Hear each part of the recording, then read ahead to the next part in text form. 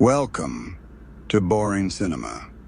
Tonight, we gently revisit the story of Back to the Future. Settle in, relax, and let the film unfold slowly. The film begins with clocks. The clocks are not decorative. They are not the collection of someone who finds clocks aesthetically pleasing. The room tells you before any character has appeared and before any story has been stated exactly what kind of mind made it. The broadcast plays to no one. The room is empty of people. The dog dish fills. A toaster fires toast at a plate. A coffee maker runs. The absent owner is not absent long. He has a key. He lets himself in. He plays a chord. The amplifier provides a volume output that was not designed to be provided in a domestic space. Marty is launched backward across the room by the force of the sound, lands against a bookshelf, and slides to the floor. He looks at the amplifier with the expression of someone who is not surprised by what just happened, and who is not discouraged by it either. This is Marty McFly. Marty is someone who does things on a large scale in spaces that are too small for the scale he is operating at. He is not deterred by the mismatch between his ambitions and the available space. He tries again. The film begins.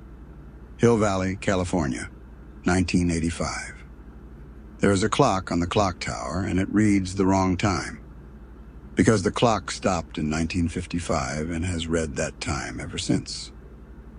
The other influence is Dr. Emmett Brown. He has been working, for the past several years, on something specific. He calls Marty at 1:17 in the morning to tell him the experiment is ready. He needs Marty at the Twin Pines Mall at precisely 1:15 a.m. He has been working on a time machine. The Twin Pines Mall at 1:15 in the morning has the quality of a location that is exactly wrong for its purpose. A suburban shopping mall parking lot in the deep of night, the mall itself dark and closed. The parking lot empty, except for a pickup truck and a DeLorean. The DeLorean is the time machine. Dr. Emmett Brown built it in a DeLorean because the DeLorean's stainless steel body provided certain thermal and structural properties that the flux capacitor required, and because when you are building a time machine, you might as well make it look good. The DeLorean is sleek and silver, and it has been modified in ways that make it something significantly other than the car it was when it left the factory. The flux capacitor in the back, the Mr. Fusion that will later replace the plutonium requirement, the time circuits that allow the destination date to be entered with the precision of a digital display.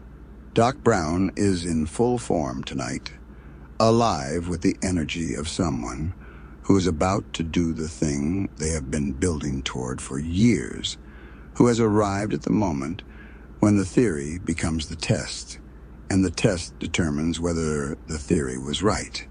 He is wearing a radiation suit. He is setting up cameras on tripods.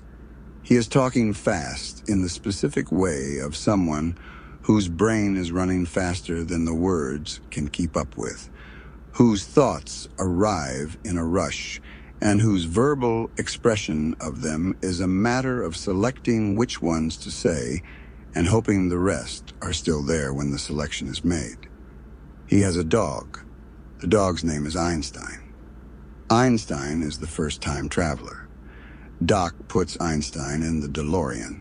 He sets the time circuits to 1:20 a.m. of this same date to demonstrate the machine's function with a trip of 5 minutes into the past. He gives Marty the remote control for the car.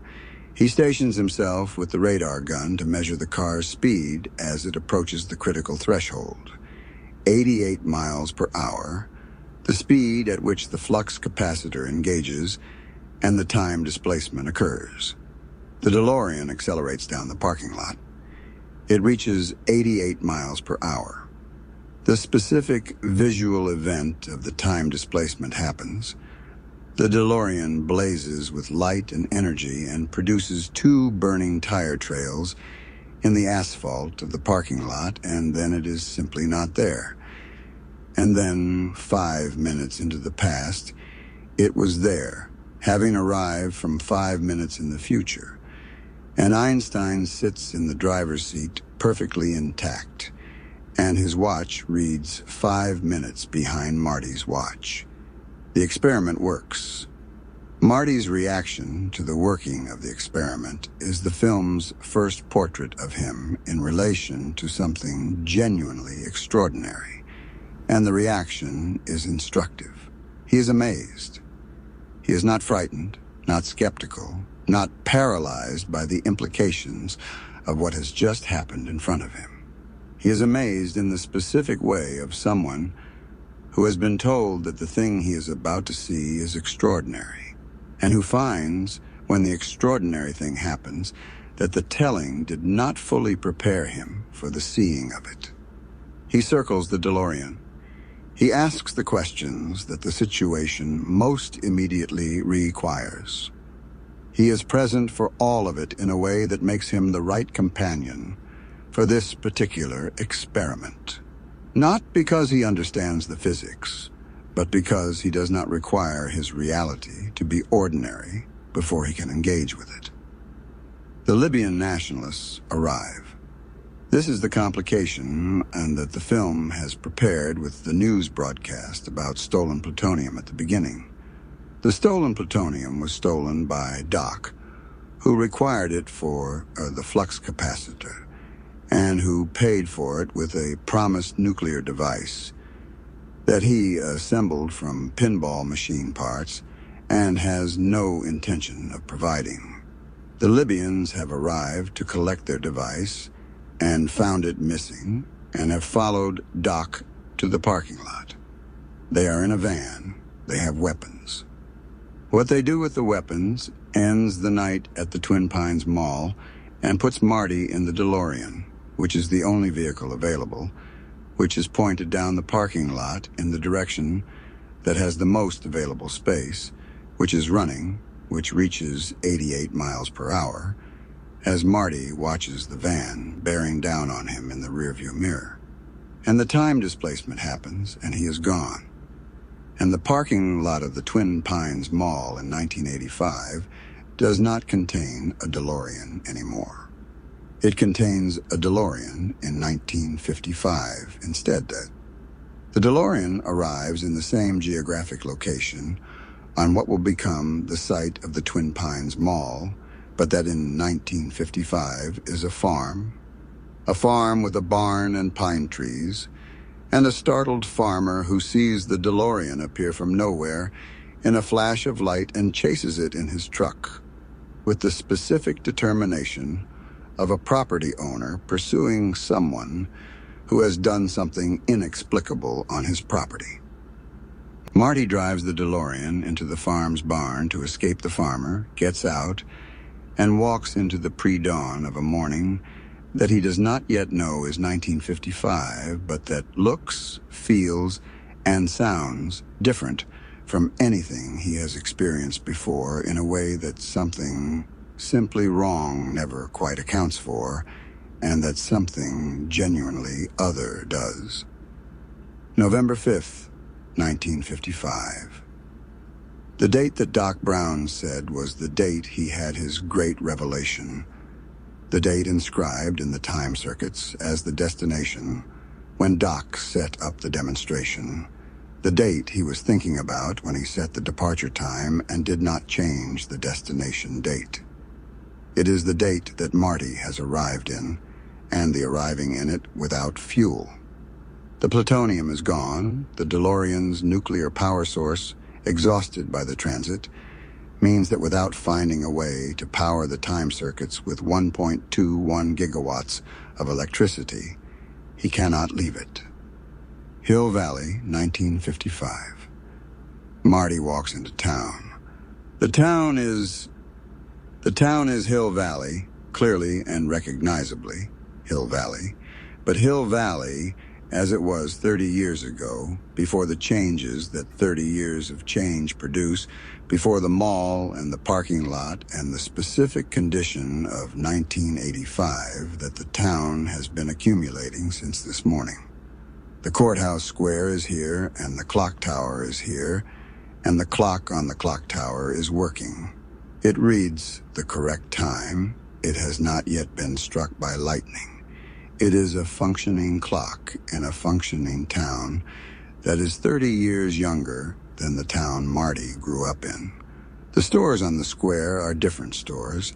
The cars on the streets are the cars of 1955. The prices in the diner are the prices of the 1955.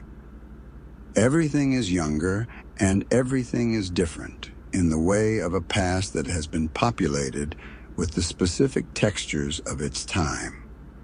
He goes into the diner. He orders a Pepsi. The diner has the quality of a 1950s diner, which is to say, it has the quality of the place that 1950s diners actually were, rather than the quality of the nostalgic reconstruction of 1950s diners that Marty would recognize from the 1980s, because this is the actual thing and not the reconstruction of it. The soda jerk behind the counter does not know what a Pepsi Free is. The television program that everyone is gathered around watching is a program that Marty recognizes from the decades of reruns it has accumulated in his time, but that everyone else in the diner is watching for the first time. Everything is original here.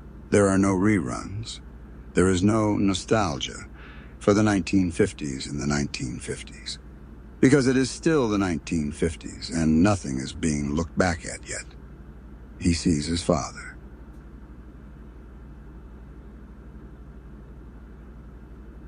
George McFly and his father, but his father, at 17 years old, the age that Marty is now, the age that his father was 30 years before the dinner table in Hill Valley, 1985, where George sits with his novel unfinished and his dreams deferred. The 17-year-old George McFly is not more impressive than the 40-something George McFly exactly, but differently unimpressive. Unimpressive in the way of youth, rather than the way of accumulated defeat. He has not yet been beaten down. He has only not yet started. He is in the diner, watching the same television program as everyone else, and then he is in the park below a tree. He is below the tree, spying on a girl. He is up in the tree with binoculars, looking through the window of a house across the yard at a girl in her bedroom. And Marty watches his father do this from below the tree with the specific quality of watching something that you are not supposed to see, and that is also, independently of the not supposed to see qualities, somewhat uncomfortable. The girl is in her bedroom, and she is 17, and she does not know she is being watched. And George is up in the tree with his binoculars, and then George falls out of the tree and into the path of an oncoming car. The car stops. The man in the car gets out. Marty, standing nearby, sees his father in the path of the stopped car and moves without thinking, moves to get his father out of the way. And in the moving, he puts himself in the path of the car instead, and the car hits Marty instead of George.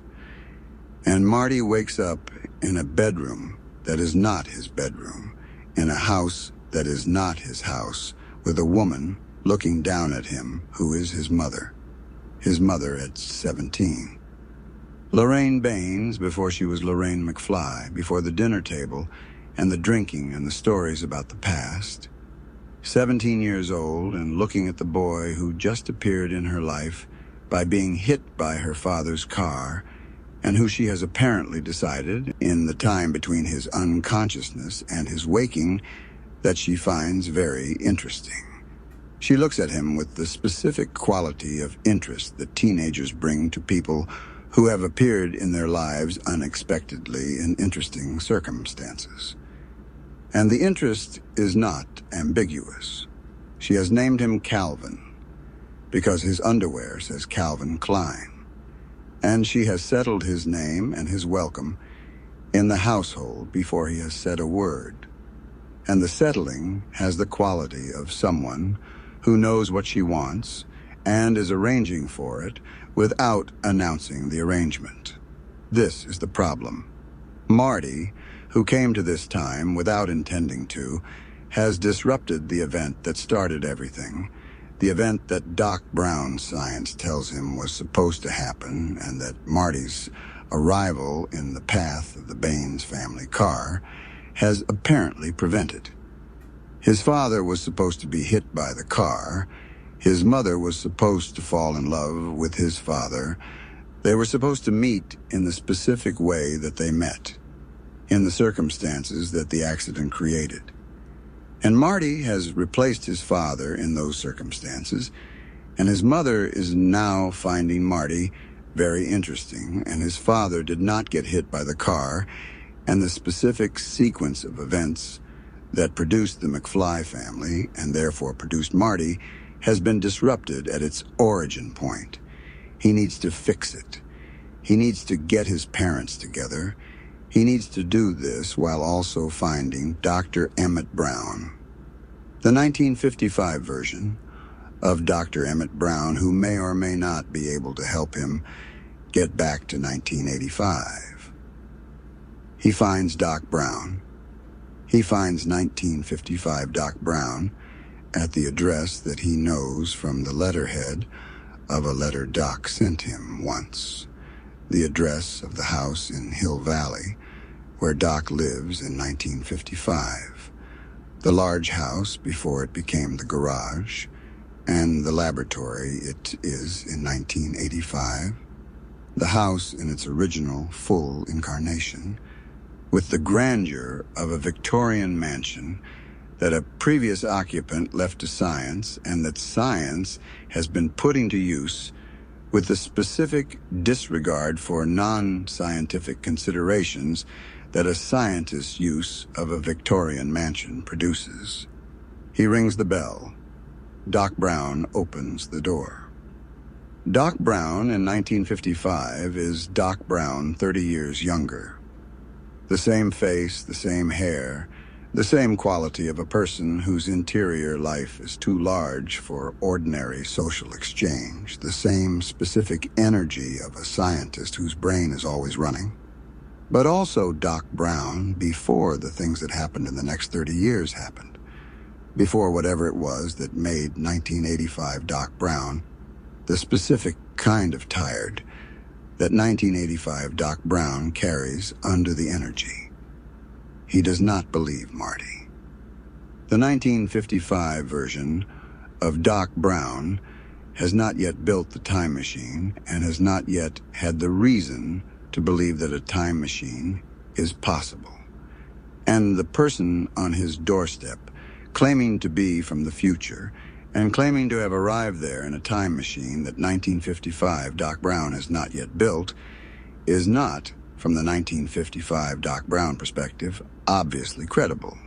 Marty uses the future knowledge he has, tells Doc things about himself that no one who was not there could know, tells him the specific story of the flux capacitor. The specific story of November 5th, 1955, the specific story of the revelation that came from hitting his head on the sink while standing on the toilet to hang a clock. The revelation about the flux capacitor and how time travel works. And 1955 Doc Brown listens, and his skepticism moves through stages toward the specific quality of attention that a scientist gives to information that they cannot explain but cannot dismiss. He shows Doc the DeLorean. He shows him the time circuits and the flux capacitor and the Mr. Fusion and the specific evidence of a technology that did not exist in 1955 and that is therefore either an elaborate hoax or exactly what Marty says it is. And Doc Brown walks around the DeLorean, touching things and asking questions, and his questions have the quality of a scientist's questions. Not the questions of someone looking for the con, but the questions of someone building an understanding, constructing from the available evidence the model that accounts for it. He accepts it. He accepts it with the specific quality of a scientist accepting evidence that confirms something they have been working toward. Not surprise exactly, but something more like recognition. The recognition of a person who has been trying to solve a problem for years and who has just been shown the solution from the outside. The problem of the 1.21 gigawatts presents itself. The DeLorean needs one. 21 gigawatts of electricity to power the time circuits for the return journey. Nothing available in 1955 can produce 1.21 gigawatts of electricity. Nuclear power is not available in 1955 in a form that could be loaded into a car in a mall parking lot. The plutonium that powered the original journey is gone, spent, in the parking lot of the Twin Pines Mall 30 years in the future. Doc Brown considers the problem in the specific way that Doc Brown considers problems, which is with his whole body as well as his mind, pacing and gesturing and thinking out loud. Then he thinks of the lightning, the clock tower, the Hill Valley clock tower, which is scheduled to be struck by lightning in 1 week. On November 12th, 1955, a Saturday night, at precisely 10:04 p.m. The moment that is preserved in the town's history and in the photograph of the stopped clock that the community groups use in their fundraising literature. A bolt of lightning, Doc calculates. A bolt of lightning is, in fact, 21 gigawatts. He has 1 week to rig the DeLorean to capture the lightning bolt from the clock tower and route it through the flux capacitor to power the time circuits and send Marty home. 1 week. Marty has 1 week in 1955 to get his parents together and to prepare for the lightning strike. And the two tasks are now the whole of his life in this time and place he did not intend to be in. The twin obligations of a person who has been given a problem by history and who has to solve it before the solution's deadline expires. The specific texture of Marty's week in 1955 is worth dwelling on because the film gives it more than the plot strictly requires, and the more than the plot requires is where the film's most pleasurable dimension lives. The encounter with the past is not only a problem to be solved, it is an experience to be had. And the film understands that the audience wants the experience as much as the plot, wants to be in 1955 with Marty, and to feel what it feels like to be in a time that is recognizably connected to the present, but that is also genuinely other.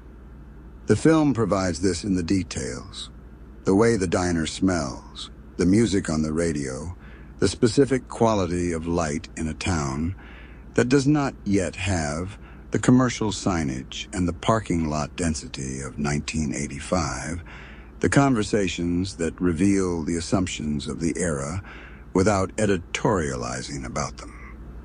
Marty tries to use a telephone. The telephone in the diner has the rotary dial that 1955 telephones have, which is not a difficulty.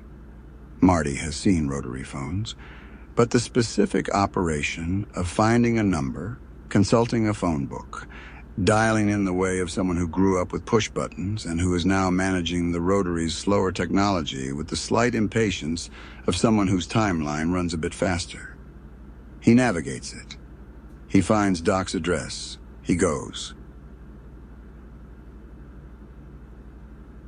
The navigation of the technology gap is played lightly, for the quality of small comic recognition rather than large plot significance. And the lightness is the right approach, because the technology gap is not the film's subject, but the texture of its setting, the photograph.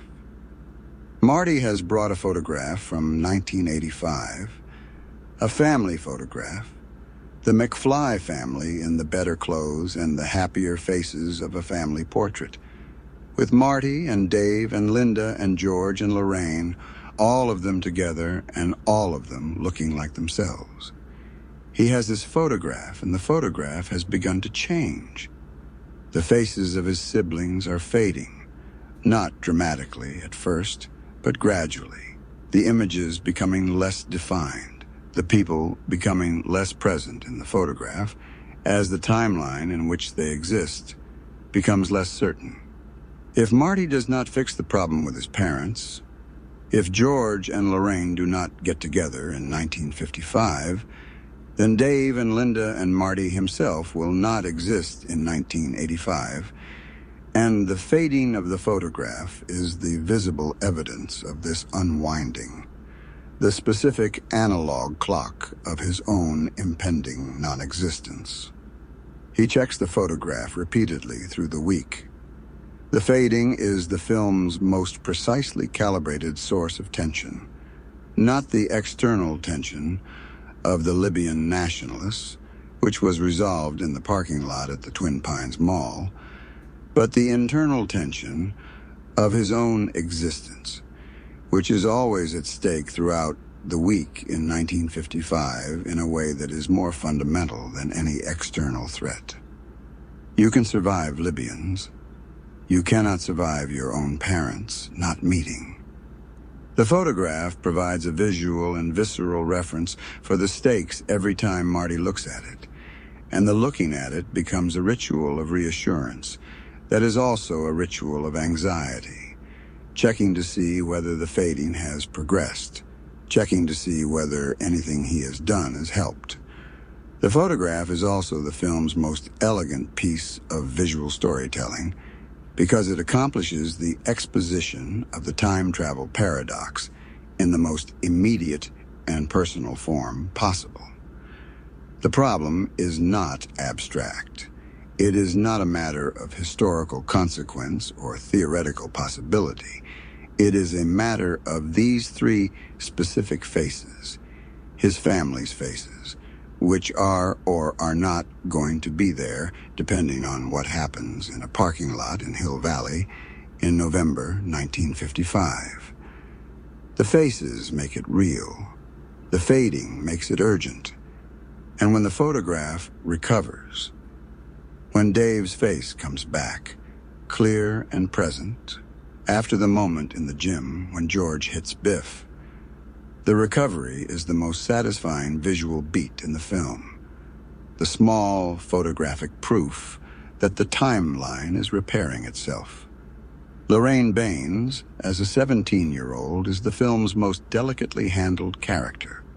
Delicately because the film is asking the audience to find her simultaneously sympathetic, funny, and distinctly uncomfortable as a romantic interest. The sympathy is straightforward. She is a teenager with normal teenage feelings who has found someone she likes and who is pursuing those feelings in the way that teenagers do, openly and without a great deal of strategic calculation. The funny is also straightforward.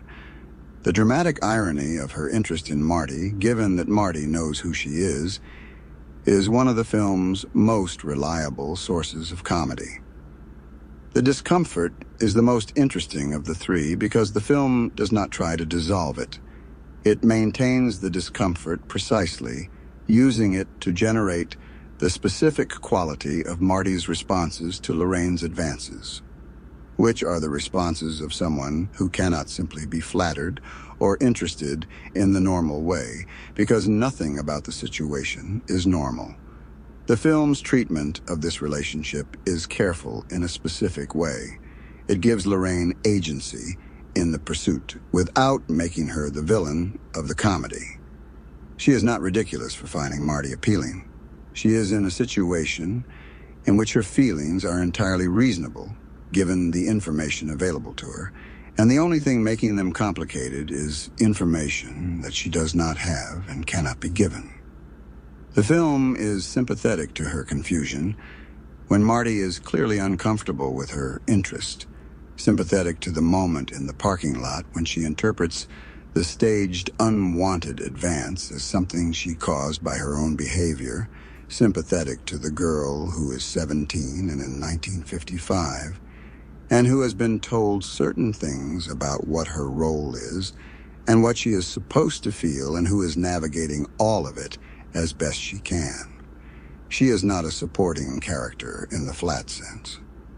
She is a person who becomes, at the end of the parking lot scene, the person who makes the film possible, the person who kisses George and starts everything.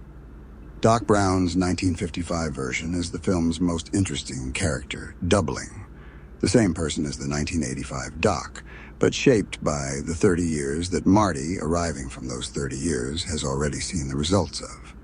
The 1955 Doc is younger and has less of the specific worn energy of 1985 Doc, but the essential quality is the same. The genius, the breadth of reference, the specific way of moving through the world, as though the world is a set of problems interesting enough to justify the effort of living in it. When he accepts the evidence of the DeLorean and the time circuits, the acceptance has the quality of a scientist doing exactly what science is supposed to do. Following the evidence where it leads, even when it leads somewhere that dismantles the previous model. He does not argue for very long against the evidence. He is a good scientist. Good scientists do not argue long against evidence. His concern about the note is the film's most philosophically serious passage, and it is made quickly and lightly in a way that allows it to be received as philosophy or as character detail depending on the viewer.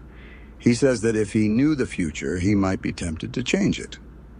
He says this in the context of explaining why he is tearing up the note, why the knowledge of his own death in a parking lot 30 years hence is something he cannot have, cannot act on, cannot be permitted to alter his behavior. The argument is about the integrity of the timeline. The counter-argument, the one that causes him to tape the note back together, is about the integrity of a person, about the impossibility of knowing that a friend will die and choosing to do nothing when the cost of doing something is only a bulletproof vest. He is a scientist who believes in the importance of not altering timelines, and he is also a person who loves Marty McFly, and the person is larger than the scientist on this particular question.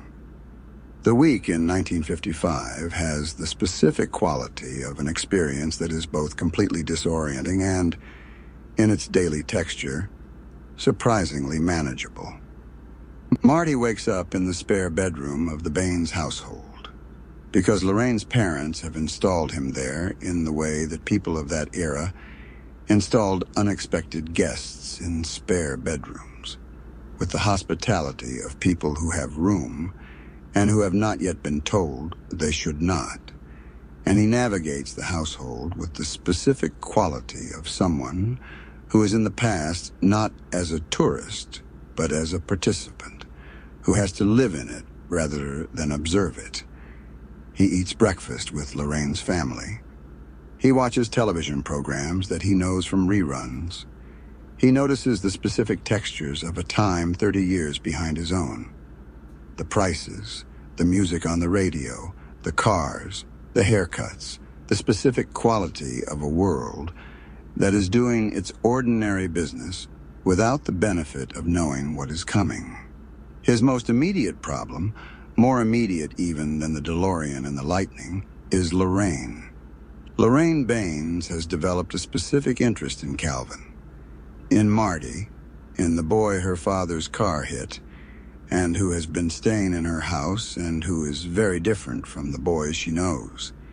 She brings him food in his room. She finds reasons to be in the same spaces he is in. She has the specific quality of a 17-year-old girl who has decided something about a person and who is arranging for that something without announcing the arrangement. Marty is disturbed by this in the specific way that a person is disturbed by romantic interest from a person who is their parent. The category violation is so fundamental and so specific that it produces a quality of discomfort that ordinary social tools are not adequate to manage.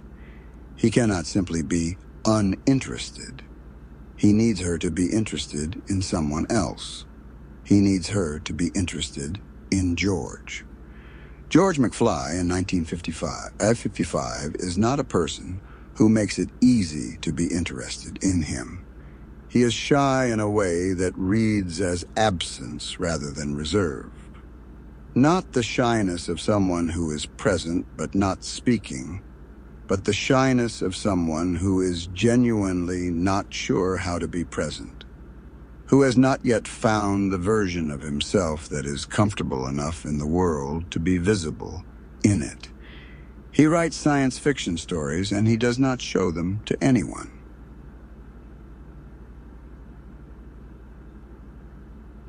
He has dreams, and he does not tell anyone about them. He watches television programs, and he laughs at them alone in his room, and the laughing alone in his room is the room's only evidence that there is a person in it who finds things funny. He has the specific quality of a person who is entirely contained, all of his interior life happening inside him, none of it available on the surface where other people could encounter it. Marty needs George to be visible. Marty needs George to be visible to Lorraine specifically, and to be visible in a way that produces in Lorraine the specific quality of interest that the history of the McFly family requires her to develop for George. He approaches George with the specific challenge that the situation represents. How do you make a person who has no idea of their own capacity see themselves clearly enough to act on it? He tries the direct approach. He tells George to ask Lorraine to the Enchantment Under the Sea dance, the school dance that is the upcoming social event of Hill Valley High, the dance at the end of the week. The event that Marty knows from family history is the night when his parents kissed for the first time, when the McFly family romance was established on whatever foundation it has been resting on for the last 30 years. George should ask Lorraine to the dance. George should take her to the dance, and things will take their natural course, and the McFly family will exist, and Marty will be able to go back to 1985. George cannot do it.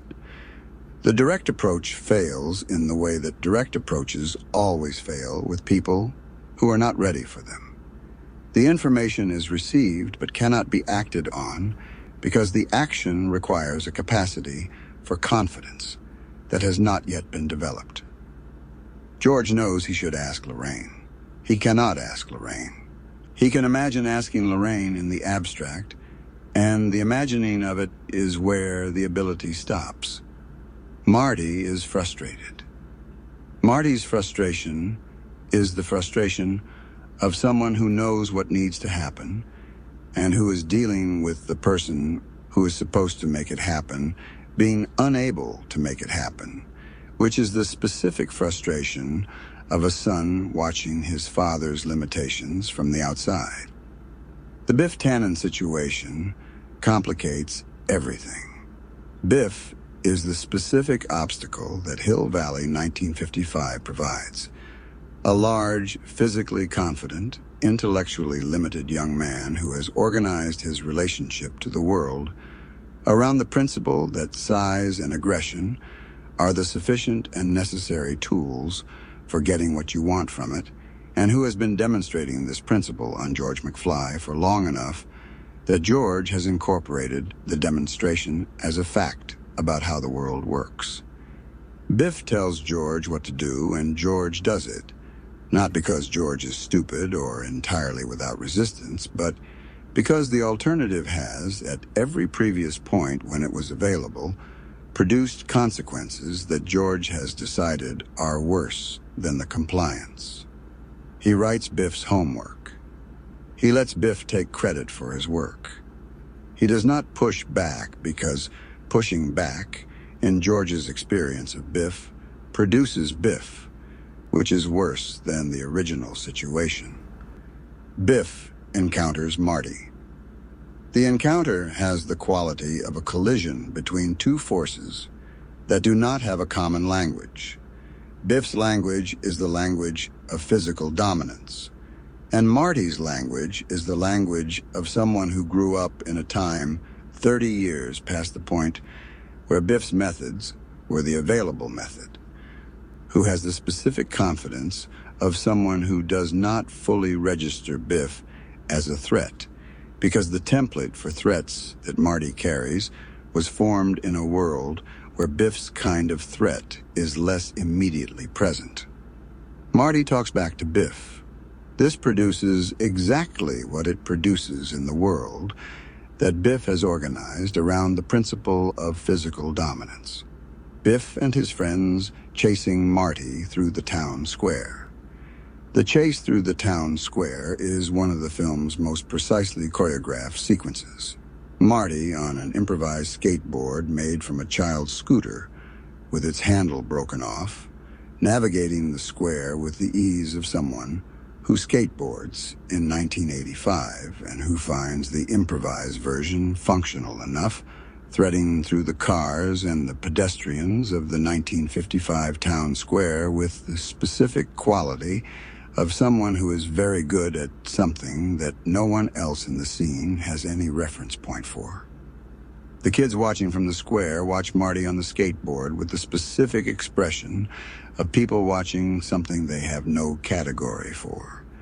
Biff and his friends, pursuing in a car, have the less pleasing experience of the car ending up in the manure truck that is parked on the square in the specific position that the manure truck occupies when a car whose driver is not paying attention to where the manure truck is drives into it.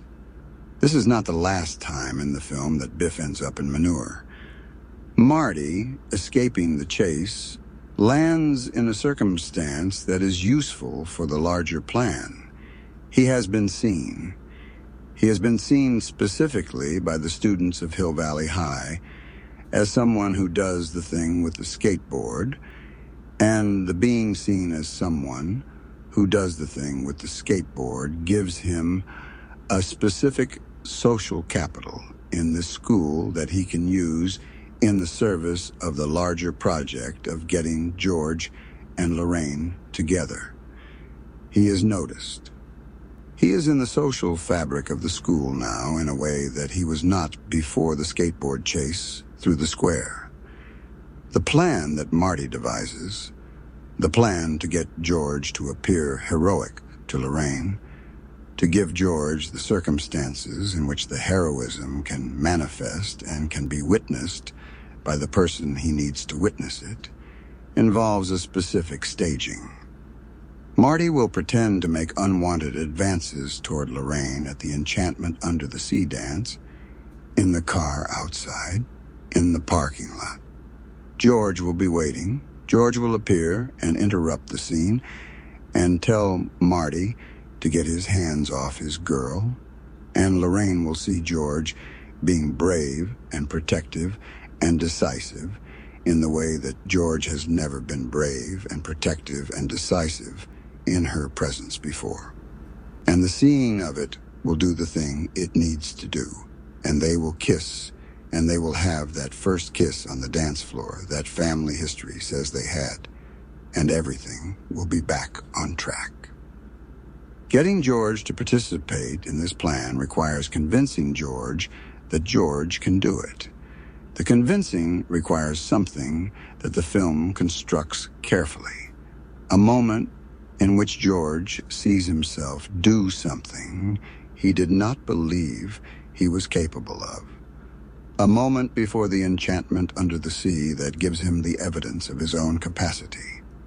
Marty engineers this by going to George's window at 3 a.m. in a radiation suit and a Walkman playing the loudest music available, claiming to be Darth Vader from the planet Vulcan, claiming to have the power to melt George's brain if George does not follow Marty's instructions, which are that George should ask Lorraine to the dance. George, alone in his room at 3 a.m, with a figure in a radiation suit outside his window playing otherworldly music and making threatening claims about brain melting, believes this enough to agree to ask Lorraine to the dance. He asks, she says yes. There is a secondary development in the week in 1955 that the film handles with the specific care of something that is both comedy and character. Marty's involvement with the band at the Enchantment Under the Sea dance. The Starlighters are the band booked for the dance, and Marvin Berry is the band leader, and Marty ends up, through a sequence of circumstances, playing guitar with the band.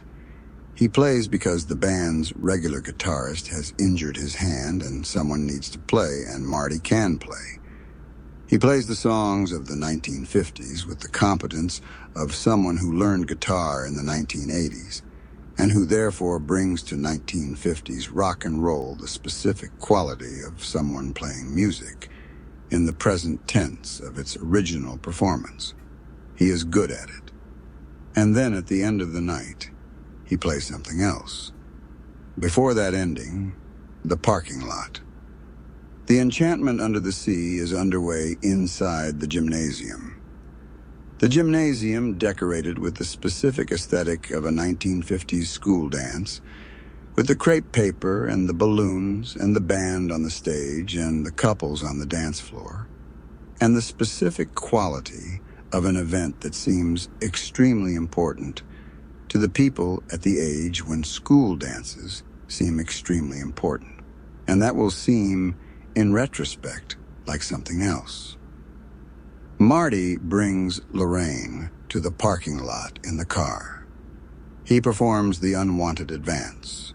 He performs it badly, in the way of someone who does not want to be performing an unwanted advance and whose lack of commitment to the performance is visible in the performance's quality.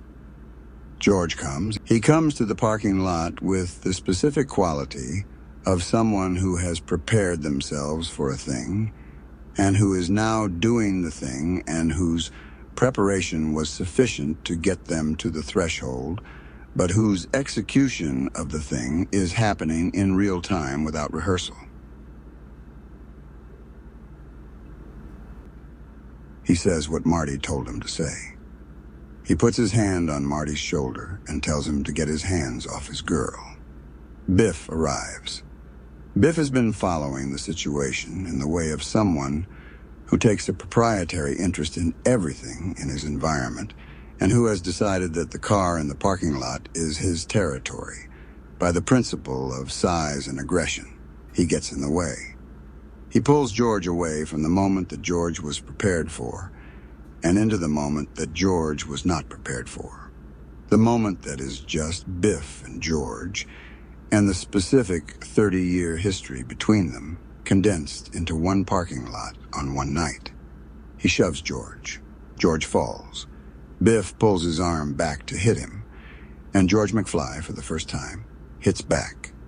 He hits back with the specific quality of someone who has been waiting, without knowing they were waiting for a long time, for the exact circumstances that make the hitting back possible.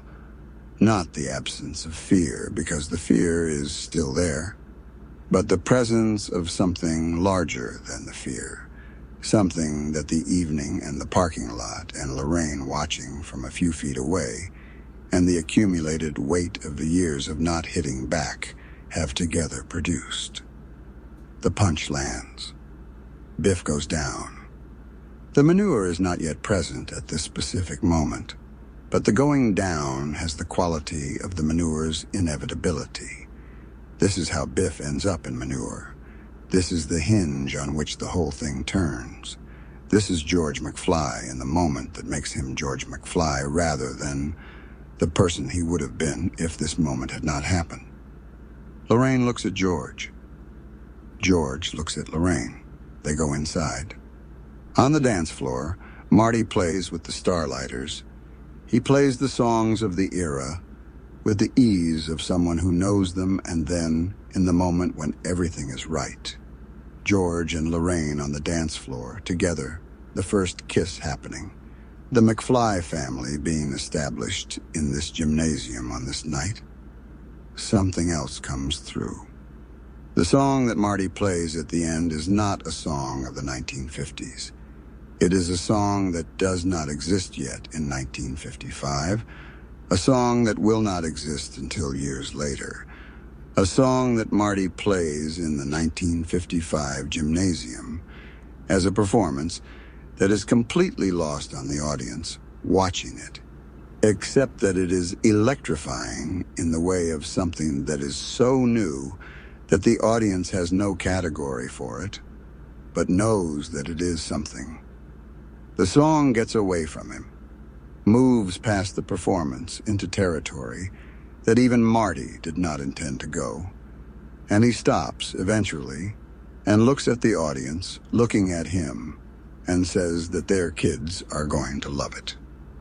The Clock Tower. November 12th, 1955, approaching 10:04 p.m. Doc Duck Brown has spent the week rigging the connection, the cable from the clock tower down to the street, the hook that will catch the cable on the DeLorean as it passes the connection point at the precise speed and the precise moment that the lightning strikes. The plan has the specific quality of a plan that has to account for a great number of variables simultaneously, and that can be undone by the failure of any single one of them. The cable has to hold, the hook has to catch. The DeLorean has to be at the right speed, at the right place, at the right moment. The lightning has to strike at 10:04 and not earlier or later. Doc has calculated all of it. Doc has prepared for all of it. The clock tower connection is rigged, and the cable is run, and the starting position for the DeLorean is marked, and the timing is precise. The cable comes loose. In the setup, in the pre-storm darkness, one of the cable connections comes loose from the clock tower, and Doc has to climb up to reconnect it. And the climb and the reconnecting take time that was not in the plan, and that moves the margin that the plan was operating within from something manageable to something very narrow. He gets it reconnected. He gets back down. He gets to his position. The clock is ticking toward 10:04, and the storm is building, and the air has the specific quality that the air has when a lightning storm is arriving.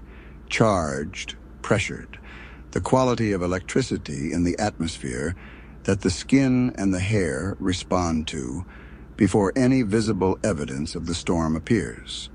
The DeLorean does not start. Marty at the wheel, in the DeLorean at the starting position, at the moment when the plan requires the car to accelerate down the street toward the clock tower, discovers that the DeLorean will not start. This is not a problem the plan accounted for, because the plan assumed the car would start. The car will not start.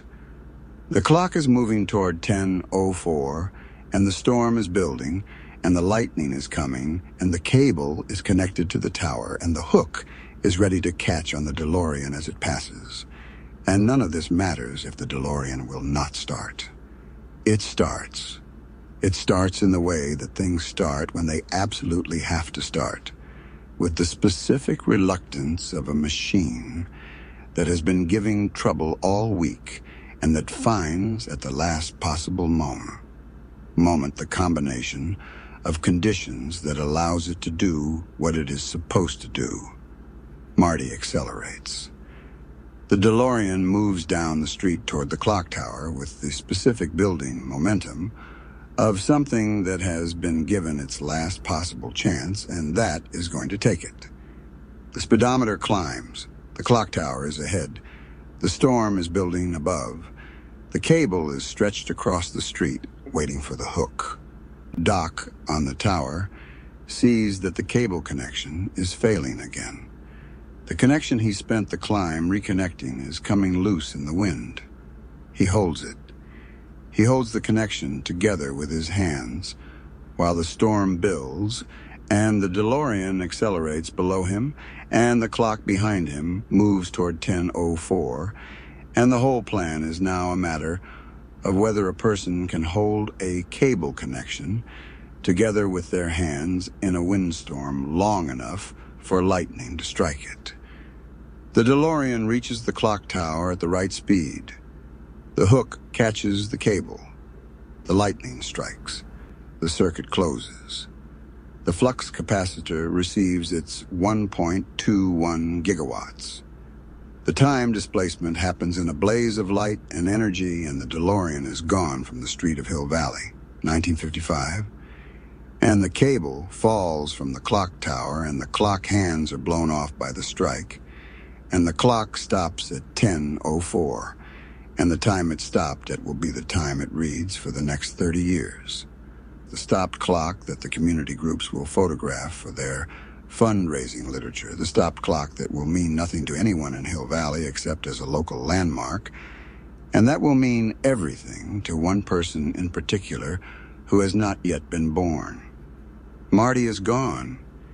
He is in the time between times, in the displacement, moving through whatever it is that the time displacement moves through, heading toward 1985, heading toward the parking lot of the Twin Pines Mall, heading toward the 10 minutes before the DeLorean first left, heading toward the moment when he will arrive back in his own time with the specific knowledge of someone who has been in the past and who has fixed the thing that was broken and who is returning to the present to find out whether the fixing worked. He arrives. He arrives in the parking lot at the moment he was calibrated for, the moment just before the DeLorean originally left, the moment when Doc is setting up the cameras and Einstein is in the DeLorean and the Libyans are not yet there. He sees himself, sees the 1985 version of himself, the version who has not yet gone back, at a distance from the other side of the parking lot. And he runs toward the scene, runs toward the moment of the original departure, running to warn Doc, running to tell Doc what happens with the Libyans, running with the specific urgency of someone who has been to the past and back, and who has, in the process, accumulated a specific piece of knowledge about the future that costs someone their life if it is not acted on. He does not get there in time. He cannot get there in time. The geometry of the situation, the distance between where the DeLorean arrived and where the original scene is happening, cannot be covered in the time available. He watches from a distance as it happens. He watches Doc fall. He runs to where Doc fell. He kneels in the parking lot and he says what he needs to say. And Doc Brown is alive. The bulletproof vest, the note that Marty wrote him in 1955, and that Doc Brown tore up, and that Doc Brown taped back together anyway, because even though he said he was not going to read it, even though he said that the timeline had to be preserved, he taped it back together and he read it and he wore the vest. He wore the vest. Doc is alive. Marty is home the morning after. Marty wakes up in his bed, his own bed, his room. Hill Valley, 1985. The morning after a night that included being launched across the room by an amplifier and going to the Twin Pines Mall at 1:15 in the morning and being shot at by Libyans and going back to 1955 for a week. He wakes up with the specific quality of someone who has been away from a place that they know very well and who is returning to it after an absence. The hyper-awareness of the familiar, the noticing of details that ordinary habitual presence renders invisible. The appreciation of the ordinary that only the disruption of the ordinary produces. He is home. He looks around his room. His room is his room. It is different. The differences are subtle at first. The room has a cleaner quality, a more organized quality, the quality of a room that belongs to a person who is doing a bit better than the person whose room Marty left. He goes downstairs. The house is different too, in ways that accumulate as he moves through it. Newer, better maintained, the specific small differences of a household that has a bit more than it had, that is organized around people who are a bit more at ease in the world. He goes to the kitchen. His mother is there, and his mother is... Lorraine McFly is standing in the kitchen in 1985, and she is not the Lorraine of the dinner table that he left, not the drinking and the stories and the specific, resigned quality of someone who has been in the same position for 30 years and has stopped expecting it to change. She is healthier. She is more present. She has the quality of someone whose life has gone better than it might have, whose past contained something that gave the subsequent decades a better foundation. His father is there. George McFly, 1985, the version that exists in the timeline that Marty returned to, and George McFly in this timeline is not the diffident, soft, put-upon man who writes his novel in secret and works for Biff Tannen. George McFly in this timeline is a science fiction writer, a published science fiction writer, a successful one, whose books are on the shelf in the living room with his name on the spines, and whose writing is his life's work in the way that it was always his life's work in ambition, but that it is now his life's work in fact. He is confident. He has the specific quality of someone who did the thing they were afraid to do, and who found that the doing of it produced the result that the fear had been preventing, and who has been living on the far side of that discovery for 30 years. Biff is there. Biff is at the house.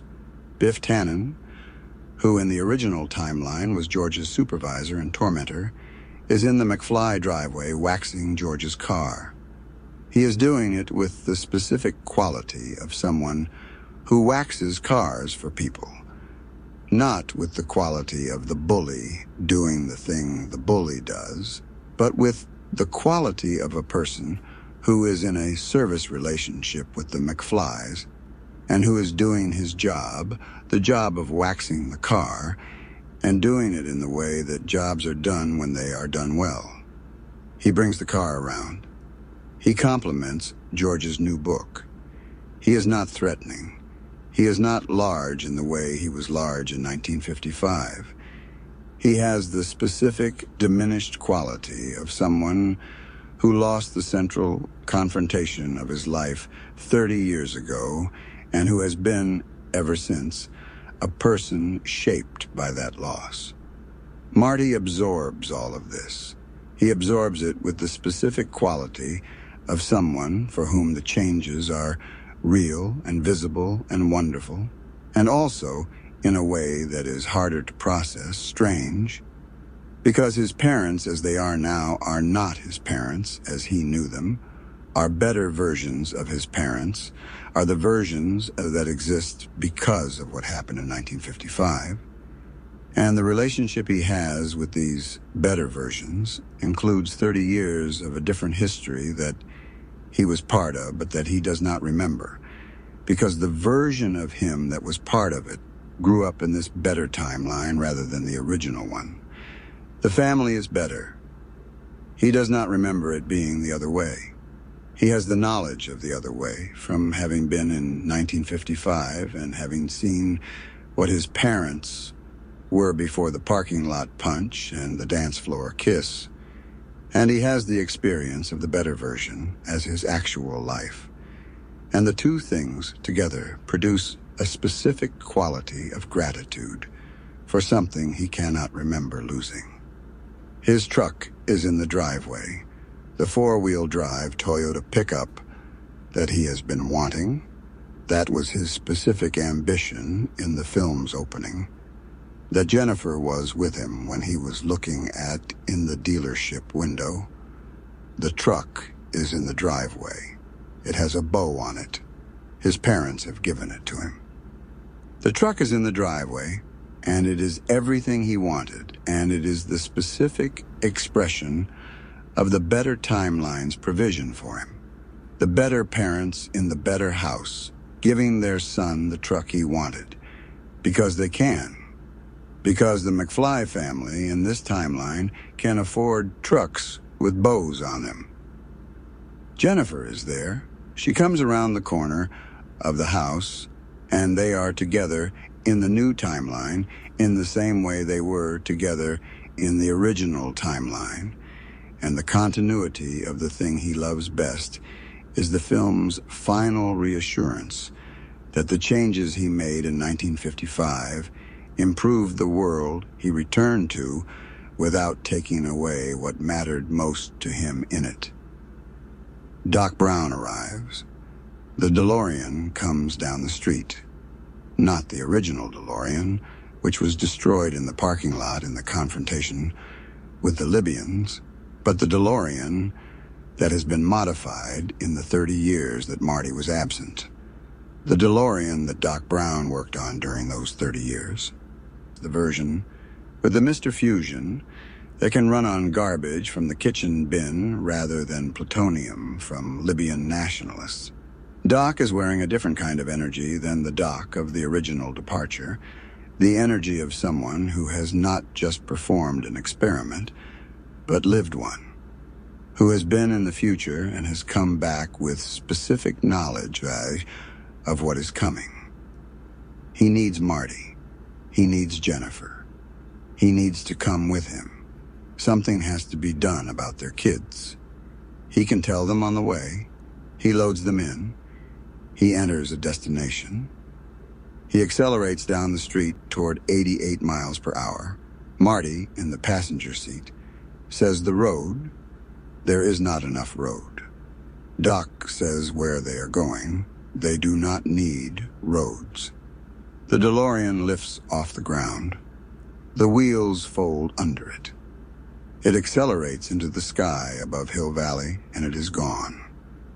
Now that the story has gently unfolded, it can be interesting to reflect on some of the ideas behind the film and what it was reaching toward in its long and patient telling.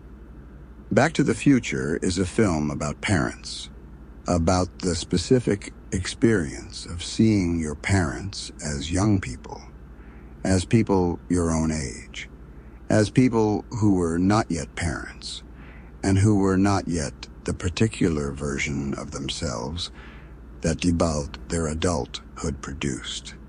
It is a film built around the most intimate and unsettling of imaginative exercises. What were the people who made me like before they made me? What were they when they were the age I am now? What would it mean to know them as contemporaries rather than as parents? And the film's answer is that the knowing, if you could manage it, would be both more humanizing and more consequential than you expected. That your parents at 17 were people with the same fears and ambitions and limitations that 17-year-olds have, and that what they did with those fears and limitations in the specific circumstances they encountered made them who they became and made you possible. The Marty as parental catalyst story is the film's central conceit, and it is executed with a precise logic that rewards attention. The changes that Marty makes to the timeline are not random or careless. They are the specific changes that his presence in 1955 necessitates, and that his understanding of what needs to happen requires. He does not change the fundamental relationship between his parents. He enables the fundamental relationship between his parents to happen in the first place, which is to say, he enables himself. The causal loop is not quite a paradox in the way that paradoxes normally function.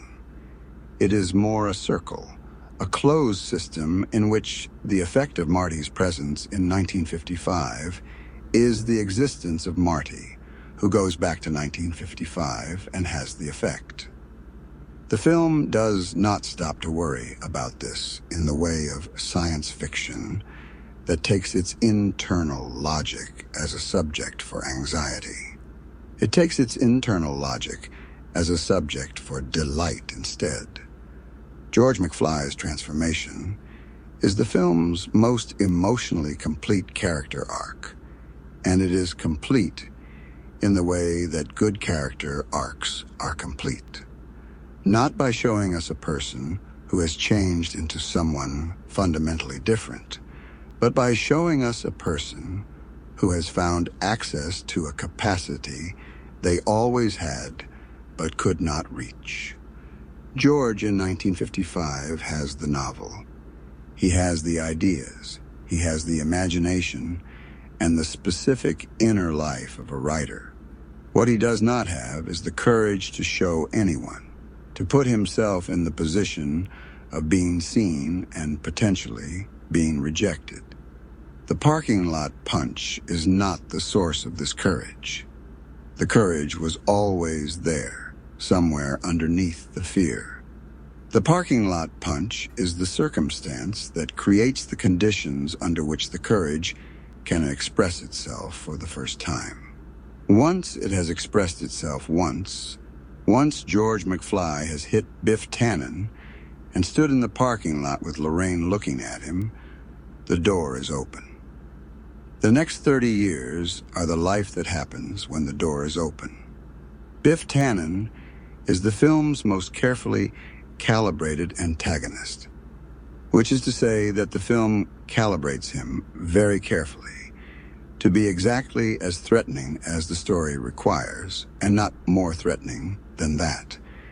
He is physically large and intellectually limited and organizationally dominant in the way of people who use physical presence as their primary tool. He is also, when seen clearly, a person whose power is entirely dependent on the compliance of the people he exercises it on. He has no authority over George except the authority George has been extending him for years. And once George stops extending it, the authority disappears. The manure gag, Biff ending up covered in the contents of the manure truck on 2 separate occasions in the film, separated by 30 years of story, is the film's statement about the relationship between Biff's style of power and the world's eventual response to it. The world eventually, if you wait long enough and if the right sequence of events occurs, produces manure for Biff. Not justice exactly, but a fitting response. The film's relationship to the 1950s is one of its most pleasurable dimensions, and it is handled with a care that prevents it from being either straightforward nostalgia or straightforward critique. Hill Valley in 1955 is beautiful. It is genuinely, visually, atmospherically beautiful, in the way of a well-maintained town square in good weather. The cars and the stores and the specific quality of a mid-century American commercial district that has not yet been eroded by the changes that the next 3 decades will bring. Marty sees it, and the seeing of it has a quality of wonder that the film shares, and that is not ironic. The 1950s were, in some of their dimensions, genuinely more beautiful than what came after them. The film acknowledges this. The 1950s were also smaller in ways that the film observes without dwelling on. The town square in 1955 does not contain anyone who is not white. The high school that Marty attends is organized by assumptions about who does what and who belongs where that the next 30 years will contest. The domestic arrangements that Marty sees in the Baines household and the McFly household have the specific quality of a decade when the roles were more tightly defined and the people in them had less room to negotiate with them. The film does not make this a subject. It is not a film about social history. But it does not pretend the 1950s were a paradise of equality and inclusion. It holds the beauty and the limitation in the same frame and lets them both be true, which is the specific complexity of nostalgia done honestly. The science fiction machinery of the film, the DeLorean, the flux capacitor, the 1.21 gigawatts, the 88 miles per hour, is deployed with a specific quality that distinguishes it from the science fiction machinery of films that take their science fiction seriously. The film does not take its science fiction seriously in the sense of worrying about whether any of it is physically possible. It takes its science fiction seriously in the sense of deploying it consistently, of maintaining the internal logic of the rules it establishes, of not breaking the rules for plot convenience without providing equivalent plot mechanics to compensate. The 1.21 gigawatts is always 1.21 gigawatts. The 88 miles per hour is always 88 miles per hour. The flux capacitor is always what the flux capacitor is. Within the world the film creates, the rules hold, and the holding of the rules is what allows the audience to engage with the story as a story, rather than as a puzzle to be solved or a problem to be identified. Doc Brown is the film's most original character, and his originality is a function of the specific quality that the film gives him. The quality of someone who is genuinely brilliant and genuinely ridiculous in equal measure, and who does not experience these two qualities as being in tension. He is brilliant about time travel, and he is ridiculous about the plutonium arrangement with the Libyan nationalists, and he does not seem to understand that the brilliance and the ridiculousness are not normally found in the same person, because he has never organized his self-perception around what is normal. He built a time machine in a DeLorean. He hired a teenager to help him with the experiment. He has a dog named Einstein who is the first time traveler. He is everything that the film needs him to be in terms of the story's requirements, and he is also, independently of the story's requirements, completely specific. A person who could not be replaced by a general category or a type, who is Doc Brown and nothing else. The note that Marty writes to Doc in 1955, the note warning him about the Libyans, the note that Doc tears up and then, invisibly to Marty, tapes back together, is the film's most precise emotional mechanism. And it works because the film withholds the taping until the moment it is most needed and most surprising. Doc's stated position throughout the week in 1955 is that the timeline must be preserved, that Marty cannot use his knowledge of the future to change events, that the paradox risk is too great. He tears up the note to demonstrate this commitment. He is sincere in the demonstration, and then he tapes it back together because he is a human being and not a principle, because the note is from a person he cares about and who cares about him, because the knowledge that you will be shot in a parking lot in 30 years and the ability to prevent it are in tension with each other in a way that no commitment to paradox avoidance can fully resolve. He wears the vest. Doc Brown survives because he is a scientist who is also a person, and the person is sometimes the larger of the two. The film's ending, the truck in the driveway, the better family, Doc arriving in the modified DeLorean, the departure into the sky, is one of the most satisfying endings in the commercial cinema of its era, and its satisfaction comes from the precision with which it delivers on the film's promises. The film promised, at its beginning, that Marty wanted a truck, and that his family was somewhat diminished, and that his father was not fully alive to his own life. The ending delivers the truck, and the better family, and the father who is living his life, and it delivers them without the quality of a reward and that was given rather than earned, without the sense that good things happened to Marty because the film decided good things should happen to him. The good things happened because Marty went back to 1955 and made them happen, which is to say the good things are the consequences of Marty's agency, of his willingness to engage with the situation and not merely observe it. The truck is in the driveway because Marty punched Biff, which is because Marty staged the parking lot scene, which is because Marty went to find Doc in 1955, which is because Marty followed the coordinates of the problem rather than being defeated by them. The ending is earned. The truck is earned. The family is earned. The film's title is Back to the Future, which seems at first like a marketing contradiction. How do you go back to the future? And which resolves, on reflection, into the film's central movement. You go back in order to go forward. You engage with the past in order to shape what comes after it. You go back to 1955 in order to make the future possible.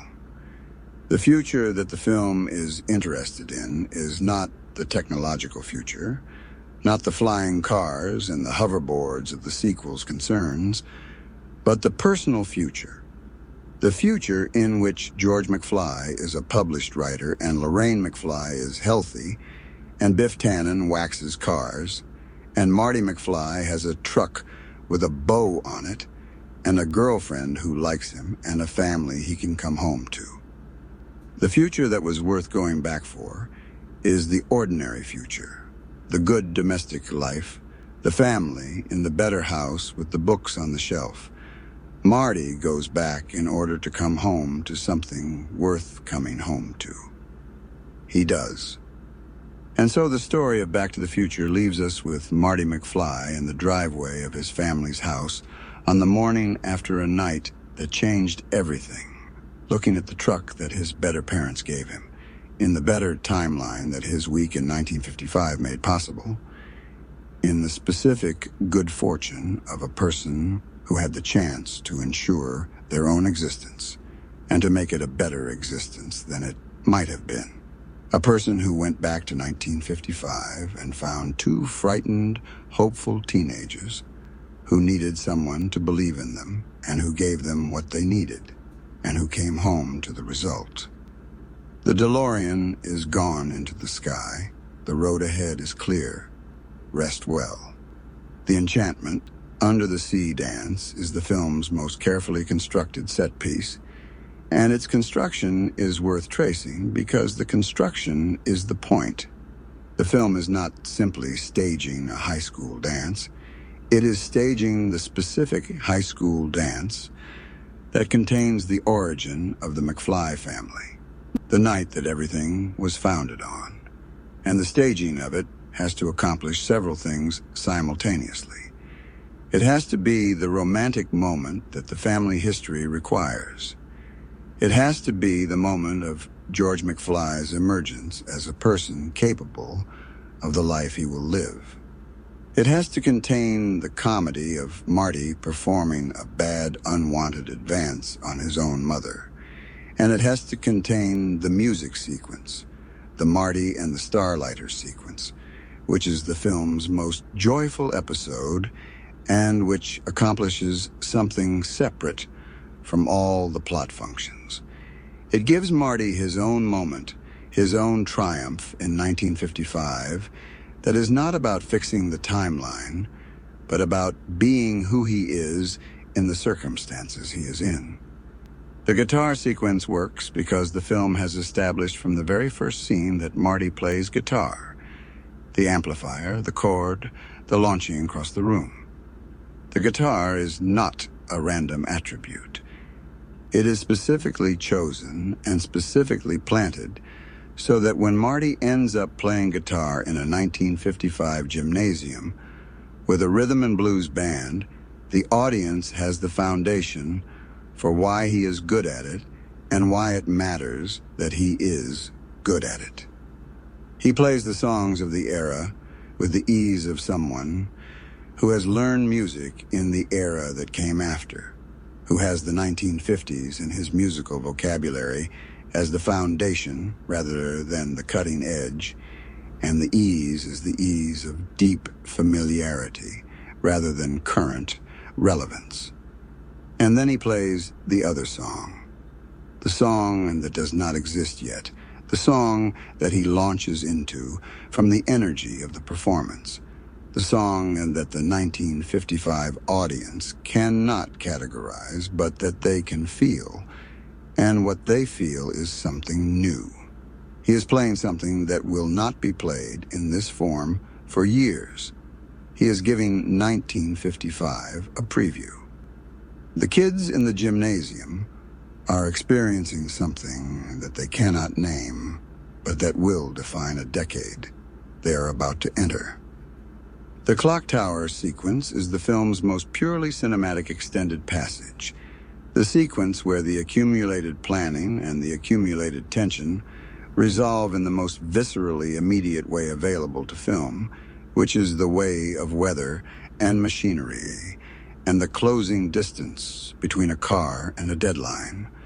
Doc on the tower in the rain, holding the cable connection in with his hands while the wind tears at him. This is the image of a scientist's commitment expressed not in thought, but in the body, not in calculation, but in the physical act of maintaining the conditions that the calculation requires. He is smart enough to have designed the system. He is present enough in his body to hold the connection when the system fails. The two things together are what the film needs to complete itself. The rain is essential. The storm is the condition that the lightning requires. And the lightning is the condition that the plan requires. And the plan is the condition that Marty's return requires. And so the rain is not atmosphere. It is the mechanism. The rain and the wind and the dark make the clock tower sequence beautiful in the way that film is specifically equipped to make things beautiful. The combination of practical difficulty and visual spectacle. The image of a man clinging to a tower in a storm. That is genuinely a storm. The water and the wind in the actor's face and the real quality of the physical struggle against conditions that are not merely simulated. The clock tower sequence looks like what it would look like to be in it, and the looking like what it would look like to be in it is what generates the specific quality of the audience's investment in the outcome. The moment when the cable fails for the second time, when Doc has climbed back up and reconnected the cable and the storm is building and everything is in position, and then the connection starts to fail again in the wind, is the moment that the film earns through the entire preceding structure.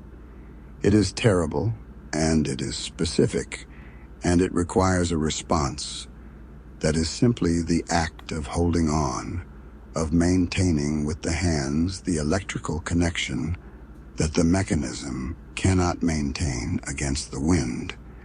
And Doc holds on because Doc is Doc. Because Doc is a person for whom the experiment is the most important thing, and who will hold the connection with his hands if that is what the experiment requires. He holds it. The lightning strikes. The circuit closes. Everything works. The film's commitment to practical mechanics, to the specific gear and cable and hook engineering of the clock tower plan, is part of what gives the finale its weight. The DeLorean, at 88 miles per hour, approaching the clock tower with the hook on the front to catch the cable, is a piece of engineering that you can follow in real time, that has visible parts and visible operations that the film has explained in advance and that perform their functions in the sequence they were described. Doc drew the diagram. We saw the diagram. The plan is the diagram. When the hook catches the cable and the lightning strikes and the flux capacitor activates, the audience is watching the diagram come true, which is one of the most specific and reliable pleasures available to film and to fiction. The promise made visible and the promise kept. The Lone Pine Mall. When Marty returns to the parking lot of the Twin Pines Mall in 1985 and the parking lot sign in the background reads Lone Pine Mall instead of Twin Pines Mall, this is the film's quietest joke and its most precise statement about how time travel works in this story. Marty knocked over one of the pine trees on the farm in 1955 when he first arrived. Knocked it over with the DeLorean in the confusion of the landing. The startled farmer's pine tree destroyed in the specific chaos of a time travel arrival. The Twin Pines were two pines. There is now one. The farm that became the mall is the farm with one pine tree. The Twin Pines Mall is the Lone Pine Mall. The change is tiny. The change is visible. The change is proof that what happened in 1955 affected what exists in 1985, proof contained in a sign in the background that the film trusts the audience to notice rather than announcing. The film trusts its audience throughout. It trusts them to follow the mechanics, to feel the stakes, to read the photograph, to catch the pine tree. The trust is part of what makes the film as pleasurable as it is. The film's score, composed by Alan Silvestri, is one of the great scores of its decade. Not because it is the most sophisticated piece of music produced by a film of that era, but because it is so precisely calibrated to the film's emotional content and its narrative rhythm. The main theme is urgent and optimistic simultaneously, which is the emotional register of the whole film. Things are always urgent, and Marty is always optimistic, and the music holds both of those things at the same time. The theme arrives when the film wants you to feel the momentum of the thing, when the DeLorean is accelerating, or the plan is coming together, or the resolution is at hand. And the arrival of the theme in those moments has the quality of a signal rather than simply accompaniment. It tells you that the thing the theme was written for is happening, and the thing it was written for is forward motion. The feeling of going toward something at the right speed. The film is about time, and the music is about speed, and the two things together produce the specific quality that Back to the Future has from its first minutes to its last.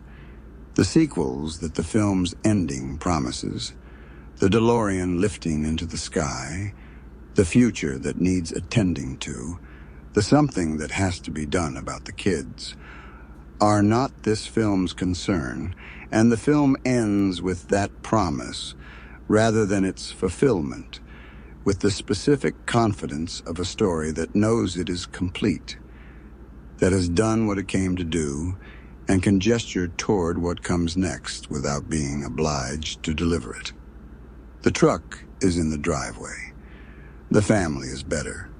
Doc is alive. Marty is home. Everything that the film promised is present in the driveway on that morning after, and the DeLorean lifting into the sky is the film saying, with the specific generosity of a story that has been satisfying throughout, that there is more where that came from.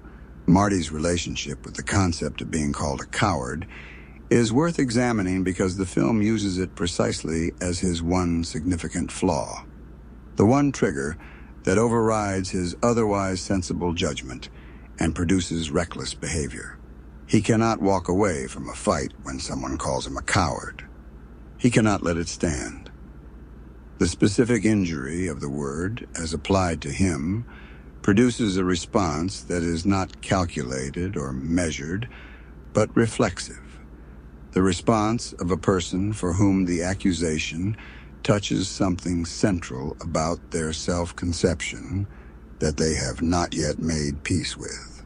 It drives him into a race that he should not race in the film's original 1985 timeline.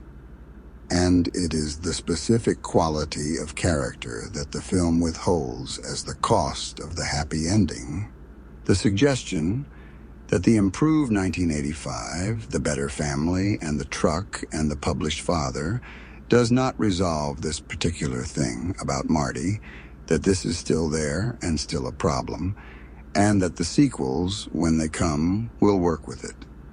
The 1985 that Marty returns to is better than the 1985 he left, and the film presents this improvement without ambiguity.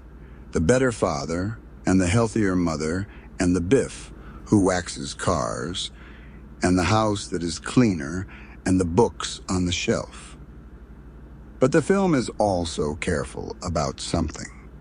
It does not suggest that the original 1985 was Marty's fault, or that Marty's suffering in it was deserved, or that the improvement is a reward for his virtue.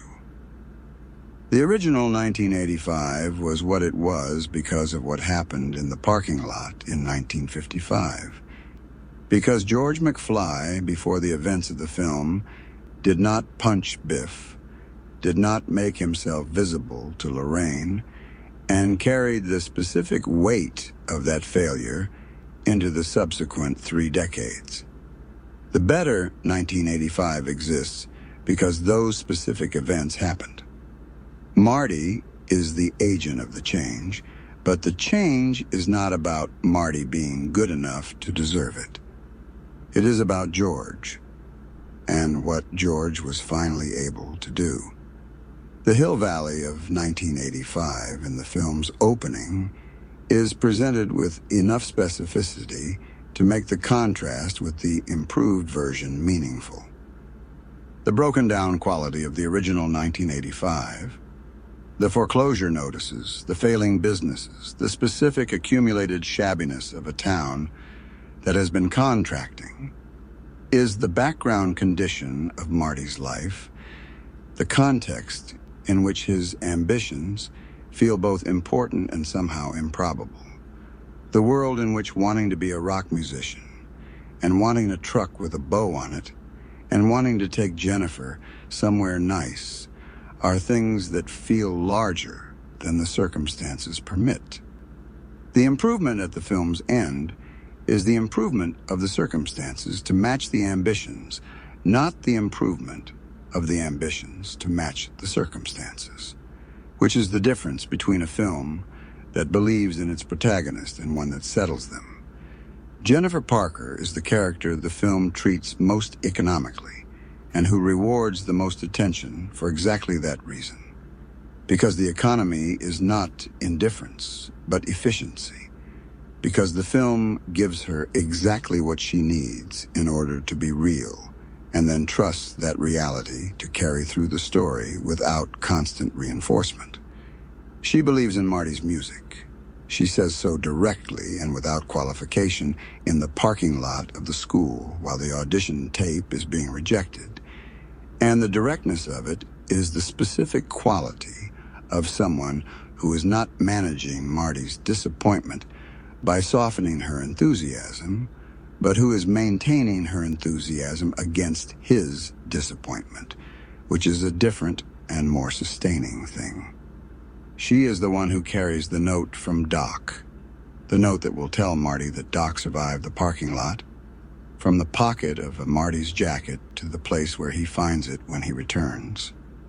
She has been with the story all along, even in the portions where she has not been visible.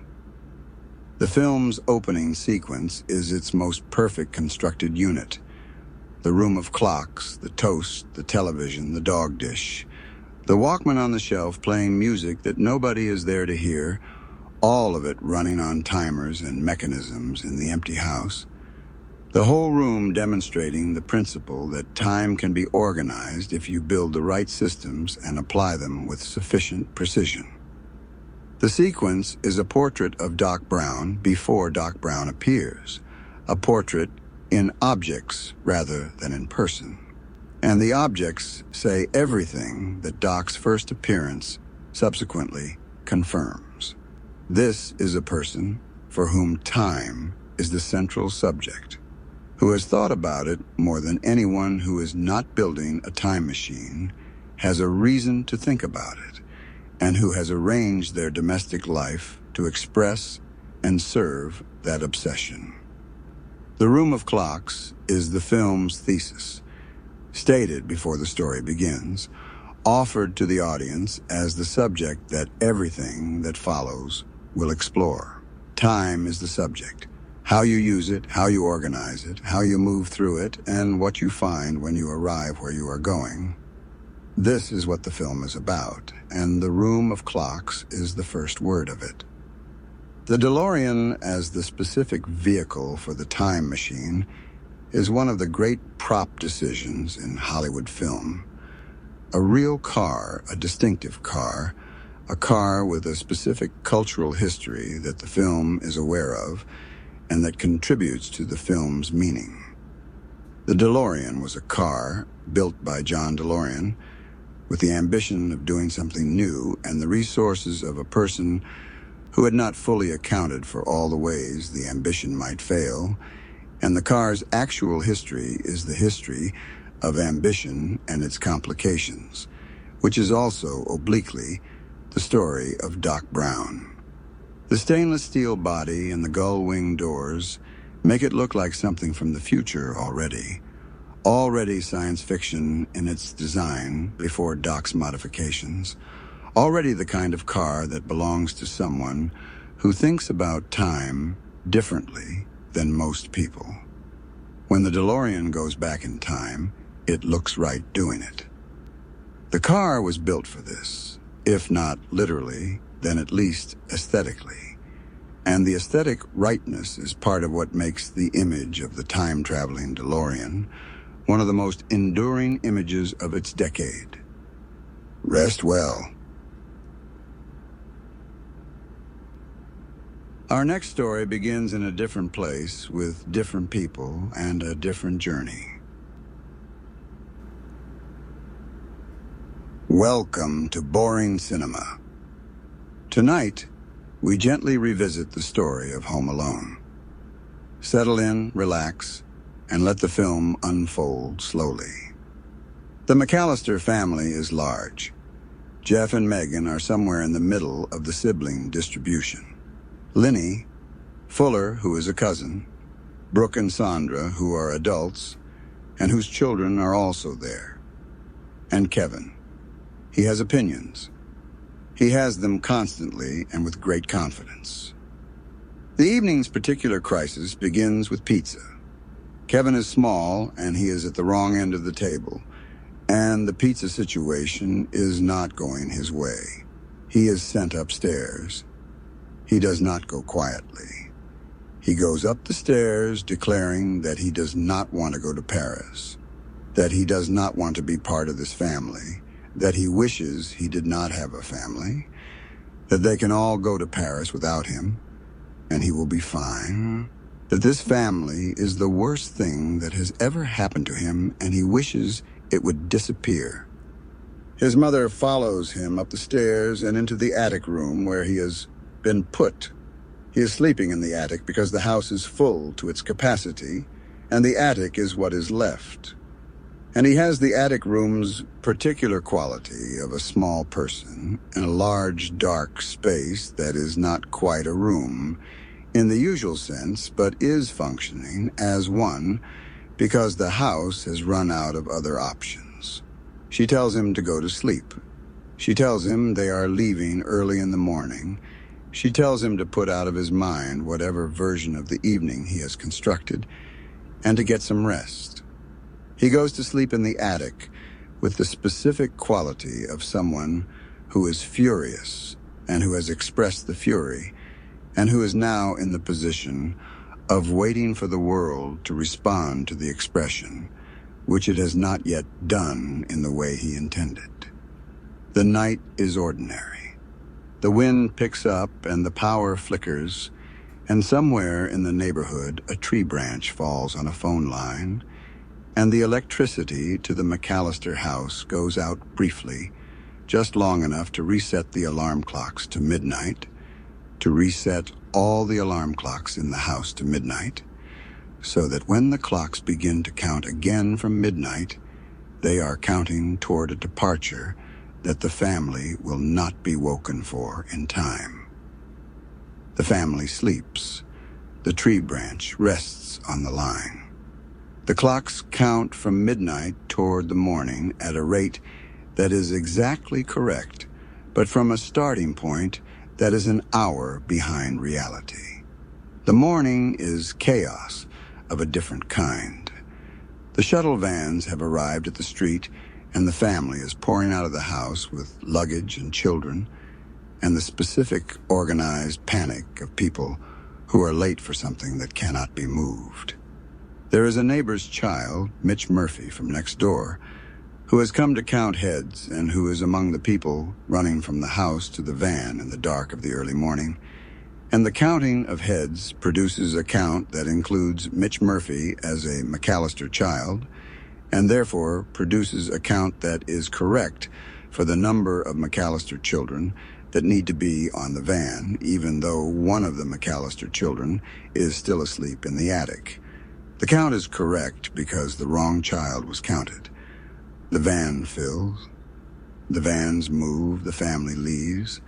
Kevin sleeps. He sleeps in the attic in the house that is now empty. In the specific quality of sleep that belongs to a child who went to bed angry and who is sleeping the deep, dreamless sleep of someone who has been thoroughly exhausted by their feelings. He sleeps through the chaos of the departure. He sleeps through the door closing and the vans pulling away and the neighborhood settling back into the quiet of early morning.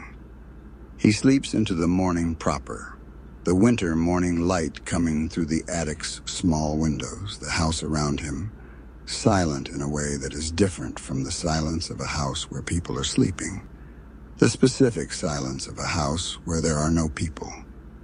He wakes up. The house is quiet. He comes down the stairs from the attic in his pajamas, bare feet on the cold wood, the staircase descending through the levels of the house around him with its familiar furniture and its familiar smell and its familiar quality, of a place he knows thoroughly, except that the quality is different this morning. It is too quiet. He goes from room to room, the kitchen, the living room, the hallway, and the rooms are empty in a way they are never empty when the family is in them. Because even when the family is quiet, the family takes up space in a way that is different from the emptiness of rooms that no one is in. He calls out. He calls for Buzz and his mother and his father, and gets nothing back but the echo of his own voice in the empty house. He does a specific thing that 8-year-old children do when they have discovered something extraordinary that they did not expect to discover. He processes it. He processes it in stages. The first stage being the general incomprehension, the second stage being the dawning understanding, the third stage being something that is part excitement, and part the specific quality of fear that children feel when they have been given, without asking for it, more freedom than they are sure they know what to do with. He runs from room to room. He checks the basement, which has always frightened him. The furnace in the basement has the quality of a threatening presence, a large dark metal thing that makes sounds, and that the child's imagination has invested with a personality that is not benign. He checks the garage. He checks the yard. No one. He goes back inside. He stands in the kitchen. He says out loud to no one, "I made my family disappear. This is the line that the film has been building toward from the beginning. The line that connects the wish he made in the attic to the condition he finds himself in now. The line that an 8-year-old would make between the two things, because 8-year-olds believe in the possibility of wishes working, believe in the causal connection between wanting something intensely and the world producing it. He said he wished his family would disappear. His family has disappeared. The connection he draws is not the correct connection. The correct connection involves the tree branch and the alarm clocks and the neighbor's child being counted in his place. But the connection he draws is the one available to him, and the one available to him contains a very specific mix of triumph and terror. The triumph is enormous and immediate. He is alone. He is in the house alone, and the house is his. The kitchen and the living room and the television and the refrigerator and the pizza and everything else that the family's collective presence has always placed regulations on or generated competition for. He jumps on the bed in the master bedroom. He eats junk food in the living room while watching whatever he wants on television. He orders a large pizza from a different restaurant than the one that had the pizza crisis last night, and he eats it at the kitchen table without any of the competition or the dismissal or the specific texture of being the youngest in a family that is always moving faster than he can keep up with. He slides through the halls in his socks. He is fully, completely, extremely in charge of the house. And the house is responding to this by being the house at its best, warm and full of food and quiet and entirely his. And then, gradually, the film begins to introduce the other quality of the situation. The house at night is different from the house in the daytime. The neighborhood at night has a quality that the neighborhood in the daytime does not have. Kevin, who has been managing his aloneness well while the sun is up, and while the specific pleasures of the aloneness are available and immediate, finds that the night is harder to manage than the day, and that the specific pleasures of the aloneness are not fully available in the dark in the same way they were available in the light. The neighbor across the street is a source of dread. Old Man Marley, a tall, white-haired, heavily coated man who has been seen in the neighborhood carrying a snow shovel, and who is the subject of the specific mythology that neighborhoods generate around their most reclusive and most visually striking residents. Buzz has told Kevin about Old Man Marley. Buzz has told Kevin that Marley killed his family and salted their remains, which is the kind of story that an older sibling tells a younger sibling, specifically because the younger sibling will believe it and be frightened by it, because the frightening of the younger sibling is its own reward. Kevin does not know, and has had no reason to investigate, whether any of this is true. He only knows what Buzz told him, and what Buzz told him has given Old Man Marley the quality, in Kevin's imagination, of something genuinely threatening rather than simply an older person who prefers his own company. He sees Marley from the window of the house. He sees Marley in the street with the snow shovel and the heavy coat. And the scene of Marley in the dark sends Kevin scrambling away from the window and back into the house with the full force of Buzz's mythology operating on him, and the full force of Buzz's mythology operating on him in a house where Kevin is alone and there is no one to appeal to for the management of the fear, is the full force of Buzz's mythology operating without the ordinary safety net of parental presence. He manages it. He goes back into the parts of the house that are warm and familiar and full of the evidence of the family's presence. The photographs, the coats in the hallway, the smell of the house itself, and the managing of it is the first small piece of evidence that Kevin is capable of managing things on his own, though he does not know yet how much managing he is going to be required to do. While Kevin is discovering the pleasures and the difficulties of being alone in the large house in the Chicago suburb, two men are moving through the neighborhood with a van and a plan. Harry Lime and Marv Merchants are burglars, partners in a burglary operation that has been targeting the neighborhood in the run-up to Christmas, going door to door in the guise of police officers, checking whether residents will be away for the holiday, collecting information about which houses will be empty and therefore available. They have a specific name for their operation, the Wet Bandits, named for Marv's habit of leaving the water running in houses they have burglarized, which is Marv's idea of a signature and Harry's idea of a liability.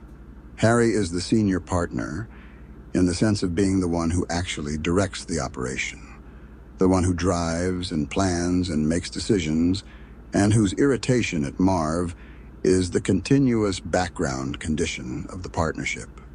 He is small and dark-haired and has the quality of a person who takes himself seriously in proportion to the degree that the world does not take him seriously, which is a proportion that generates a persistent low-grade grievance that colors everything he does.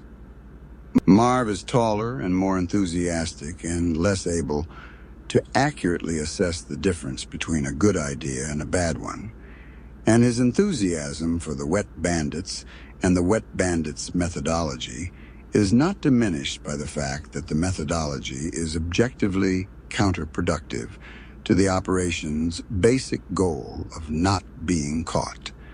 They have been watching the McAllister house. They watched it when they came to the door in the police guise, and Peter McAllister told them the family would be in Paris for a week. They noted it. It is the largest house on the street, the most promising house, the house whose contents are likely to be worth the most, the house that is the crown jewel of the neighborhood circuit they have planned for the Christmas week. They plan to do it last, once the smaller houses have been cleared. They have a schedule. They come to check on the house, and they see the light on, and they see movement in the windows. They see Kevin, going about his business of being 8 years old and alone, moving through the house with the specific self-consciousness of someone who has begun to understand that the house has windows, and that the windows face the street, and that whatever he does in the rooms behind the windows is visible from outside. They conclude from the movement and the light that the family is not in Paris after all, that someone is home, that the house is occupied, that it is not available on the schedule they had planned.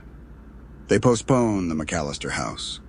They continue with the rest of the schedule. They will come back when they are sure the house is empty, which they will be sure of when the light goes out and stays out. Kevin, for his part, is beginning to develop the specific kind of resourcefulness that comes to people who are confronted with a situation they did not expect, and who decide, after the initial processing, to engage with the situation rather than be overwhelmed by it.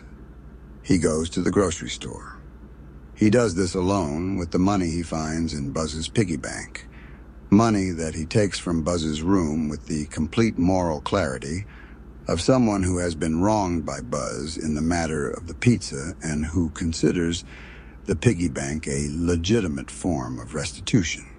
He goes to the grocery store with the money and a shopping cart, and he buys the things he needs, which are the things that an 8-year-old boy who has been in charge of a large house for a day has determined he needs: macaroni and cheese, milk, fabric softener, orange juice, and a toothbrush, among other things. The checkout is where Kevin encounters the first of the adult world's small cruelties. Not malicious, not deliberate, but the specific cruelty of an adult who does not have time to extend to a small person the patience that the small person needs. The checkout clerk is not unkind, exactly, But he is not kind either, and the transaction produces in Kevin the specific quality of embarrassment that comes when you are doing something grown up in public and the public is watching you do it imperfectly. He pays with the wrong money at first.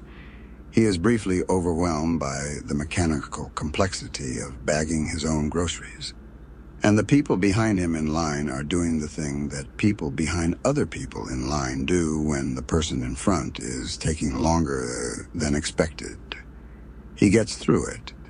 He gets his groceries and he gets back to the house, and the getting through it is another piece of evidence, another small moment of demonstrated competence that he is filing away. The family, meanwhile, is in Paris. They are in Paris, and they have discovered, Kate discovering it first, Kate, who woke in her seat on the plane in the early light over the Atlantic, with a feeling that something was wrong without knowing what was wrong, and then knowing what was wrong all at once. That Kevin is not with them. He is in the house. He is in the house alone.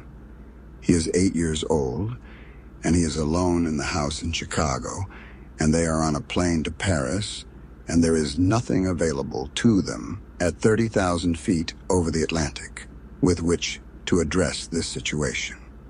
Kate's discovery has the quality of a very specific kind of panic. The panic of a parent who has lost a child, which is its own category of experience and its own category of panic. Different from ordinary fear, because it is not fear for yourself, but fear for a person whose well-being you are responsible for, in a way that goes deeper than the responsibility you have for anyone else. She wakes Peter. Peter wakes in the way of someone being woken from a deep sleep with information they cannot immediately process, and then processes it. They tell the flight attendant. The flight attendant tells the captain. The captain regrets that there is nothing to be done at this altitude over this ocean going in this direction, that they will land in Paris and make calls from there, that the situation is terrible, but is not a situation that the aircraft can address. They land in Paris. Kate cannot stay in Paris. She leaves Peter and the rest of the family in Paris, and she begins the process of getting back to Chicago, which is the process of competing for seats on fully booked flights in the week before Christmas, which is a process that produces its own sustained and specific torture. The torture of being in an airport trying to get to your child and being told at each counter and each phone and each attempt that the thing you need is not available, that the flights are full, that there is a waiting list, that there is nothing right now but perhaps something tomorrow.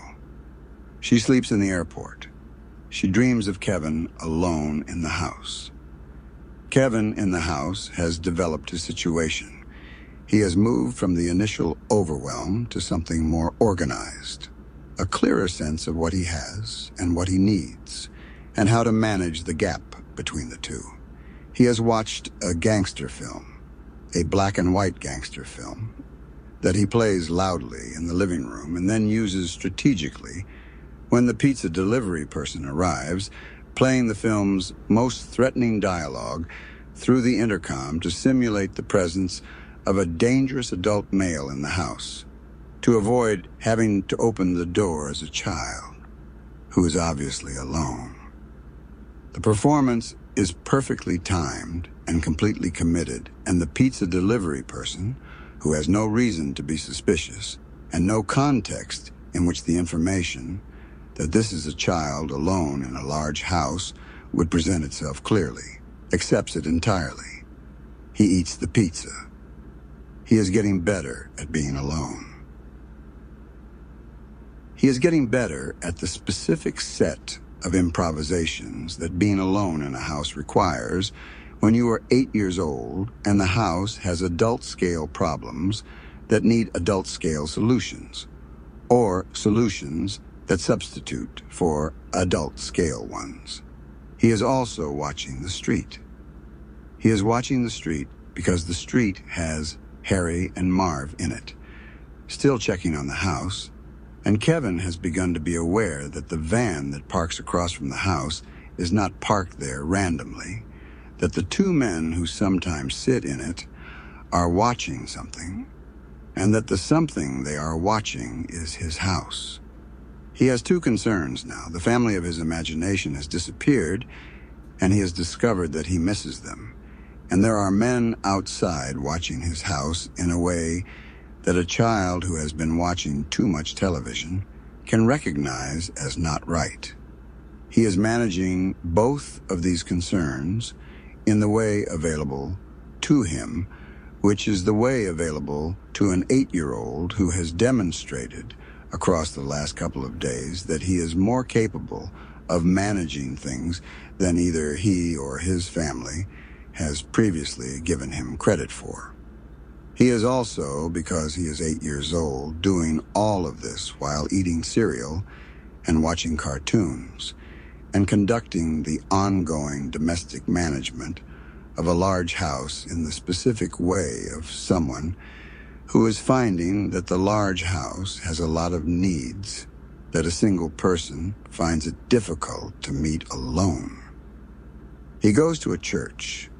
The church is the one in the neighborhood, the one he passed on the way to the grocery store. And he goes in on an impulse or an instinct, or the specific pull that large quiet spaces with good acoustics and familiar imagery have on children who were raised in them. He sits in the pew, and he is alone in the church in the way he has been alone in the house, except that the alone in the church has a different quality, the quality of a place that was designed to receive people who are alone with something difficult, that has the specific architecture and the specific silence of a place where being alone with difficult things is the point. He is thinking about his family. He is thinking about the wish he made and what it means that it came true and what it would mean for it to be undone. Old Man Marley is in the church. He is there with his snow shovel. He has been sanding the sidewalk outside the church, the practical work of an older person, keeping the public space safe. And he comes in from the cold and he sits near Kevin, and the two of them are in the church together, the frightening neighbor and the boy who has been frightened of him, in the specific equality of people who are in the same large, quiet space and who cannot maintain the roles they have been assigned to each other in the ordinary world, because the ordinary world has, for the duration of the church's interior, been suspended. They talk. This is the conversation that the film has been building toward as carefully as any of its comedy sequences.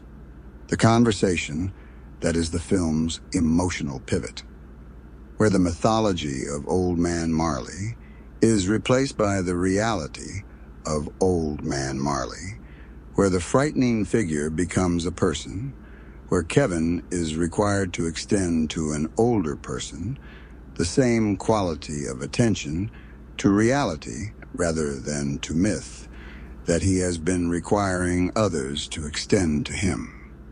Marley is estranged from his son.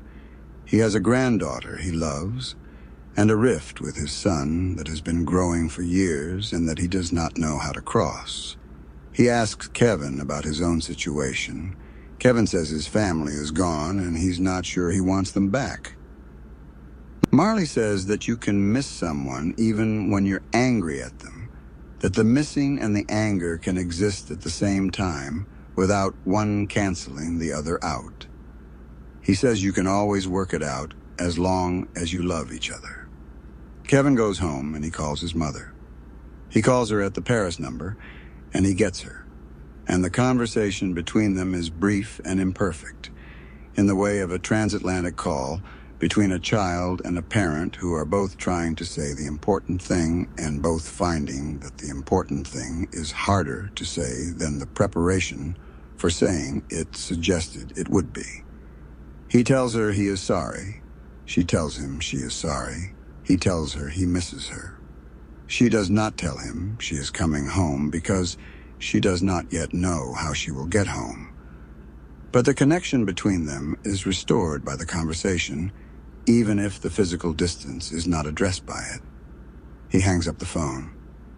He has the church conversation in him and the phone call in him, and the 2 days of managing the house alone in him, and a specific new knowledge about himself that the 2 days have produced. He goes to work. He knows Harry and Marv are coming. He has seen enough and understood enough from watching them to know that they will come for the house when they are confident it is empty. And the thing that has been making them uncertain, the evidence of occupancy, the lights and the movement, has been inconsistent enough that their uncertainty is not going to last much longer. They will come for the house. He is alone in the house. He is 8 years old, and he is going to be home when they come. He begins to prepare. The preparation is an act of transformation. The transformation of the house from the family home it is into a trap, from a large, comfortable domestic space into a sequence of booby traps and ambushes and carefully designed hazards, each one designed to address a specific point of entry and a specific movement path and a specific vulnerability. He has watched enough television and thought about this enough in the 2 days of being alone that he has a mental architecture of the trap sequence. Which things go where, which hazards address which situations, what the overall arc of the trap is, and how the 2 men will move through it. He works.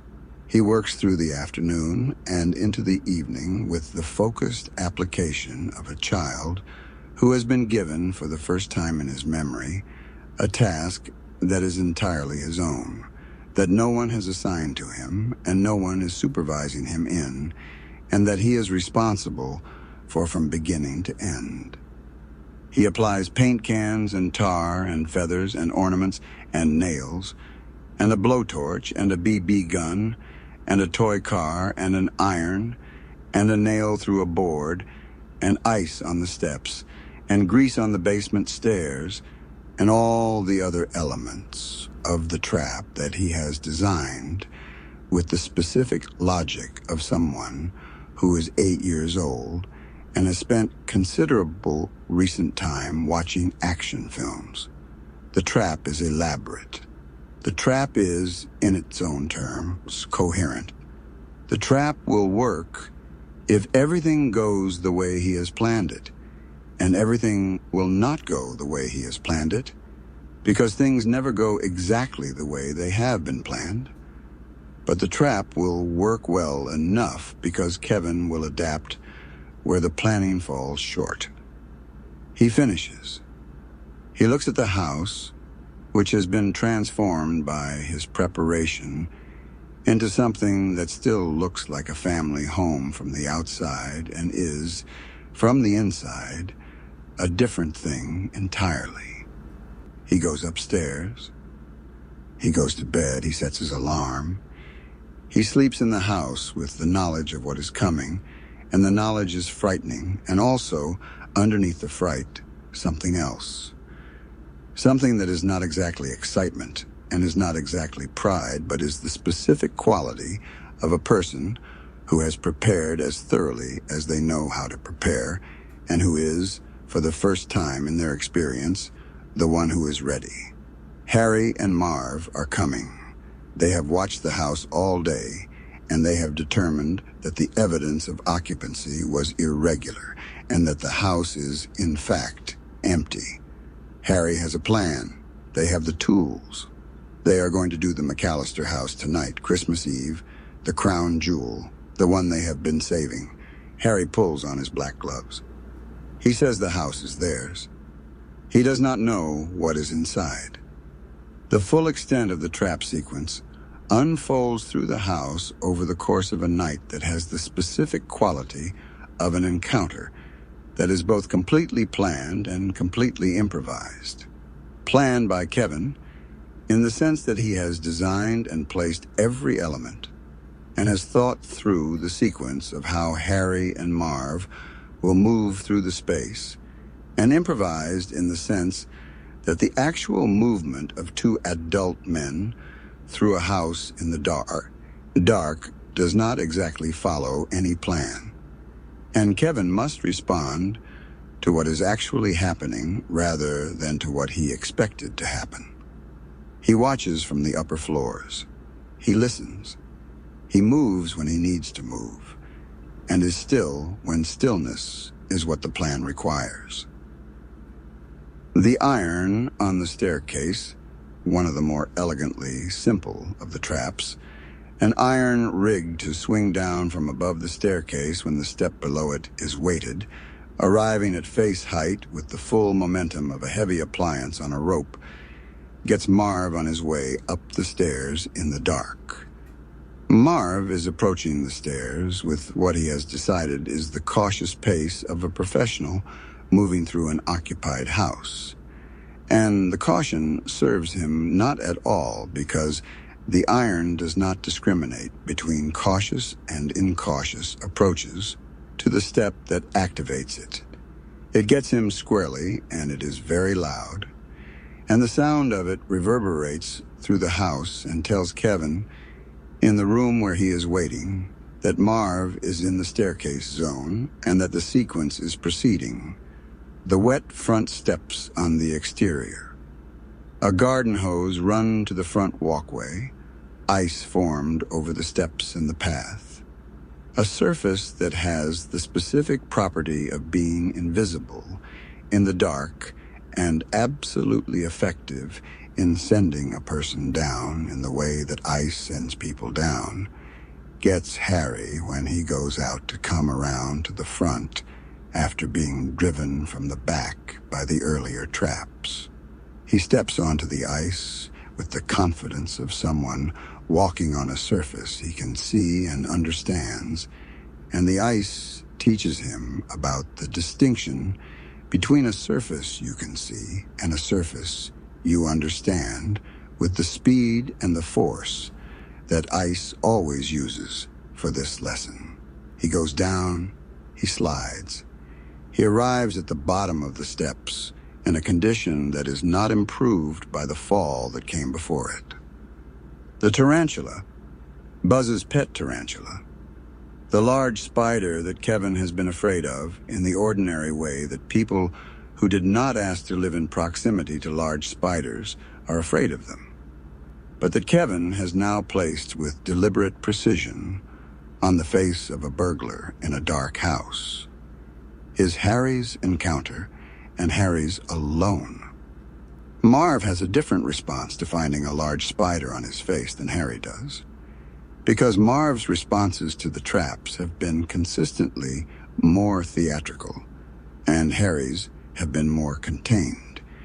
And the tarantula on the face is the specific trap that breaks through Harry's containment and produces from him the response that the tarantula and the darkness and the accumulated events of the evening combine to produce. It is a large spider. It is on his face. He deals with it in the only way immediately available, and the dealing with it is very loud. Marv, in the kitchen, encounters the microwaved macaroni and cheese that Kevin has prepared, not as a trap exactly, or not as a trap in the mechanical sense, but as the specific outcome of Marv not noticing that the bowl on the table is very hot until his hands are on it, which is an accident rather than a planned hazard, but which is as effective as any of the planned hazards in the specific task of making Marv briefly unable to do anything except respond to the pain. Kevin, watching, makes a note for future trap designs. The film's middle section, the days between Kevin's discovery of his aloneness and the arrival of Harry and Marv, deserves more attention than the trap sequence sometimes dominates, because the middle section is where the film does most of its character work and most of its emotional preparation. Kevin's days alone have a specific arc. From the initial exhilaration of total freedom, through the accumulation of small difficulties that freedom produces when you are 8 years old, through the specific quality of nighttime alone in a large house, through the church conversation with Marley, through the phone call with his mother, and finally through the focused preparation of the trap. Each stage reveals something about Kevin that the opening of the film, in the chaos of the family's pre-departure condition, did not have space to reveal. The day Kevin makes himself breakfast. The eggs and toast and orange juice, assembled with the focused care of someone who has never done this alone and who is therefore attending to each step with the full quality of attention that tasks receive when they are new, is the film's first portrait of Kevin in relation to the house in the ordinary sense, in the sense of a person managing a domestic space rather than playing in it or defending it. He cracks an egg. The egg mostly goes where eggs are supposed to go. He toasts the bread. He puts the orange juice on the table and sits down and eats his breakfast alone in the large kitchen in the quiet of the morning, and the eating of it has the quality of someone doing something ordinary that has been given significance by the context in which it is being done. He is not just eating breakfast. He is feeding himself, which is a different thing when you are the person responsible for the feeding. The laundry. Kevin does the laundry, or he attempts to do the laundry, because Buzz's instructions for the washing machine have been posted on the machine itself, and Kevin reads them with the focused attention of someone who is going to follow instructions whether or not the instructions fully apply to his situation.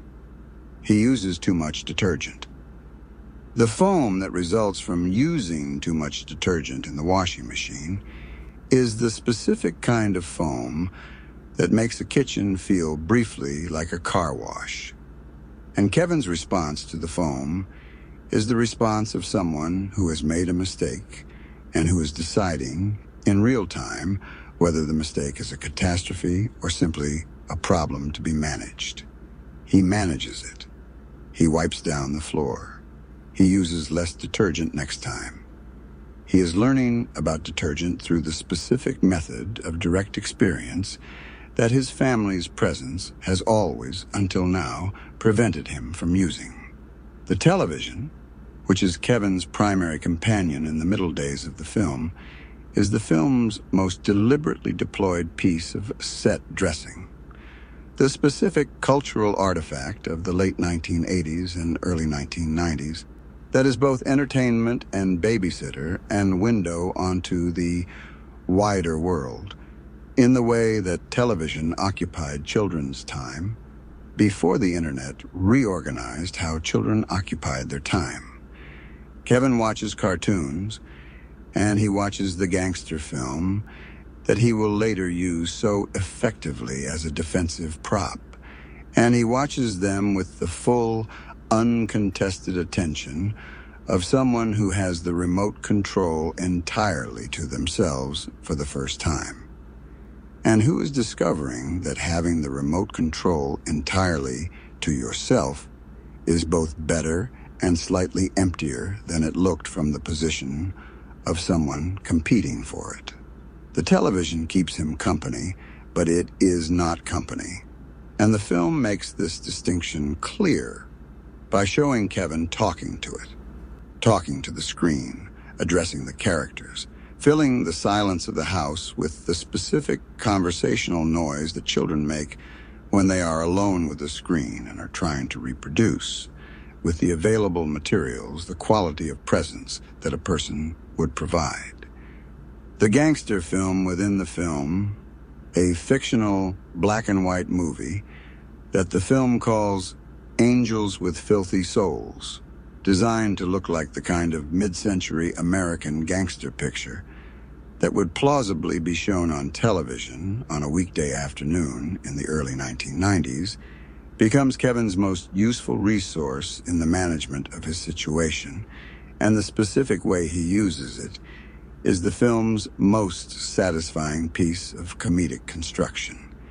He uses it at the pizza delivery, playing the film's most threatening dialogue through the intercom, having memorized the lines and timed the playback so that the dialogue appears to come from an adult male in the house who is not interested in being disturbed and who will become very interested in doing harm if disturbed. The pizza delivery person does not know what is happening. The pizza delivery person hears an angry adult male voice through an intercom and decides that the situation does not require investigation. The pizza arrives. The pizza is delivered.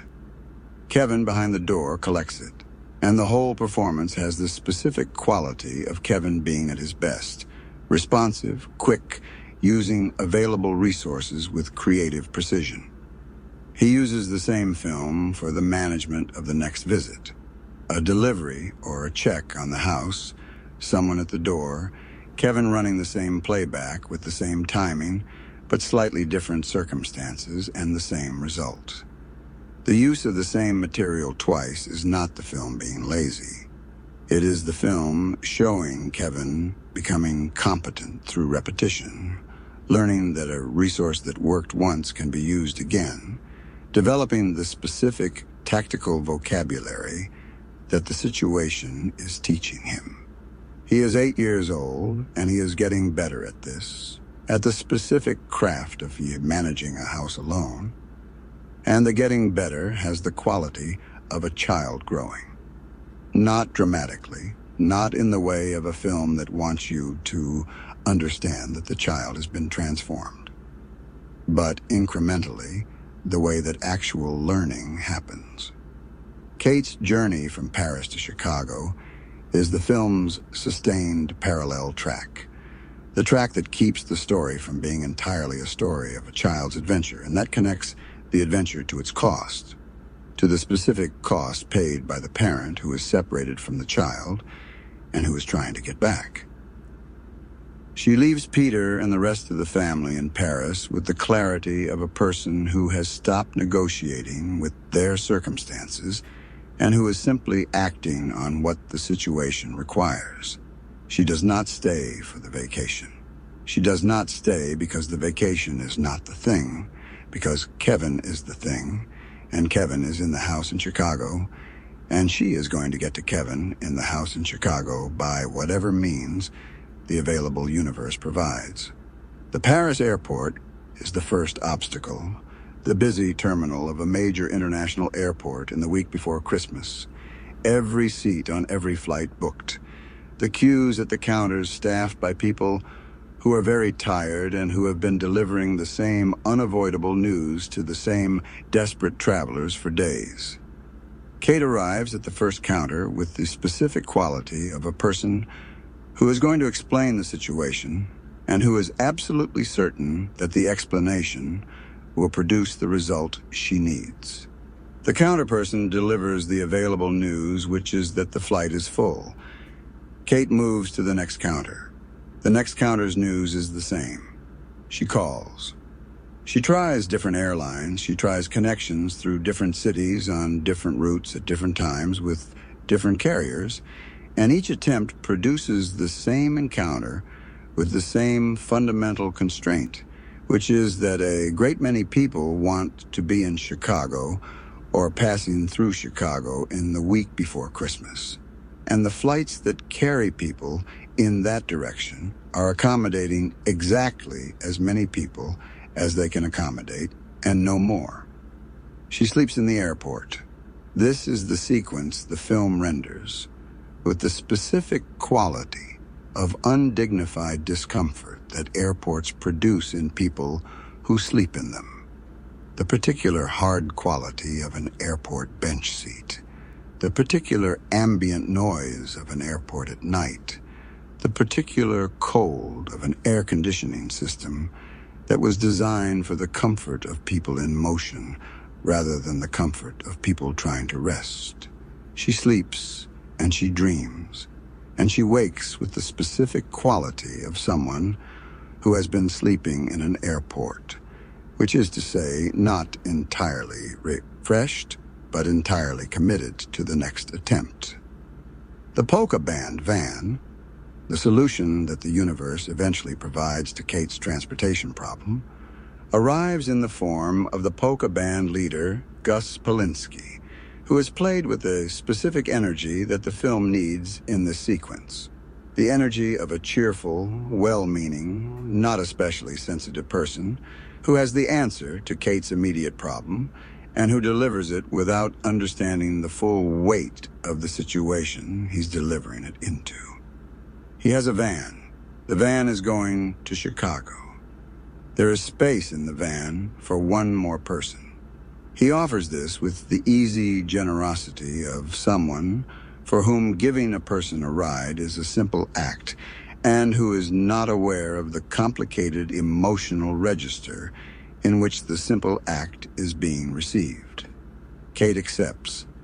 The van goes. The van ride through the night and the morning is the film's most deliberately paced sequence. The sequence that gives Kate and Gus the time to talk, and that gives the film the time to do the emotional work of the journey alongside the comic work, to let Kate speak about Kevin with the full quality of a parent who has been separated from her child and who is processing the separation through speech in the way that people process things through speech when they are in motion toward the resolution of the thing. She talks about Kevin. She talks about what Kevin is like and what the morning before the departure was like and what she wishes she had done differently. Gus listens with the quality of someone who is listening because listening is what the person across from him needs, who is not equipped to respond to everything she says, but who provides the specific service of being present and attending. The van reaches Chicago in the early hours of Christmas morning. Kate gets out. She thanks Gus. She goes to the house. The film's treatment of the neighborhood and its geography is worth noting because the neighborhood is more than a setting. It is a community or the residue of one, the specific quality of a suburban American neighborhood in the late 1980s and early 1990s that had the physical infrastructure of community, houses close together, sidewalks, a church, a grocery store within walking distance, without always having the social warmth that the physical infrastructure implies. The neighbors in this neighborhood are not absent. Harry and Marv do their door-to-door reconnaissance in a neighborhood where people answer the door and speak to the men who knock, but they are not close in the specific way of the older residential communities that the suburban model replaced. They are proximate rather than connected. They have the shared geography without the shared life. Kevin occupies this geography alone for 2 days, and his occupancy of it, the grocery store, the church, the encounters on the street, is the geography of a child discovering that the world outside the family home is navigable. He navigates it with varying degrees of success, and with the specific quality of someone who is learning as they go, rather than operating from established competence. The grocery store clerk is not kind and not unkind. The customers behind him in line are not hostile and not helpful. The world that Kevin encounters outside the house is the world of adults who are going about their business and who do not register the presence of a child doing the same thing as a situation that requires their intervention or their attention, because children going about their business in public is ordinary enough that it does not register as unusual. Kevin is invisible in the specific way that children are invisible in the adult world, seen but not attended to, present but not registered as significant. The church breaks this invisibility. In the church, Marley sees Kevin. He sees Kevin with the specific attention of someone who has nothing else to attend to, and who finds, in the boy in the pew, something that merits the full quality of his attention. The seeing is not surveillance or scrutiny. It is the genuine attention of an older person who recognizes in a child something of what the older person carries, the specific recognition of a fellow traveler in the experience of being at odds with the people you love. Marley's attention gives Kevin the quality of being seen that the world outside the church has not provided, and the quality of being seen produces in Kevin the quality of being willing to speak honestly about what he is carrying to a person who has demonstrated the capacity to receive honestly what he says. The conversation in the church is the film's most carefully composed scene in the non-comedic register. The scene that the film's heart is built around, in the way that a good comedy is always built around something that is not funny, but that is true, that gives the comedy its ground to stand on. Marley asks Kevin about his family. Kevin says he does not know if he wants them back. Marley says that he has a granddaughter, says this with the specific warmth of someone who loves a person completely and whose love for the person is the clearest fact of their interior life, and that he would like to call his son, but that there has been an argument that has grown past the point of easy resolution. He says a man named Kevin told him to make the call. He looks at Kevin. Kevin understands. The making of the phone call, Kevin going home after the church conversation and calling the Paris number and wading through the international rings with the specific quality of someone who has made a decision and is waiting for the decision to be answered, is the emotional climax of the film, in the sense that it is the moment of genuine resolution, the moment when the thing that needed to be said is said, and the thing that needed to be heard is heard, and the relationship that was disrupted in the attic on the night before the departure is restored in the kitchen on Christmas Eve. It is brief, it is imperfect, it is exactly what it needs to be. The house in which the trap sequence unfolds is the house transformed. The family home become an instrument. The domestic space become a defensive system. The kitchen and the staircase and the hallways and the back porch all pressed into service as components of a strategy that Kevin has designed with the available materials and the available knowledge of a boy who has been watching action films for the last 2 days, and who has grown up in this specific house, and who knows every inch of it, in the way that children know the houses they grew up in, which is more completely than any other knowledge of any other place they will ever have. The trap is the house made explicit. The house as a thing that has specific properties and specific affordances and specific opportunities for someone who knows it and who is willing to use that knowledge. Harry comes first. He comes up the front walk in the dark of Christmas Eve with the confidence of someone who has done this many times and who has assessed the house thoroughly and who has no reason to expect anything other than the ordinary progression of a burglary of a house that is empty for the holiday. He has the right tools. He knows the front door. He knows the basement door.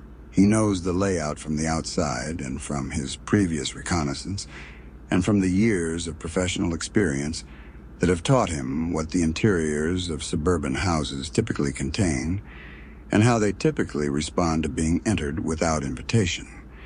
He touches the front doorknob. The doorknob is hot, superheated, wired to a blowtorch inside the entryway that Kevin has connected to the door's mechanism so that the act of gripping the knob produces a burn that is immediate and severe and that leaves a mark on Harry's hand in the shape of the letter M. the monogram of the McAllister family engraved into the door hardware. He recoils, he shakes his hand. He looks at the mark. He does not understand what happened, but he understands that the house is not empty. He goes around back. The back door is not hot. He opens it and steps inside and goes to the stairs and begins to descend to the basement, because the basement is where the connection to the alarm system is, and the first thing a professional burglar does when entering a house is disable the alarm. He descends the basement stairs, and the basement stairs have been greased. Ice and water on the wooden stairs, the specific surface condition that results in the specific kind of fall that a person in a hurry on a dark staircase in the wrong shoes produces. He falls.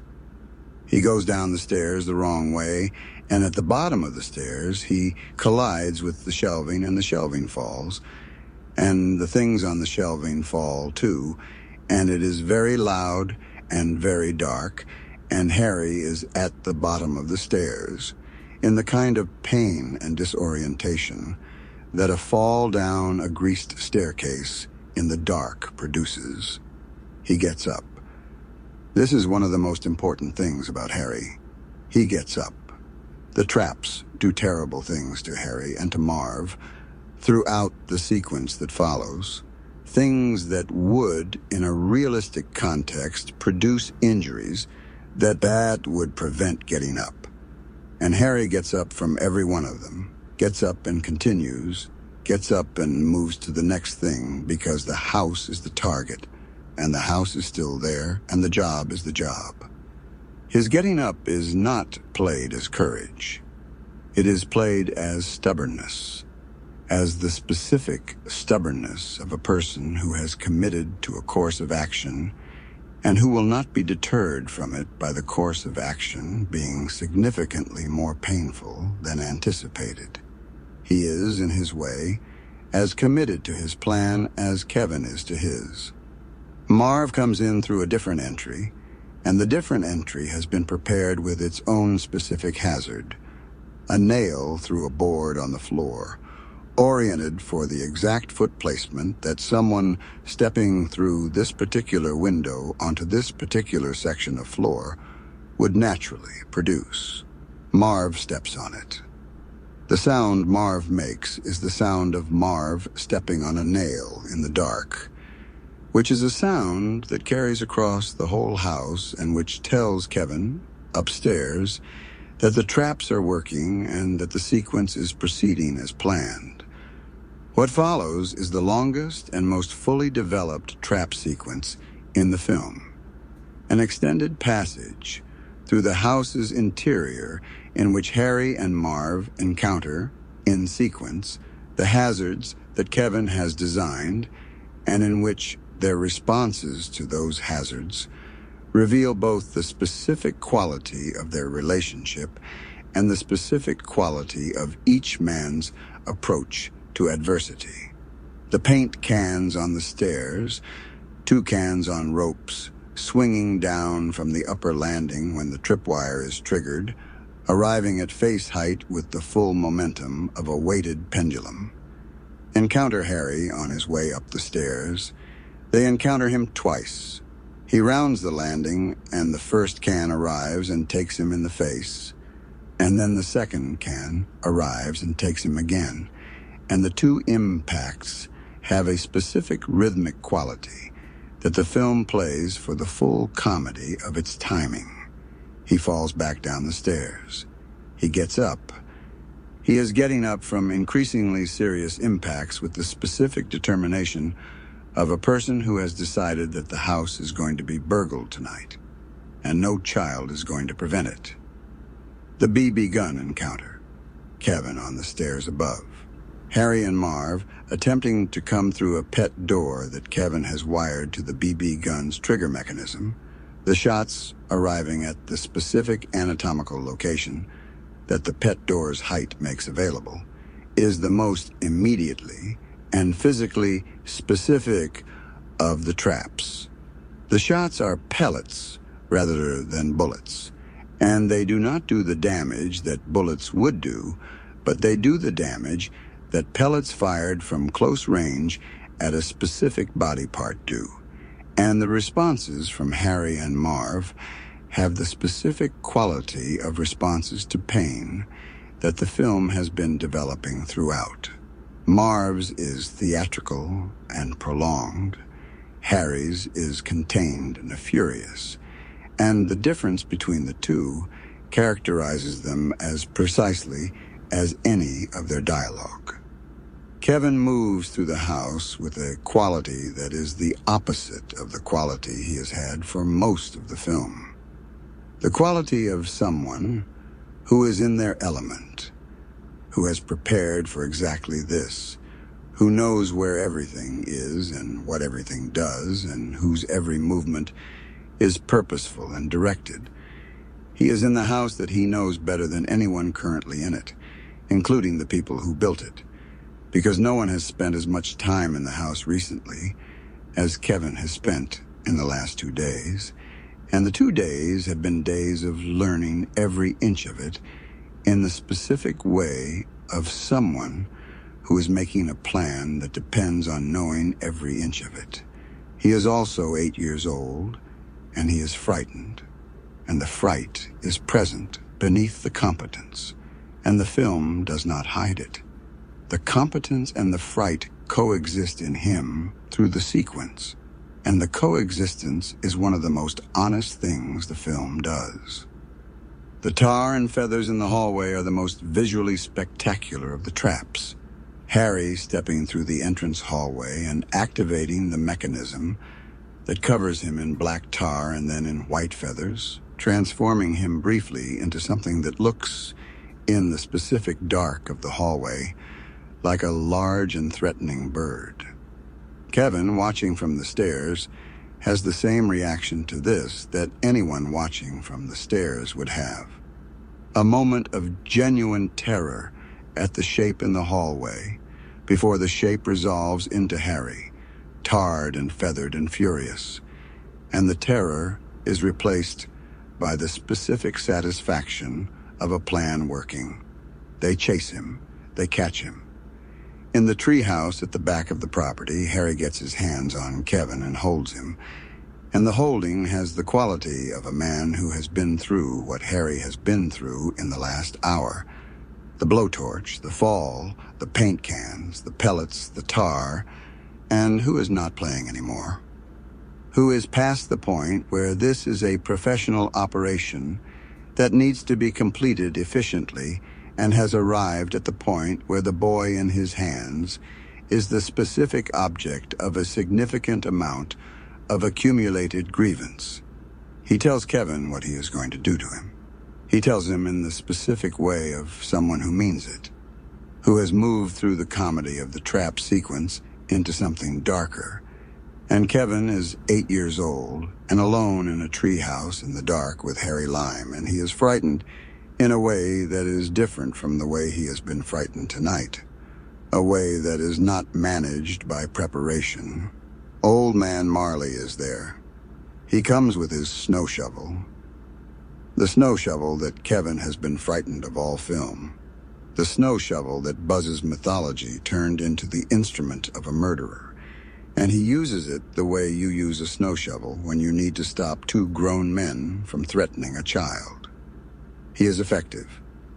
He uses it on Harry and then on Marv, and the efficiency with which he uses it is the specific efficiency of someone who has spent decades using a snow shovel and who has therefore developed, through the accumulated repetition of practical labor, a relationship with the tool that allows it to be used for purposes other than snow. Harry and Marv go down. Kevin is safe. The police arrive. They have been called by the scream that came from the treehouse. Kevin has been methodically calling the police in different voices from different phones throughout the film, creating a record of emergency calls from the McAllister house that has produced, at the right moment, a police response. The police find Harry and Marv.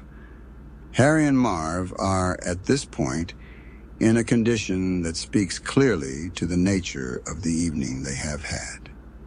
And the police take them away with the specific process of the police taking people away who are in that condition, and the neighborhood settles back into the quiet of Christmas Eve. Kevin goes inside. He looks at the house that was his kingdom for 2 days, the house that is now emptied of the trap it became overnight, and that will, in the morning, be full of his family again. He tidies. He puts things back. He fills a stocking with some of the things that have been disrupted by the evening's events and hangs it.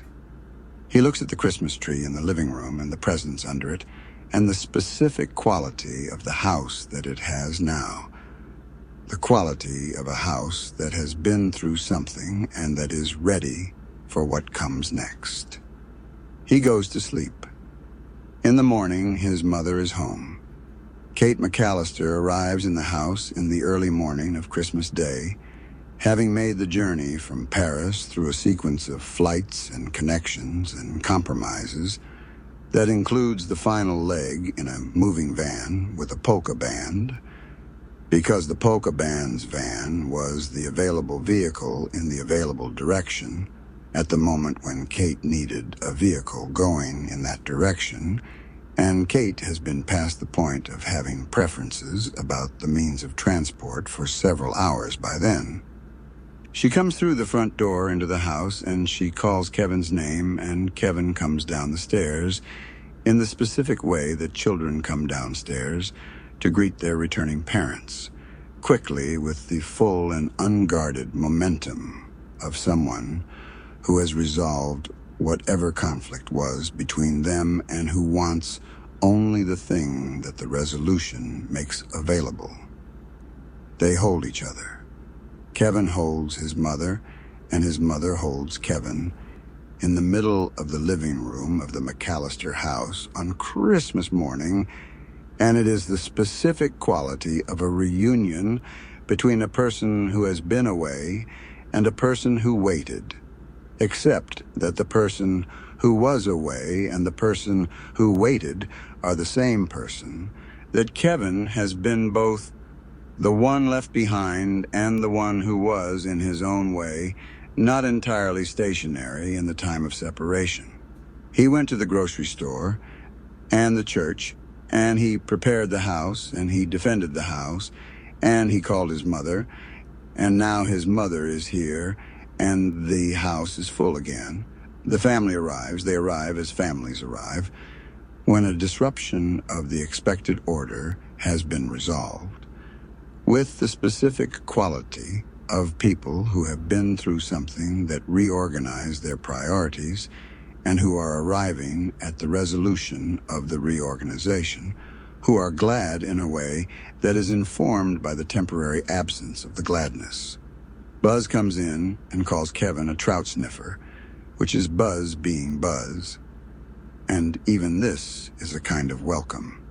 The welcoming of Kevin back into the normal family operation, which includes being insulted by Buzz, which is a condition of normal life that Kevin was not missing, but that is present now in the house, and that is, in its way, the evidence of the family being itself again.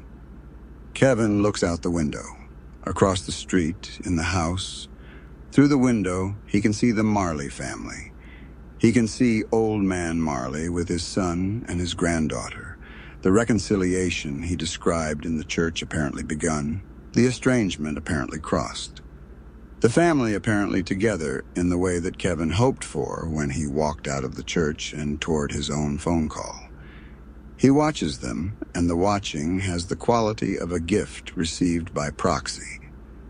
The good thing happening to someone else as evidence that the good thing is possible. That the conversations in churches produce the results that conversations in churches are supposed to produce. He turns back to his family.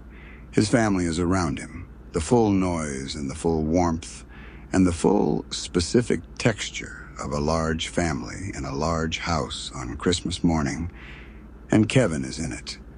Not above it, not managing it from the outside, not the youngest child who can't keep up, but simply in it, the way he was always in it, in the family that he was born into and that disappeared and came back. Buzz notices Kevin has gone through his room. He yells for his mother. Kevin runs. The chase up the stairs is the specific chase of a family that is entirely back to normal, and it has, in the context of everything that preceded it, the quality of music.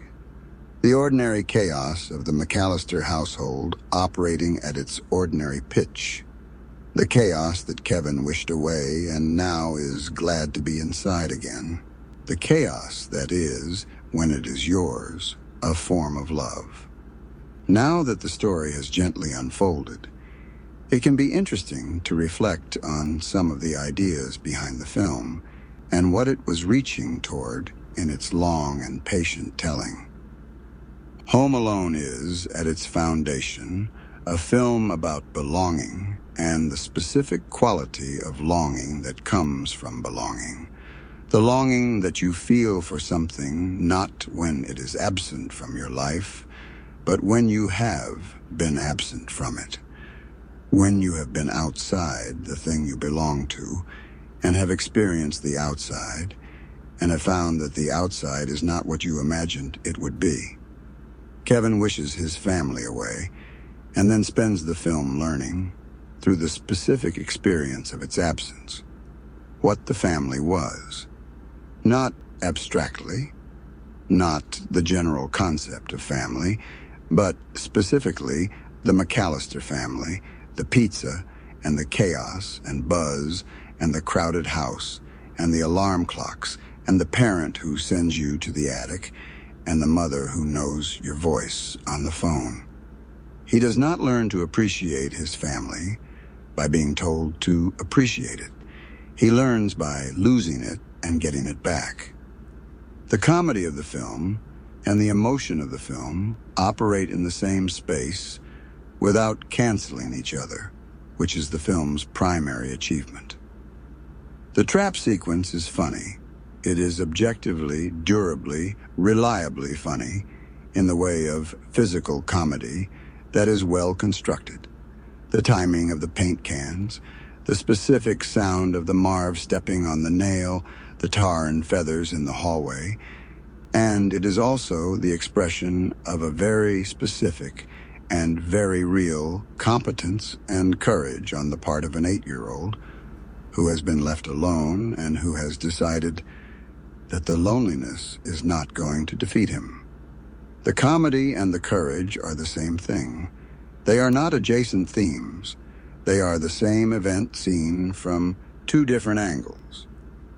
The Old Man Marley subplot is the film's emotional guarantee, the element that ensures the comedy does not consume the film's other dimension, that provides the film with a genuine human relationship conducted between two characters who need something from each other that neither can get from the people they would ordinarily turn to. Kevin needs an adult who will take him seriously. Marley needs a person who will see him as he is rather than as the neighborhood mythology has made him. They find each other in a church on Christmas Eve, and the finding is as carefully constructed as anything in the trap sequence, except that the construction is emotional rather than mechanical. The church is the right place for the conversation, the specific neutral ground of a space that belongs to the community rather than to any individual, that has the quality of a place where ordinary social positions are temporarily suspended and where a child and an old man can sit in the same pew and speak honestly. Marley's estrangement from his son and Kevin's conflict with his family are mirror images in the film's structure. Two versions of the same problem, scaled differently. The conflict between Kevin and his family is the conflict of a child who wants to be taken seriously and who has not yet been given the tools to make himself legible to the adults around him. The estrangement between Marley and his son is the same conflict resolved in the wrong direction. A conflict between a parent and a child that was allowed to grow past the point of easy repair into the specific condition of a relationship that has been formally discontinued. Kevin's story offers Marley the evidence that the discontinuation is not inevitable, that the relationship can be repaired if both parties are willing, that you can work it out as long as you love each other. Marley's story offers Kevin the evidence of what the alternative looks like, what a conflict between a parent and a child looks like when it is allowed to harden into estrangement. And this evidence is what Kevin hears when he calls his mother.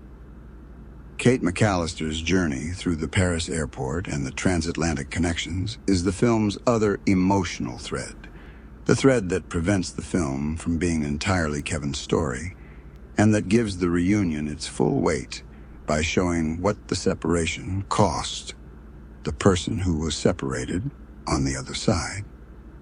Kate's night in the airport, her accumulation of unsuccessful attempts to get home, the specific quality of a parent trying to get to a child and being prevented by circumstances from every available direction. This is the film's most serious emotional content, and it is handled with the care of a film that knows its audience will recognize this experience and will receive it with the full weight of that recognition. The comedy of the polka band van at the end is not the film trivializing the seriousness of Kate's journey, but the film giving it the specific comic relief that earned seriousness produces when the resolution finally arrives. The burglars are the film's most important structural choice, and the choice to make them comic rather than genuinely threatening is not a failure of nerve, but a specific tonal decision that serves the film's overall argument. If Harry and Marv were genuinely dangerous, if the threat they posed were the threat of real violence against a real child, the film could not be a comedy. The comedy would be impossible or would be irresponsible, because comedy requires safety as its foundation, requires the audience to understand that however bad things look, they are not going to end in genuine disaster. Harry and Marv are dangerous in the way that cartoon characters are dangerous. They can be hurt and they can hurt, but the hurting is of a kind that the film's world has established as survivable, and the audience's enjoyment of the trap sequence depends on this established quality. They are the obstacle that Kevin needs to overcome, and that they are designed to be overcomable. Harry's professionalism is the film's most interesting characterization choice. The decision to make the senior burglar a person with actual skills and actual judgment rather than a clumsy fool. He assesses the house correctly. He reads the situation at the checkout line correctly when Kevin comes out of the grocery store alone. His plan for the McAllister house is reasonable given the information available to him. He is defeated not because he is incompetent, but because the person defending the house knows the house better than he does and has had 2 days to prepare for exactly the encounter that is now happening. The trap sequence is not the defeat of a fool by a clever child. It is the defeat of a competent criminal by a better prepared child, which is a more satisfying comedy than simple foolishness would produce. Kevin's competence is the film's central revelation, and it is revealed incrementally in stages that correspond to the stages of his understanding of his own situation. At the beginning, he is simply the youngest child who cannot keep up with the family. In the grocery store, he is a child doing a grown-up thing imperfectly, but successfully. In the management of the house, he is a person discovering that the things he thought were too hard are hard but manageable. In the trap preparation, He is a person who has been given a problem that is exactly scaled to his specific abilities and who rises to it completely. The revelation is not that Kevin is special. It is that Kevin was always capable of this. But the family's structure and the family's pace did not give him the space to demonstrate it. The family is not the obstacle to Kevin's development. The family is the context in which Kevin has not yet been seen clearly, and the film is the mechanism by which the seeing happens. The Christmas setting is not incidental. The film uses Christmas the way that films about families and belonging often use Christmas, as the calendar marker for the specific emotional weight that the end of the year and the gathering of families and the particular quality of winter and interior spaces carries for the people who grew up with it. Christmas is the time when families gather, and the gathering reveals what the family is, when the domestic space becomes the whole world for a few days, when the ordinary competitiveness and irritation and love of family life is concentrated by proximity and shared circumstance into something more vivid than it is the rest of the year. Kevin's family is concentrated into exactly this vivid state in the night before the departure, and the departure disperses the concentration, and the reunion restores it. And the Christmas morning of the film's ending has the specific quality of Christmas morning in a family that has been temporarily taken apart and put back together, brighter than it would have been if nothing had happened, more clearly seen, more specifically valued. The house is the film's third character. After Kevin and after the family, the house is the thing that the film is most specifically and most carefully in love with. It is established in the early scenes as a particular kind of abundant domestic space, full of the evidence of family life, the photographs, the furniture, the rooms designed for different purposes and occupied for different purposes, the kitchen that produces the smells and sounds of family meals, the living room that holds the tree and the presents and the specific quality of a family's Christmas. The house in Kevin's 2 days of solitude becomes a different thing, the same space with different inhabitant, the same rooms with different purpose, the same kitchen with a single boy eating cereal instead of a family eating together. And then the house becomes the trap, the instrument of defense, the space reorganized around a different set of purposes entirely. And then it becomes the family home again. The house holds all three of its versions: the full family home, the solitary boy's domain, the defended territory, and the film gives each version its full due before returning the house to what it was and what it is for. The final image of Kevin watching the Marley family through the window is the film's most quietly generous moment. The moment when the film extends its conclusion beyond Kevin and beyond the McAllister family to include the story it has been running alongside Kevin's. The story of an older man and a rift that has been healed in time for Christmas.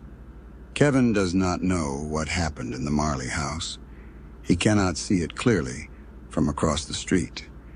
He can see enough. He can see Marley with his son and his granddaughter and the specific quality of a group of people who have come together after a separation and who are together now.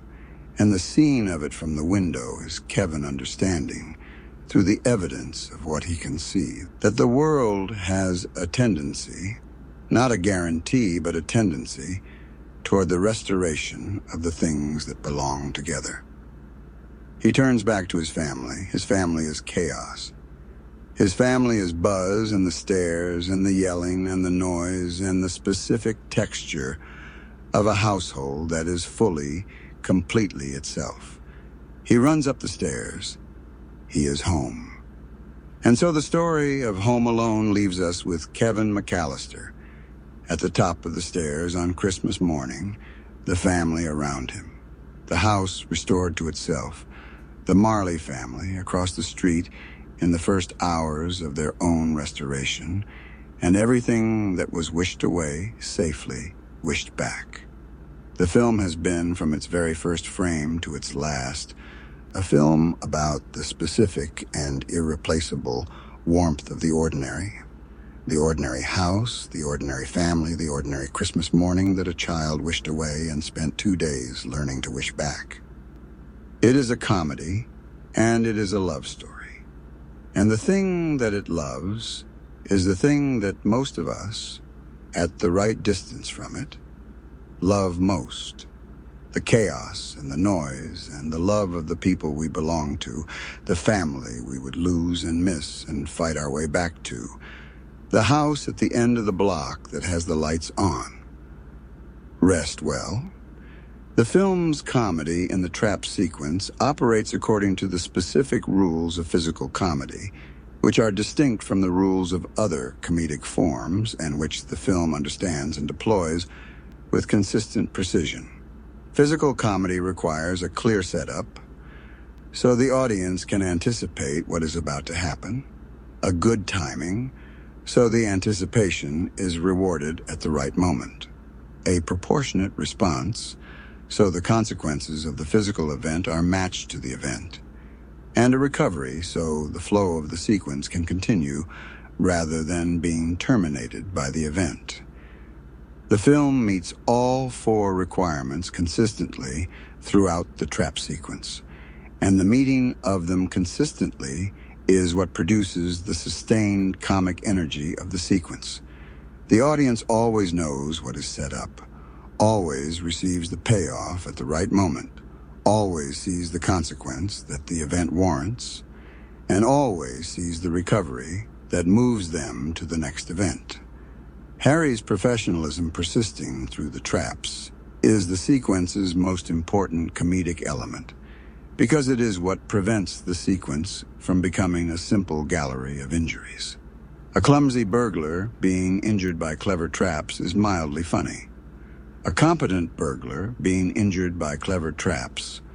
A burglar who assesses each situation correctly and who makes reasonable decisions based on available information, and who is defeated not by his own foolishness, but by the superior preparation of the person who designed the traps, is much funnier, because the competence of the victim raises the stakes and makes the defeat more satisfying.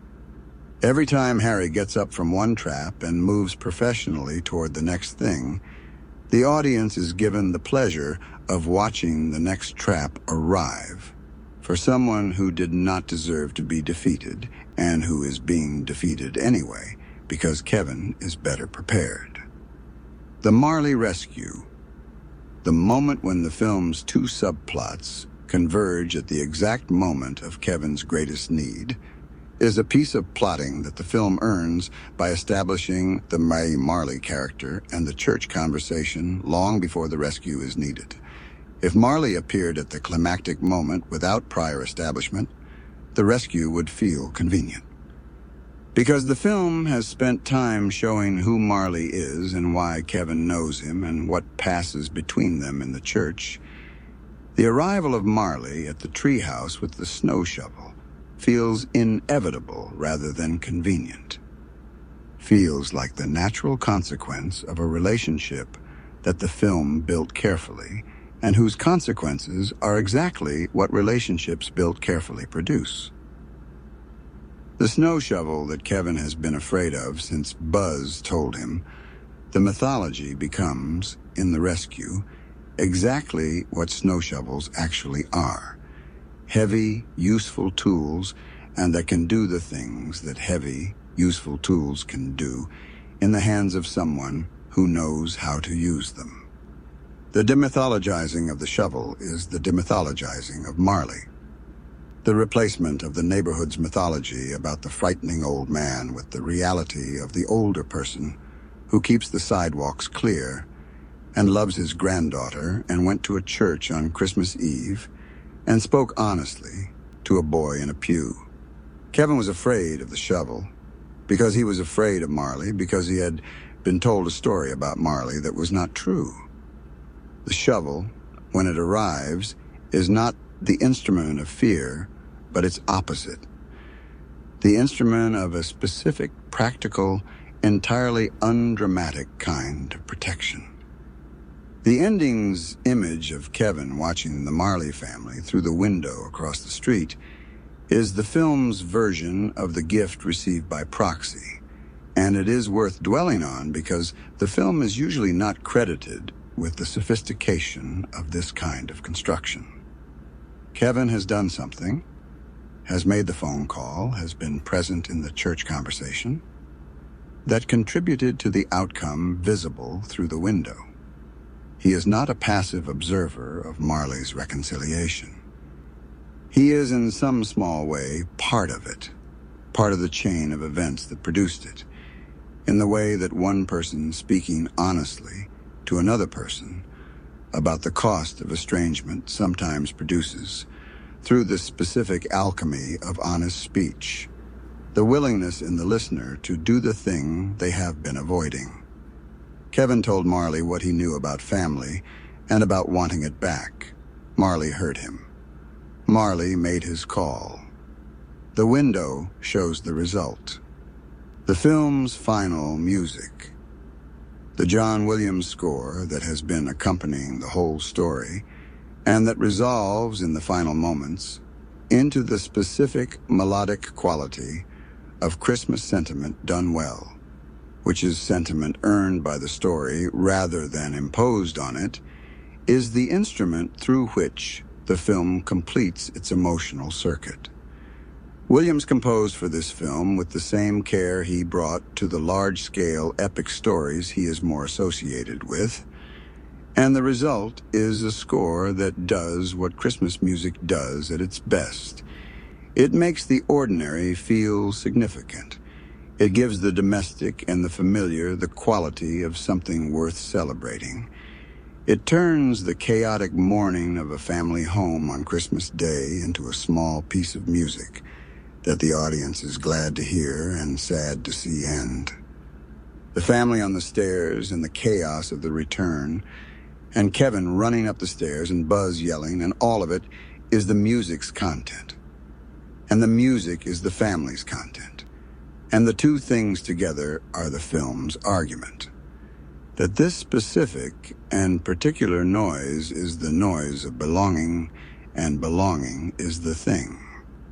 The film has been asking, from its very first frame of the overcrowded house in the evening of the night before departure, the question that it answers in its last frame of Kevin at the top of the stairs.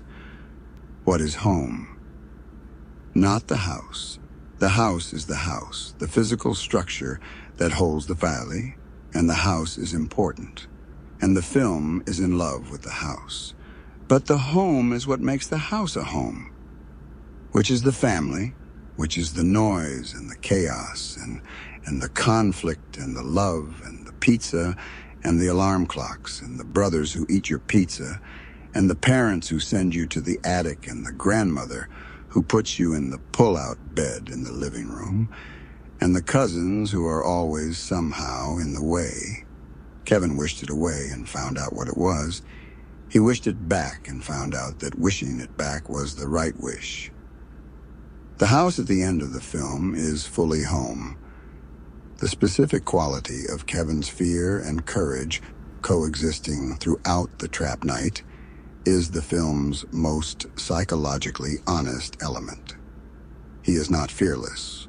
The film never pretends he is fearless.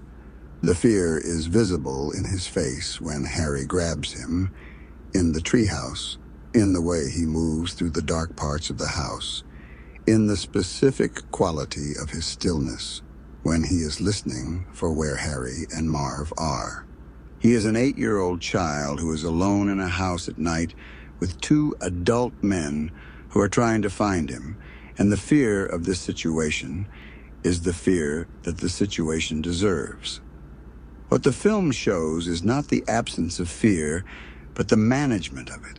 the specific thing that courage actually is, which is not the absence of fear, but the decision to act despite it, to use the fear as information about what the situation requires, and to act on the information rather than being paralyzed by it.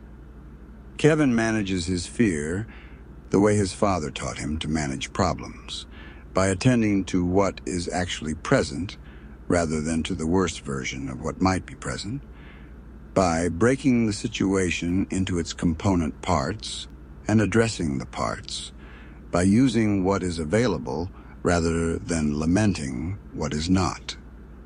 The fear is real. The management of it is real. Both things are happening at the same time. And the bothness of them is what makes Kevin's character in the trap sequence feel genuine rather than simply heroic. He is not a small superhero.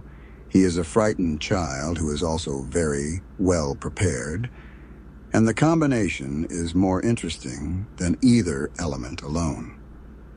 The booby trap as a film genre, and Home Alone, is essentially the supreme example of this genre. The film that defined and perhaps perfected the form of the child versus criminals in a domestic space story has a specific appeal that the film's long-lasting popularity explains, and that is worth articulating. The appeal is partly the appeal of competence. Watching someone who knows a space completely use that knowledge to defeat someone who does not. It is partly the appeal of reversal. The small person defeating the large people, the child defeating the adults, the apparent vulnerability being revealed as the advantage. And it is partly the appeal of improvisation, the use of ordinary domestic objects for extraordinary purposes. The garden hose becoming the ice maker, the iron becoming the pendulum, the tarantula becoming the psychological weapon. The house contains everything Kevin needs. The house is a fully stocked arsenal of domestic improvisation, and Kevin's genius is in reading it that way. Marv's specific characterization as the more theatrical and less professionally contained of the two burglars is important because it gives the comedy two distinct registers rather than one. Harry's pain is compressed. He absorbs it. He gets up. He's furious, but he is contained. And the comedy of his contained fury is the comedy of dignity under assault, of professionalism encountering something that professionalism cannot accommodate. Marv's pain is theatrical. He announces it, he performs it, he makes sounds that carry across the whole house and that tell Kevin exactly where Marv is and exactly how Marv is responding to the most recent development. The comedy of Marv is the comedy of the body insisting on being heard, of the nervous system's response to pain winning decisively over the mind's attempt to muffle it. Together, they make the trap sequence work in two keys simultaneously, and the two keys complement each other in the way that a good comedy double act always does, each one making the other more effective by being different from them.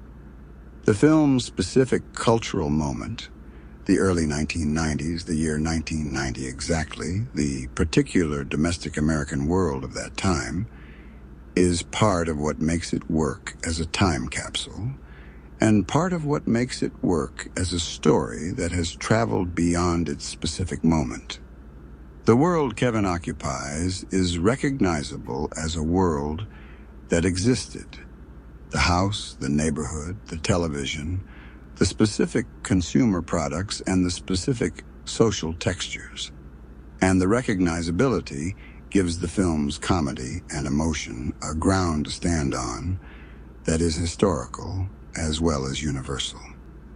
Kevin's situation is specific to its time and place in its details and universal in its emotional content. And the combination is what allows the film to be watched with pleasure by people who have never lived in a house like the McAllister house, and by people who grew up in houses exactly like it. The snow that falls throughout the film, the Chicago winter, the December light, the specific quality of a world covered in white and that makes everything quieter and more still, is the film's most effective piece of atmospheric design, because the snow does the thing that snow in films always does, and that real snow always does. It transforms the ordinary into the extraordinary, the familiar into something briefly unfamiliar, the known world into a world that looks like itself but is covered in something that changes the quality of everything. Kevin in the snow-covered Aggie neighborhood, walking to the grocery store or the church, is a small figure in a large white world. And the smallness and the whiteness together produce the specific quality of the film's emotional baseline. The child who is alone but who is not, in the end, lost. Rest well.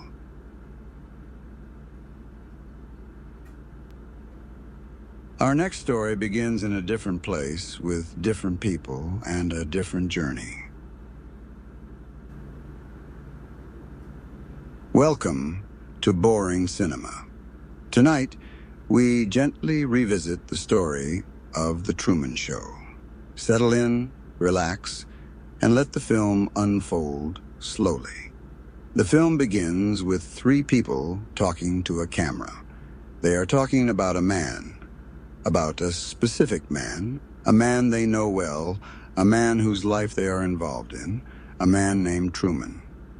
They talk about him with the specific quality of people who are being interviewed, who have been asked questions, and who are answering the questions for someone who is not in the room, who is on the other side of the camera, who is the audience of the interview as distinct from the subject of it. The first person is a woman in elaborate period costume, the costume of a 1950s housewife, perfect and knowing, the kind of costume that is assembled with care rather than worn without thought. She talks about Truman with warmth. The second person is a man in a director's chair, a man with the quality of someone who holds a very large responsibility very tightly, and who would like, in the interview, to be understood as holding it well.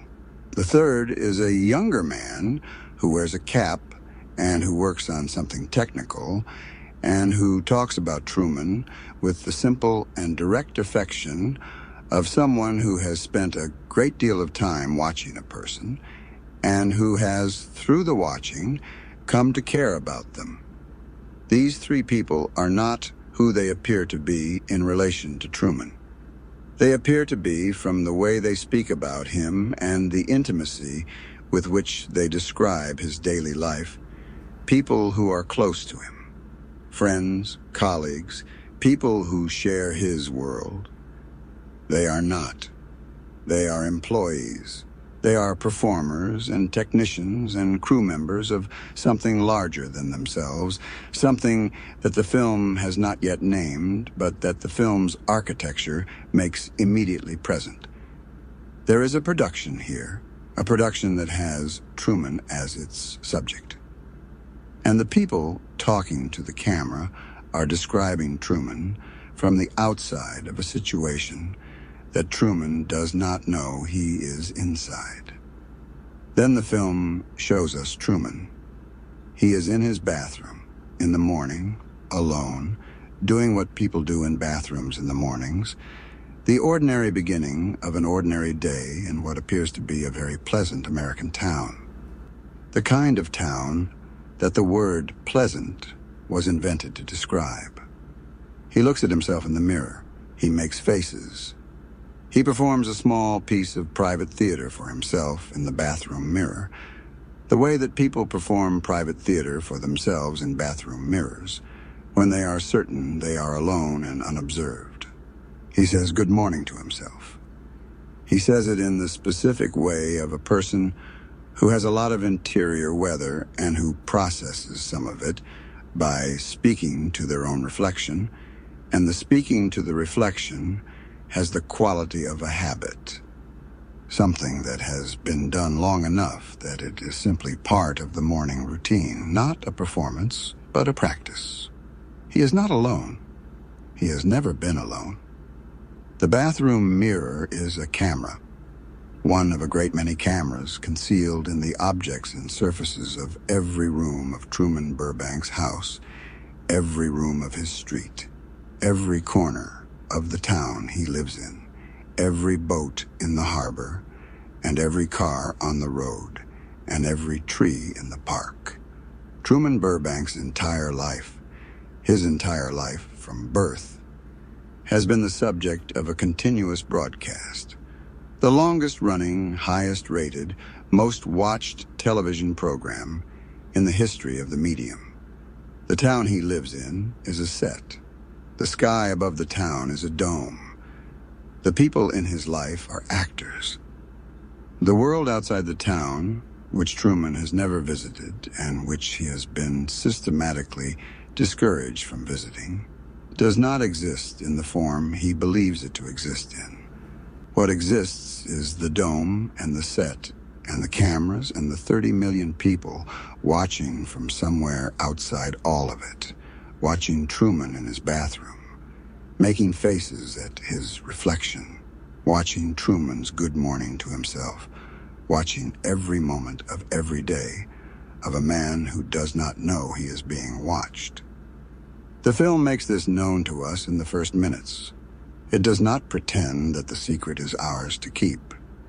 The conceit is the film's premise rather than its twist, and the film is interested in what follows from the conceit, in what it means to watch a man who does not know he is being watched, in what it means to make a man's life into a product without his knowledge or consent, in what it means for the man himself when the cracks in the world begin to appear. This is the film that the film is, and it begins by showing us the apparatus, by letting us see the cameras and the crew and the director in his enormous control room, before it returns us to Truman in his pleasant world, so that our experience of Truman's world is always the experience of knowing what he does not know, of seeing the seams that he cannot see. Sea Haven. The town where Truman lives is called Sea Haven, and Sea Haven is perfect. It is perfect in the way of something designed to be perfect, rather than perfect in the way of something that has arrived at its condition organically through the accumulation of ordinary human decisions. The streets are exactly the right width. The buildings are exactly the right height. The trees are exactly the right size. The neighbors are exactly the right kind of friendly. The weather is exactly the right kind of pleasant.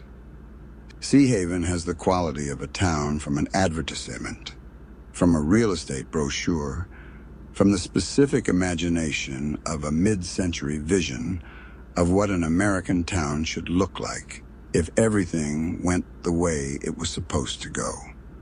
The flowers in the front gardens are always in bloom. The cars are always clean. The sky is always blue. Or if it is not blue, it is the specific planned non-blue of a weather event that has been scheduled for today's episode. Truman lives in a house on a street in Sea Haven, and he goes to work every day at an insurance company. And he comes home every day, and he talks to his neighbors, and he talks to his wife, and he goes to the grocery store, and he watches the sunset from the bridge over the harbor, and his life has the quality of a life that is entirely contained within the world it knows, that does not press against the edges of its world, that is at ease in its comfortable boundaries. He is 30 years old. He has been in Sea Haven for 30 years. He has, in those 30 years, not left.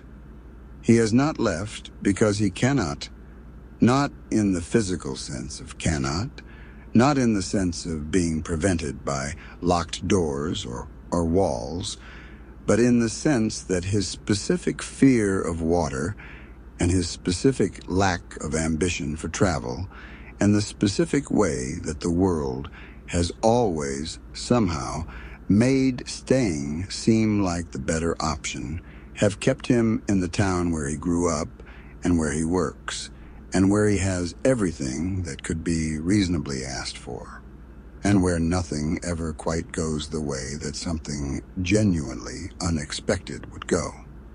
His wife is Meryl. Meryl works as a nurse, and she is cheerful and capable, and she loves Truman in the specific way that she has been directed to love Truman, with the consistency of a professional performance, with the warmth that the show requires, with the intimacy of a long marriage enacted, with the precision of someone who has rehearsed the intimacy. She holds products when she talks about them. Not ostentatiously, not in a way that would be legible to someone looking for it from inside the show's world, but in the specific way that a person holds a product when they are being paid to hold a product, with a slight habitual emphasis on the brand and the quality, a slight turn toward the camera that is not a turn toward the camera in the ordinary sense, because there are cameras everywhere and any direction could be toward the camera. She says things about the products she is holding in the specific cadence of advertising copy. Not advertisements, not the formal register of a commercial, but the informal register of a person who is always, subtly, performing the endorsement. His best friend is Marlon. Marlon has been Truman's best friend since childhood. Since the childhood that was staged for the show, since the first day of school and the first meeting of these two boys who became best friends in the way that boys become best friends when they are young, which is to say they became best friends because that is what was scripted. Marlon is one of the show's most difficult roles. The best friend, the person who is closest to Truman without being family, the person who hears things that wives do not hear, and who is available for the specific kind of conversation that best friends have at the edge of a lake with 2 beers, the conversations about life and meaning, and what you want and what you have. He is good at it. He has been doing it for 30 years, and he is very good at it. And there are moments in the conversations at the edge of the lake where the goodness has a quality and that is not entirely performance, where the sustained intimacy of 30 years of enacted friendship has produced something that is not reducible to the enacting, something that functions like real friendship because it has been present long enough to accumulate the specific weight that only time produces. Above Sea Haven, in a control room that would have been extraordinary to anyone who got to see it, is Christoph. Christoph is the creator of The Truman Show, the show's director, showrunner, architect, and prime mover, the person who conceived of the project and has been running it for 30 years with an intensity of personal investment that goes beyond the professional.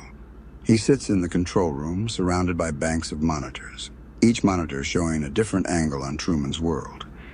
And he directs the show with the specific authority of someone who has had absolute creative control for 3 decades and who has used that authority to produce something that is, by the measures available to him, the greatest success in the history of his medium. He loves Truman. He says this, and the saying of it does not seem to him to be contradicted by anything he does. The control room is the film's second world, the world behind Truman's world, the world of the apparatus that produces Truman's world. We see it often. We see Christoph directing, calling for specific weather, adjusting the lighting, directing the supporting cast, managing the enormous technical operation of a continuous live broadcast on a scale that no one has attempted before. We see the monitors showing every angle of Sea Haven simultaneously. We see the technicians who maintain the illusion, and the producers who manage the commercial relationships, and the operators who control the 1,000 hidden cameras. The control room has the quality of a place where a great deal of power is exercised with the ease of long practice, where the decisions are made quickly and the decisions are implemented immediately, because the machinery for implementing them is always ready, and the authority that made them is unchallenged. The show has been broadcast continuously since Truman's birth. There are no commercial breaks in the usual sense. The products are woven into the fabric of Truman's life, into the things he uses and the things his wife mentions, and the things visible in the background of every scene. The audience watches at all hours. There are viewers who watch specific times of day, who watch Truman's morning, or Truman's commute, or Truman's lunch, and there are viewers who watch everything, who have organized their lives around the show, who know Truman's habits and preferences and history better than they know many people in their own lives. The show is 30 years old, and it is the defining cultural artifact of its era, the thing that everyone has seen, and everyone has an opinion about, and everyone returns to in the specific way of things that are always present in the culture, that are the water that a certain generation of television watchers swam in. The cracks begin small. Truman is walking to work in the morning along his regular route when a light falls from the sky. A light, a stage light, one of the enormous fixtures that provide the artificial sun of the domed sky, comes loose from the superstructure and falls into the street in front of him, with a sound and an impact that are inconsistent with what a falling object from the open sky would produce, that are consistent with what a falling stage fixture would produce if it fell from a mounting point a few hundred feet directly overhead rather than from many miles above. He looks at it. He looks up at the sky from which it fell. The sky looks the same as it always looks. He picks up the light and reads the label on it. Sirius, the name of the star. He puts it in his car. He goes to work. He does not go to work in quite the way that he usually goes to work, because the quality of his attention has shifted slightly in the direction of things that are not the usual direction of his attention. The radio in his car malfunctions. It does not malfunction in the ordinary way of a radio that is receiving poor signal or that has a mechanical fault.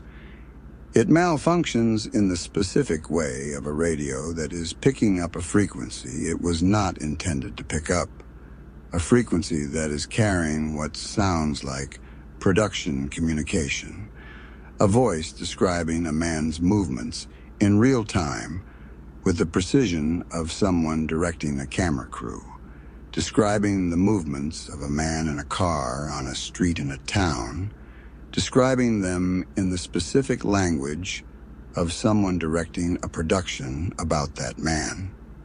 The description matches Truman's movements exactly. He hears himself described. He changes the station and the production frequency goes away. He sits in traffic, and he is very still in the way of someone who has just received information that they do not know what to do with yet. He goes to work. He goes to work in the ordinary building where he works, with the ordinary colleagues who are the ordinary colleagues they have always been, and he is Truman Burbank at his desk, doing the ordinary work of an insurance company employee, and the ordinary quality of it has acquired, since the light and the radio, a slightly different texture. Not a different texture he can name or address, but the texture of something that feels slightly like it is being observed, slightly like the room has a quality of attention that it did not previously have, or that he did not previously notice. He thinks about Sylvia. He has been thinking about Sylvia for many years. Since college, since the specific night in the library when he met a girl who was not in the show, who was not one of Christoph's performers, who was a real person, who had somehow gotten past the show's selection process and into the world of the production, and who sat down across from him in the library, and who was in the way of real people who have not been prepared and directed for their interactions with a specific person entirely genuine. Her name was Sylvia. She told him things, specific things about his situation, attempts to tell him what was happening to him, attempts that were cut short by the show's production team responding to the breach with the specific urgency of a production protecting its prime asset from the one type of information that would be most dangerous for him to receive. She was taken away from him in a story the show produced, a story about a father leaving for the South Pole, about her being taken away by her father against her will, a story that was visible to the audience as a production response, and that was visible to Truman as the loss of a person he had just begun to know and already loved. He has a map of Fiji. He has been keeping in secret a composite photograph of a woman assembled from fashion magazine pieces, the eyes from one photograph, and the hair from another, and the mouth from another, assembled into the approximate image of the woman he spent one evening with in a library 30 years ago, and who has been the specific shape of everything he has wanted and has not been able to have since. Fiji is where her father took her, according to the story. He has been meaning to go to Fiji for 30 years, in the way that people mean to do things that the world around them has systematically made impossible. And the meaning to go to Fiji is the form that his desire for Sylvia has taken in the years since she was taken away. Not a plan, not an intention that has produced action, but a kind of emotional placeholder for the specific life that he wanted and did not get to have. He tries to leave Sea Haven.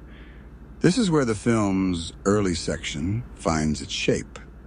Truman begins in small ways to test the world around him, to press against the edges of his world, to move in the directions that he has always been discouraged from moving. He drives toward the highway. There is a traffic jam on the highway, an immediate and specific traffic jam, produced in real time by the production responding to his movement. Cars appearing from nowhere to block the road in the specific way of an obstacle that has been placed rather than a traffic jam that has formed. He turns around. He tries a different road, a forest fire. He turns around. He tries to buy a ticket to Fiji at the travel agency, and the travel agent has photographs of plane crashes and a sincere concern for his safety in the air and statistics about air travel that the travel agent delivers with the specific energy of someone who has rehearsed this moment and who is deploying it now that the moment has arrived. He tries the ferry to the mainland, the ferry that crosses the water between Sea Haven and whatever is beyond Sea Haven, the ferry that Truman could take if he could make himself get on it, if his fear of water were less than his desire to cross it. The fear of water was given to him by the show, produced by the show in his childhood, by the staging of a drowning incident that killed the man who played his father, and that left Truman with a phobia, and that has been one of the most reliable mechanisms of his containment. He stands at the ferry's edge, and the water is there, and the fear is there, and the combination of the two is the specific quality of something that has been placed in him rather than grown in him, something that is his fear, in the sense that he genuinely feels it. But that is not his fear in the sense that it was given to him by a production that needed him to be afraid of water. He does not get on the ferry, not yet. The anomalies accumulate. He begins to notice things, not all at once, not in a revelation, but in the slow accumulation of the kind of evidence that a person notices when they begin to be paying attention to something they were not paying attention to before. The same people walk past his house at the same times. The cars on his street make the same circuit every morning. His neighbor is raking the same leaves at the same time every day. The pattern of his world, which he has always inhabited as a world rather than observing as a pattern, begins to be visible as a pattern. Not conclusively, not in a way that produces certainty, but in the way of something that has been there all along and that the eye finally finds once it has been given a reason to look for it. He tells Marlin. He sits at the edge of the lake with 2 beers in the way that Truman and Marlin always sit at the edge of the lake with 2 beers, and he says what he has been accumulating. The light from the sky, the radio frequency, the traffic jams, the feeling of being watched, the sense that the world around him is performing rather than simply being. He says it not as a conclusion, but as a set of observations, and that he cannot fit into any model he has for how the world works. Marlin listens. Marlin performs the listening of a best friend hearing something difficult. The concern and the thoughtfulness and the careful response that the show has prepared him to give. And then he says the thing that the show has prepared him to say. The thing that redirects Truman away from the direction he is moving. The thing that makes Truman's observations feel like symptoms rather than perceptions. He says, maybe you need to get out more. He says it with the warmth of someone who loves you and means only the best for you. He delivers it perfectly. It almost works. It almost works because Truman wants it to work. He wants the explanation to be internal rather than external. He wants the problem to be in him rather than in the world. Because the problem being in the world would be worse, would be a much stranger and much larger and much harder to manage problem than the problem of a person who needs to get out more. He holds Marlin's reassurance for a while. He returns to the ordinary rhythms of his ordinary life with the specific quality of someone who has chosen, for now, to believe the reassurance, and the choosing is visible in everything he does. It has a slightly effortful quality, the quality of a performance that resembles the original, but that the original did not require effort to produce. And then his father appears on the street. His father, who drowned when Truman was a boy, who has been dead for 30 years in the story of Truman's life, is standing on the street of Sea Haven in a disheveled state, looking at Truman with the specific expression of a person who has been trying to get somewhere and who has finally arrived. The production scrambles. People rush in from the edges of the frame to collect the actor who plays Truman's father, who was supposed to be gone from the production, who was supposed to have left, who has returned to the set for reasons the production is not entirely certain of, and they take him away, and the moment is over as quickly as it began. But Truman saw him. Truman looked at his dead father standing on the street of the town where his father drowned, and something shifted in Truman that was not going to shift back. The specific quality of Truman's daily life, before the cracks in the years of his unexamined contentment, is what the film establishes in its early passages with the care of a portrait, rather than the efficiency of a setup. Truman is not miserable. This is the most important thing about him in the film's first act, and it is the thing that makes the film's philosophical argument harder and more honest than it would be if he were obviously suffering.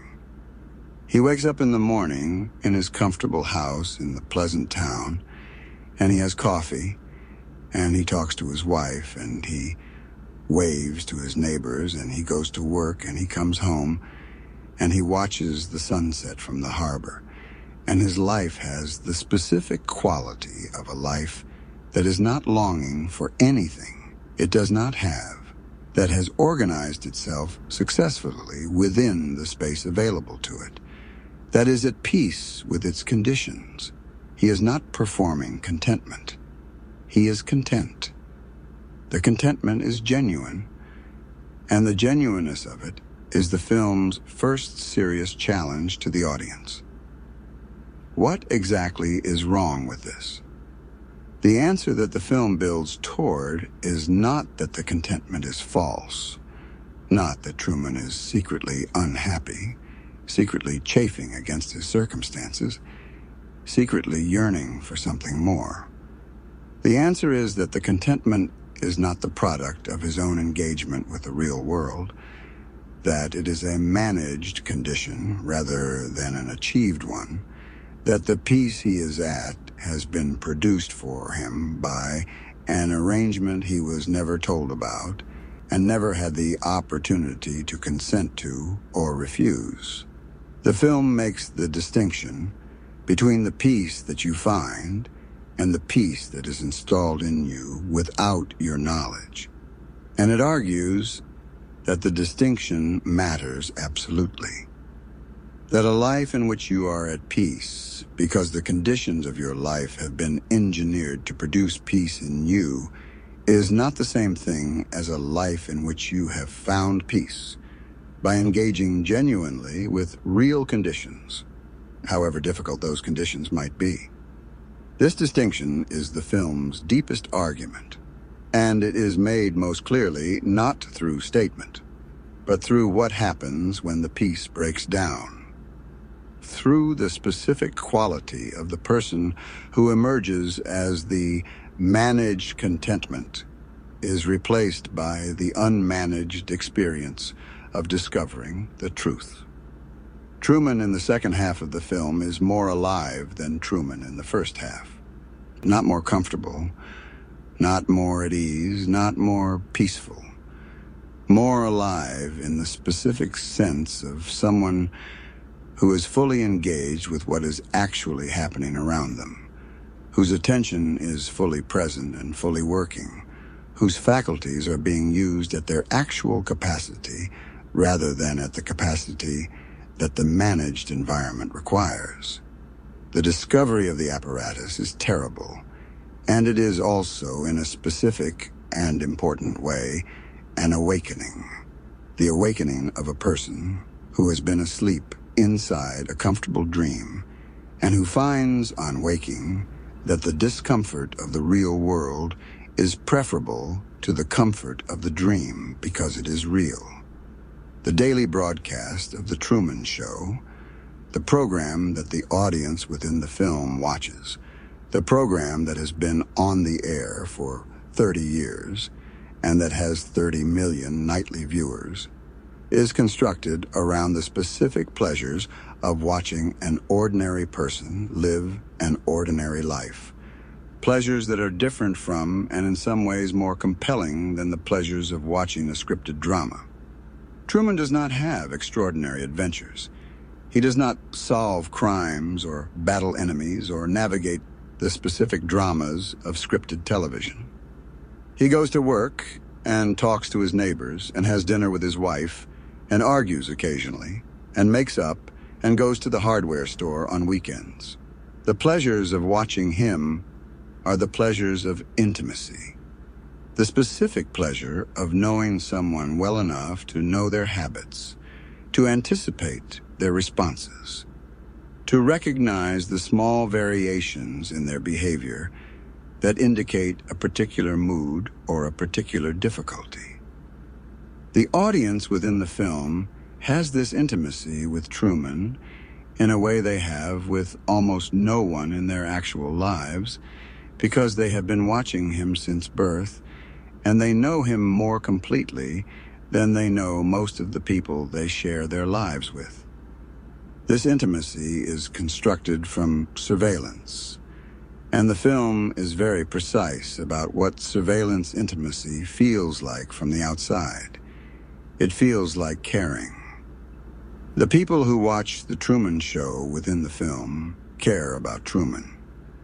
They worry about him when things go wrong. They are happy for him when things go well. They feel, with the specific directness of feelings that have been reinforced over many years, that Truman is someone they know, that his well-being matters to them, that they are invested in his story. The caring is genuine. The caring is also the thing that makes the watching possible. The caring provides the justification for the watching.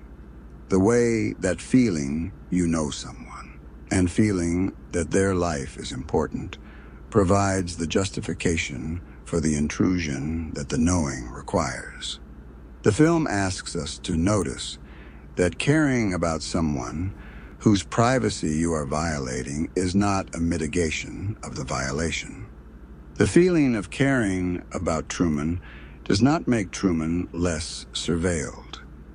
The weather in Sea Haven is one of the film's most quietly effective details, the way that the weather can be controlled, that the specific blue of a sunny morning and the specific gray of a rainy afternoon are produced on demand by the production's lighting and sound systems, that the clouds that build over the dome are machines rather than meteorology.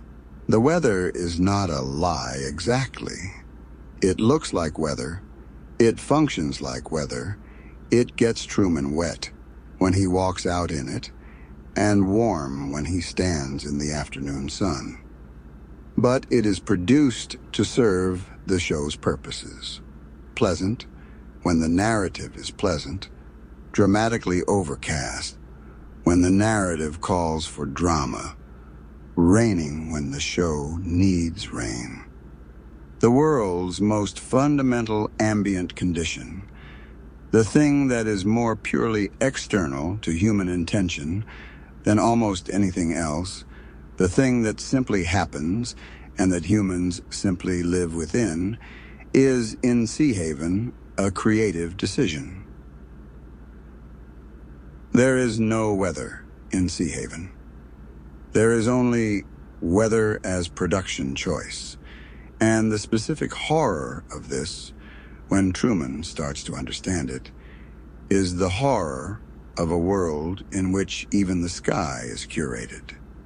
The harbor is Truman's specific geography of longing, the place where he goes in the evenings, where he stands and watches the sunset over the water, where the view extends beyond the town to the horizon, and the horizon is the edge of the visible world. And what is beyond the horizon is, in his imagination, everything that is not Sea Haven, everything that is out there waiting to be found. He goes to the harbor because it is the place in the town that looks most like an edge, most like a limit, most like the beginning of something else. The harbor is the place where the dome's illusion is most precisely maintained. The sea that extends from the harbor's edge is a sea in a dome, a body of water whose far shore is the dome's interior wall, dressed as a coast, whose horizon is a painted backdrop, whose sunset is a programmed lighting event. The longing that Truman feels at the harbor is real. The thing he is longing toward, the beyond, the out there, the world on the other side of the water, is there, but not in the direction he is looking. It is above him. It is through the dome. The night that Truman escapes, the night of the sleeping bag and the figure under the blanket and the passage through the backstage, is the film's most carefully constructed sequence in terms of its practical mechanics. And the mechanics matter because the mechanics are what give Truman's escape its specific quality of genuine ingenuity. He did not escape by accident. He did not escape because the production slipped up and left a door open. He escaped because he was smart enough to understand the shape of the apparatus well enough to find the gap in it.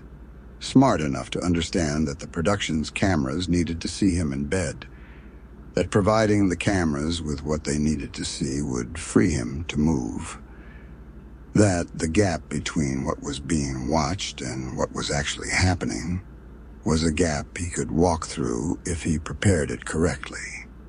The figure under the blanket is the film's image of the difference between the appearance of a person and the person themselves.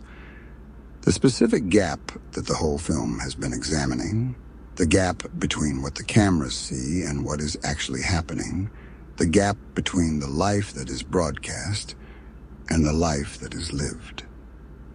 The blanket figure is the show's Truman, the Truman that the cameras are watching, and the real Truman is somewhere else entirely, which is the situation the film has been describing from the beginning in the other direction.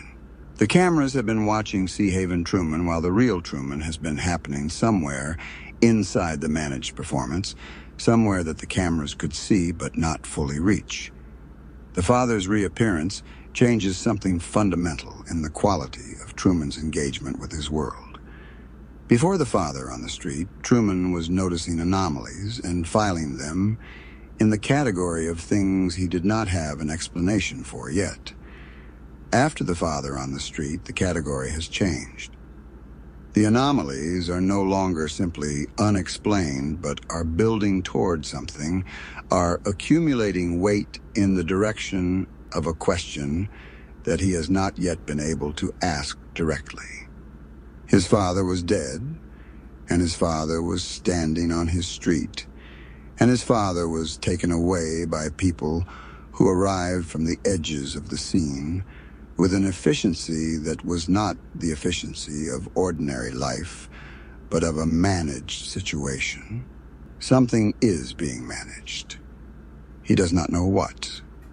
But the management is visible now in a way it was not visible before, and the visibility is not going to become invisibility again. He begins to test more deliberately.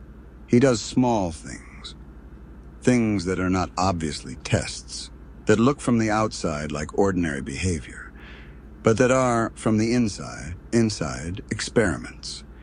He turns left when he usually turns right.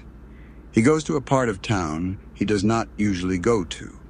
He crosses streets at angles rather than at the corners.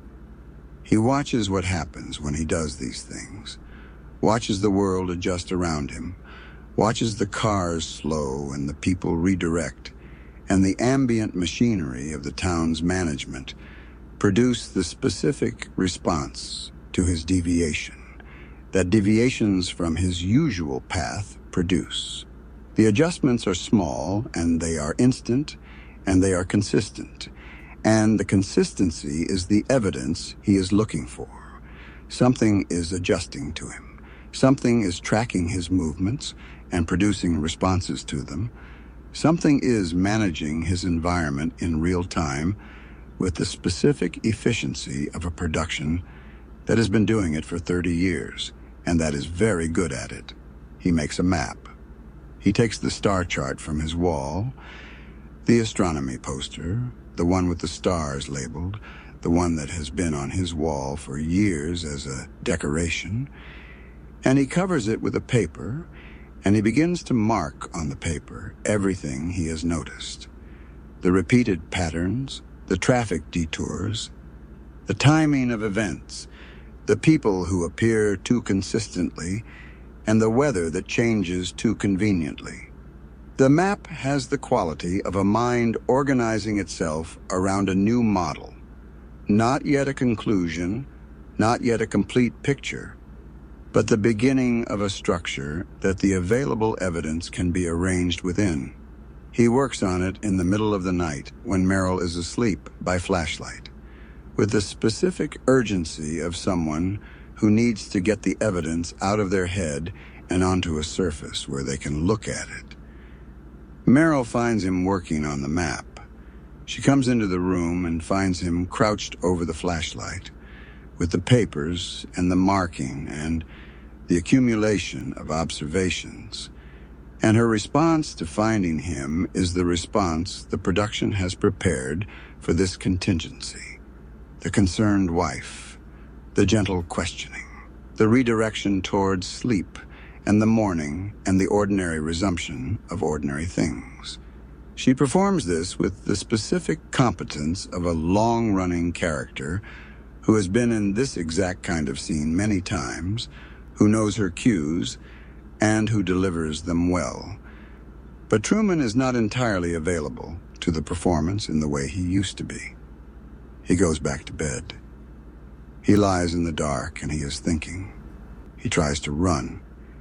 He gets in his car in the middle of the night and he drives with an urgency that the show's cameras follow and that the show's production responds to with its full capability, with the entire apparatus of traffic management and road closures and produced obstacles that has always been available, but that has rarely been needed at this scale or at this hour. The production throws everything at it. The forest fire returns. The nuclear power plant evacuation, the traffic jam, the specific array of obstacles that the production can produce at night in a dome that has been built to contain exactly this kind of event. Truman drives through as much of it as the car can drive through, and then he is stopped, and then he turns around, and the turning around has the quality of a temporary rather than a permanent stopping of something that has been deferred rather than abandoned. The conversation with Merrill in the kitchen the next morning has the specific quality of a conversation that has moved past the management of anomalies into something more direct. Truman is not entirely willing to perform the version of himself that the production needs him to perform anymore. The performance gaps are small, but they are there. Moments when he is slightly more pointed than the script of the ordinary Truman morning would call for. When the questions he asks have a quality of genuine inquiry rather than conversation. When the product placement in Merrill's speech lands with a different resonance than it used to land. Because he is listening to it now with the ear of someone who is looking for exactly this kind of thing. Merrill does not crack. She is a professional, and she does not crack. But the conversation ends differently than it should have ended, and they both know it ended differently, and the knowing is present in the room with them when the scene is over. Sylvia watches. Outside the dome, somewhere in the real world, somewhere in the world that is not Sea Haven and not the control room, but the ordinary world of apartments and television sets, Sylvia is watching the Truman Show the way she has been watching it for years, which is with the specific quality of someone who watches with divided attention. One part of the attention on Truman, as the person she met in a library 30 years ago, and who she has thought about since. And the other part on the production, on what Christoph is doing, on the management and the manipulation that she can see from outside the dome and that Truman cannot see from inside it. She is part of a movement to free Truman, a movement of people who believe the show is wrong, who believe that a man's life cannot ethically be a product without his knowledge or consent, who have been advocating for the show to end and for Truman to be told what his situation is. She watches every episode with the specific attention of someone who is waiting for the moment that she believes is coming, the moment when Truman begins to figure it out. Christoph watches too, and Christoph's watching is different from Sylvia's watching. He watches with the attention of a creator watching his creation. The specific attention of someone who has been involved with the work for so long that the boundary between the work and himself has become porous, who does not entirely know anymore where the work ends and the person begins. He loves Truman. He says this, and the film does not simply dismiss the claim. It holds it alongside everything else Christoph does and invites the audience to determine what the love consists of.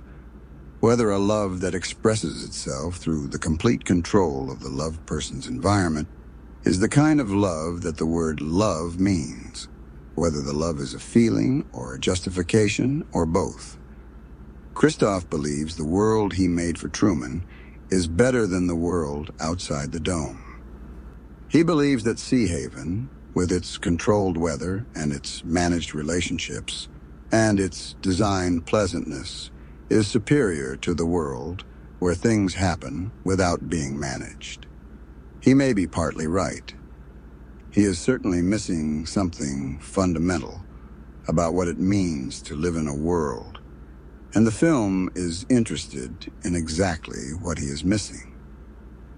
The breaking point.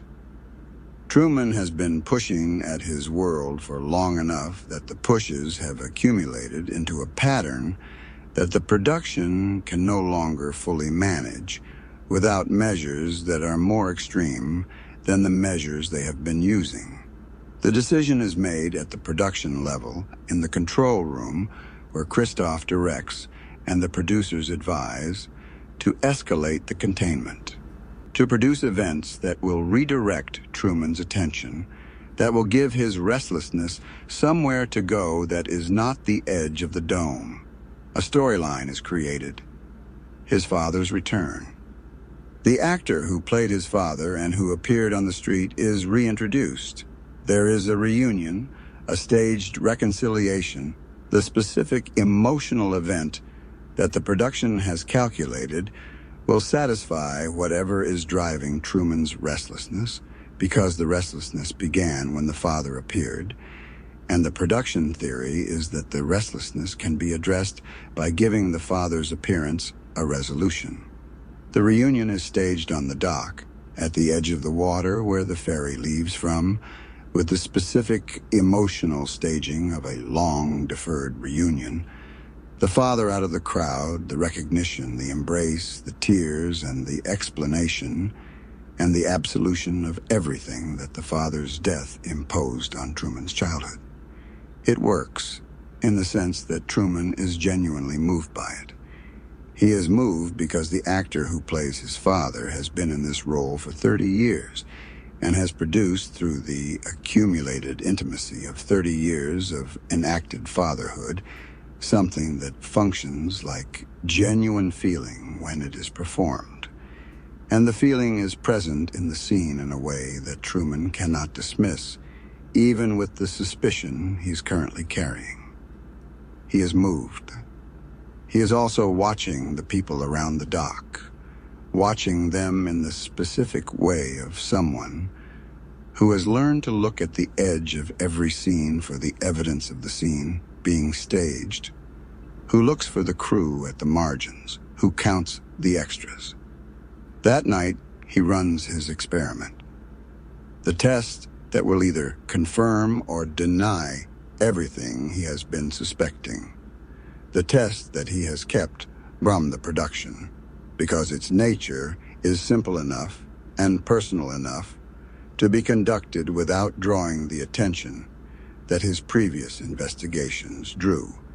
He has been sleeping in his bed, his ordinary bed, in his ordinary position, and then he has not been sleeping. He has been lying still in the dark, waiting for Merrill to sleep. And when Merrill is asleep, he has been leaving the bed and going to the living room, and from the living room to the stairs, and from the stairs to a specific point in the basement, and from the basement to a passage in the back of the building, a passage that the dome's internal architecture contains, a passage that is not on any map that the production has given him, but that he found by following the specific logic of the building's structure. The logic that says that a building of this depth must have more space than its visible floor plan accounts for. He does not use the passage immediately. He uses it to confirm that the passage exists, and then he leaves the way he came, and he goes back to bed and lies there in the dark with the confirmation. The passage is real. The house has space that is not accounted for. The building contains something that is not in the official version of the building. He lies in the dark, and he is very still, and the quality of his stillness has shifted. It is not the stillness of a person at rest, but the stillness of a person who has decided something and who is waiting for the right moment to act on the decision. He fools them. He constructs a figure in his bed, pillows, and a shape under the blanket, the approximate form of a sleeping person in the dark, the kind of construction and that is visible to a camera observing from above as a person in a bed, that satisfies the camera's need for evidence of his presence. He constructs it at 3 a.m. when the production's coverage is at its lightest, when the cameras that watch his bedroom are seeing what they expect to see, when the control room has settled into the late-night rhythm of monitoring a sleeping subject. He uses the passage, he goes under the building, and he comes out somewhere that is not his house, somewhere that is behind the scenery, behind the walls, in the space between the performance of Sea Haven and the structure that produces it. He is in the backstage of his own world. He walks through it, through the corridors, behind the walls, through the infrastructure of the set, through the spaces where the cables run and the lighting rigs are mounted and the mechanisms of the dome's daily performance are stored and maintained. He finds a door in a cliff, the cliff at the edge of the sea, the far reach of the dome, the wall of the soundstage, dressed as a cliff above the water, has a door in it, a fire exit, an actual door in the wall of the world he has always lived in. And the door is the most extraordinary thing he has ever seen, because it is simultaneously the most ordinary object in the world and the most extraordinary thing he has ever encountered. A door in a cliff. He opens it. On the other side of the door are stairs. The stairs go up through the interior of the dome wall, through the steel and the cable and the structural material that the dome is made of, up toward the dome's ceiling and the real sky above it. He climbs the stairs. He climbs through the infrastructure of the world that was made for him, through the stuff that the sky is made of when the sky is not the sky, and the climbing has the quality of something that cannot be undone. Each step taking him further from the version of himself that did not know he was doing this, closer to the version of himself that has done it and cannot undo it. He reaches the top. He reaches the curve of the dome's interior ceiling, and he is walking along the inner surface of the sky, the painted sky of his whole life, the blue and the white and the specific quality of light that was always the sky, and that is, up close, paint on a curved surface. He walks along the painted sky of Sea Haven, with one hand on the surface, his fingers trailing through the painted blue, and the walking along the sky has the quality of something that should not be possible and is possible, and whose being possible changes everything. He finds the other door, the exit, the door that is set into the curved wall of the dome at the horizon line, the door that is the edge of the world he knows, the door that opens onto whatever is on the other side, the door that is the boundary between the world that was made for him and the world that was not. He stands at the door. He puts his hand on it. He stands at the door for a moment in the way that a person stands at a threshold that they understand is genuine, that once crossed cannot be uncrossed, that marks the specific boundary between the person they were on this side and whoever they will be on the other. Christoph speaks. The sound system in the dome, which can produce weather and music and ambient sound, and which has produced the world's audio environment for 30 years, carries Christoph's voice from the control room to Truman at the threshold, carries it as the voice of a god addressing a man who is standing at the edge of the world. Christoph speaks to Truman directly for the first time. He says Truman's name. He says that he knows it is difficult to understand what Truman has discovered. He says that the world outside is worse than the world inside. That the outside world is full of danger and deception and the specific horrors of a world that is not designed with your well-being in mind. That Sea Haven is better. That what he made for Truman is the best that anyone could make. He says it with the sincerity of someone who has been thinking about this argument for 30 years and who believes it completely. Truman says, "In case I don't see you, good afternoon, good evening, and good night." He bows. The bow is gracious and complete. He opens the door. He walks out. Some of them cry, some of them cheer. Sylvia runs. They do not speak when they meet. What comes after is not the film's subject. The getting there is the film. What comes after is Truman's. The pathos is more subtle. The life that was made for him was, in its way, good. It was not cruel. It was not designed to make him suffer. He is a person who believes that what he has built is good, and the belief is not delusional. It has evidence. Sea Haven is pleasant. Truman is, until the cracks appear, content. It does not matter how good the world he made is. It does not matter how pleasant and how managed and how safe.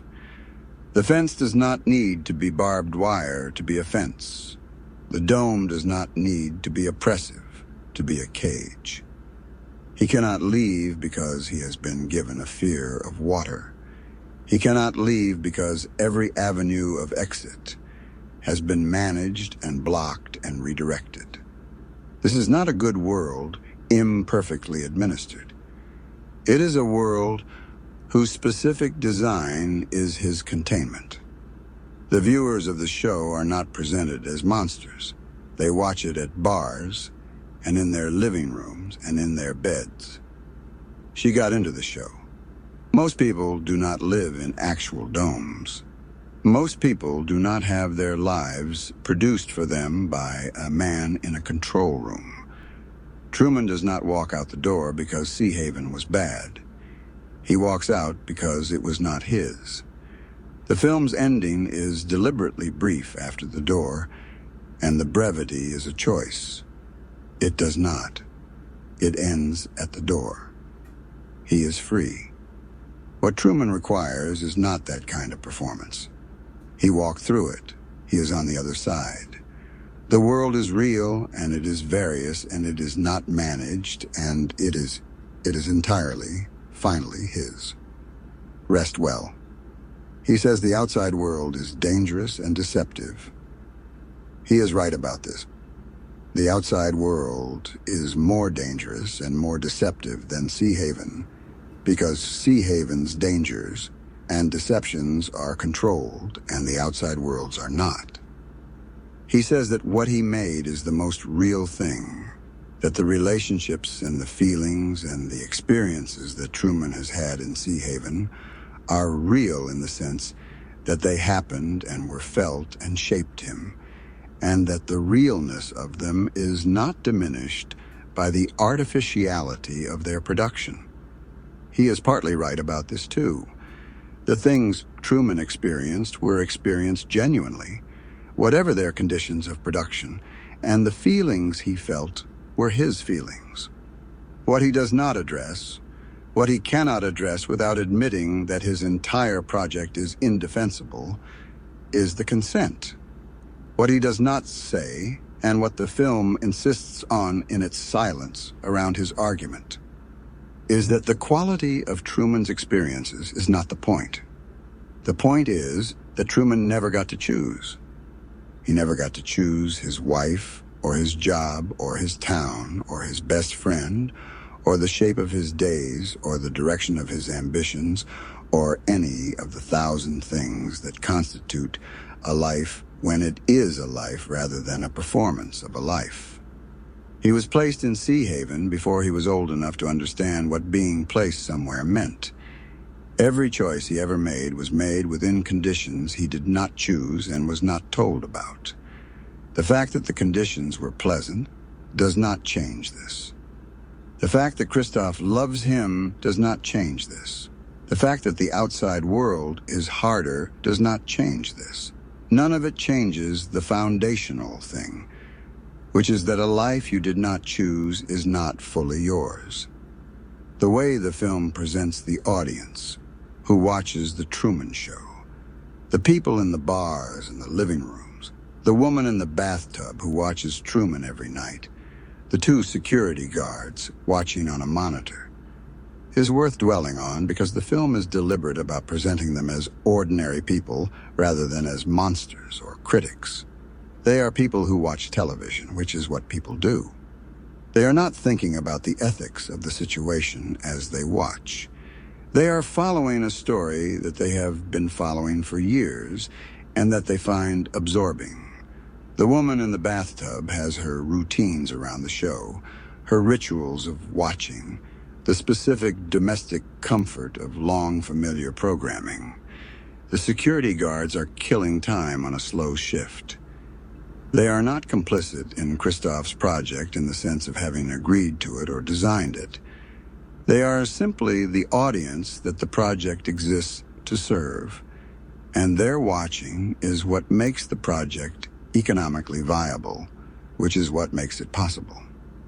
The film's implication is that the watching is the thing, that the audience's willingness to watch is what sustains the violation, that every person who tunes in is providing the commercial justification for the continuation of a project that has taken a man's life and made it a product. This is not comfortable. The film is sitting in a cinema while delivering this message. The people watching the Truman Show inside the film are watching a film. The parallel is not accidental. The film is asking its audience to think about what they are doing when they watch, about the specific ethics of spectatorship, about the relationship between watching something and endorsing it, about whether enjoying something absolves the enjoyment of any moral content. It is not accusing the audience of being as bad as Christoph. It is asking the audience to sit with the discomfort of the question and to notice that the discomfort is real and that the reality of the discomfort is information. The film's visual language is precise and purposeful in a way that rewards attention. The cameras that observe Truman, the concealed cameras, the cameras in the buttons and the dashboard and the flowers in the rearview mirror, give the film a specific visual syntax that is different from ordinary filmmaking syntax. The angles are wrong in the specific way that a hidden camera's angle is wrong. Too close, too high, too low, through objects, in the specific positions that a camera occupies when it has been placed to be invisible, rather than positioned to be compositionally ideal. The film uses these wrong angles deliberately and consistently, so that the audience is always aware of the apparatus of observation, even when looking at ordinary scenes. The visual style enacts the film's subject. We are watching from hidden positions. We are in the role of the surveillance camera. We are seeing Truman from the angles that the show uses, and the angles are always slightly off because the relationship between observer and observed is always slightly wrong. The final sequence on the painted sky, Truman walking along the inner surface of the dome's ceiling with his hand trailing through the blue is the film's most purely cinematic image and also its most complete metaphor. He is walking on the sky. He is walking on the thing that has always been above him, the thing that has always been the limit of his visible world. And it is under his feet, and he is walking on it. And the walking on it is the most direct possible statement of what has happened to his relationship to the world he knew. The sky is a surface. The surface is walkable. He walks on it. The world that was above him is now beneath him. And the world that was impossible is now, step by step, traversable. The image is beautiful, and it is impossible. And it is also exactly right. The person who has been living under the dome has found a way to stand on top of it. Seahaven's design as a simulacrum of a specific kind of mid-century American idealism. The clean streets, the friendly neighbors, the stable employment, the tidy domestic arrangements is the film's most pointed cultural commentary.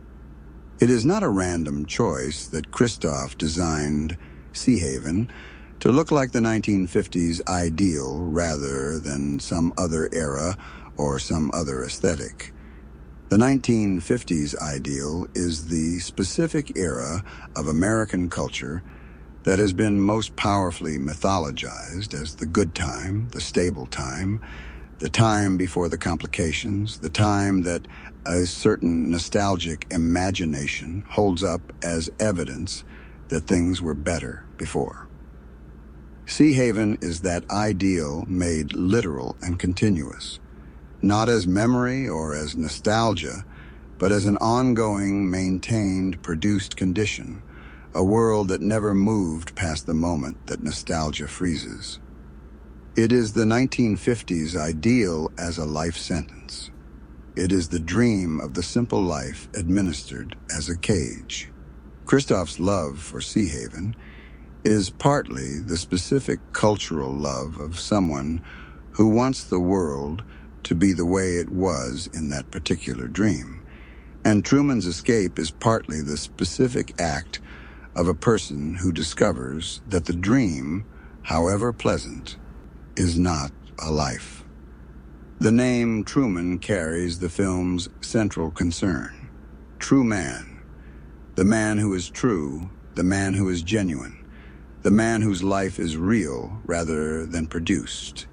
He was named by the show's creators with the specific irony: the truest man in Seahaven is the only person in Seahaven who does not know he is in a show, the only person who's not performing, the only person whose responses are genuine rather than directed.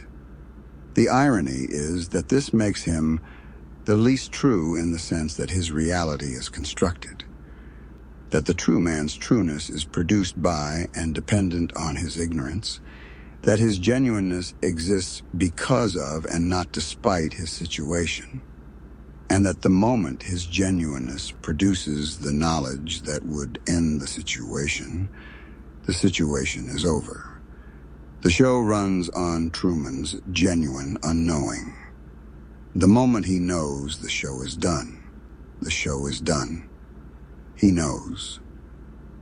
He walks out the door, and the show is done, and whatever comes next is not produced and not directed and not observed by 30 million people, and is genuinely, entirely, irreducibly his. He is, for the first time, true in the full sense of the name, not the ironic sense of a man who is genuine because he is ignorant, but the full sense of a man who has chosen his reality with full knowledge of the alternative, who has walked out of the comfortable dream into the actual world, and who owns that choice completely. The door is open. He is through it. The true man is finally, for the first time, free to be himself. The specific mechanics of how the show maintains its illusion across 30 years are worth examining because the maintenance is one of the most extraordinary logistical achievements the film describes.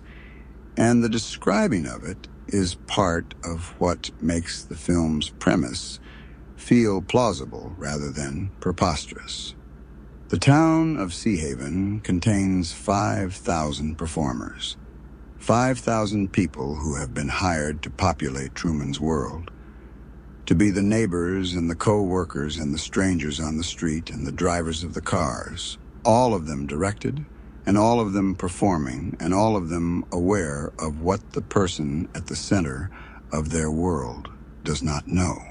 The management of this, the ensuring that no one slips, that no one tells him, that the wall of collective knowledge which surrounds him never develops a crack through which the truth can pass, is the management of a secret that 5,000 people are keeping, which is in ordinary experience the kind of secret that cannot be kept, that always has a weak link, that always finds the one person who talks.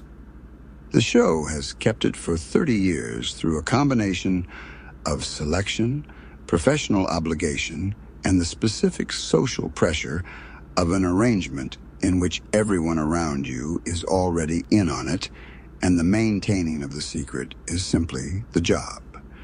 The performers have been vetted, the performances have been rehearsed, the contingencies have been planned for. When Sylvia breaks through the selection process and begins to tell Truman what he needs to know, the production responds in seconds with the specific efficiency of a system that was designed for exactly this kind of breach. A car arrives, a story is deployed, she is removed. When the actor playing his father wanders back onto the set after his dismissal, the response is equally swift. The apparatus is very good at containing its own disruptions, and the goodness of it is what has kept the secret for 3 decades. The Truman Show that exists within the film is also, by its own description, a technical miracle. The dome itself is the largest structure ever built, a physical enclosure large enough to contain a full town with water and weather systems and a working harbor and a visible horizon, a structure that required engineering solutions that did not exist before it was built and that had to be invented for the specific demands of the project. The dome is visible from space.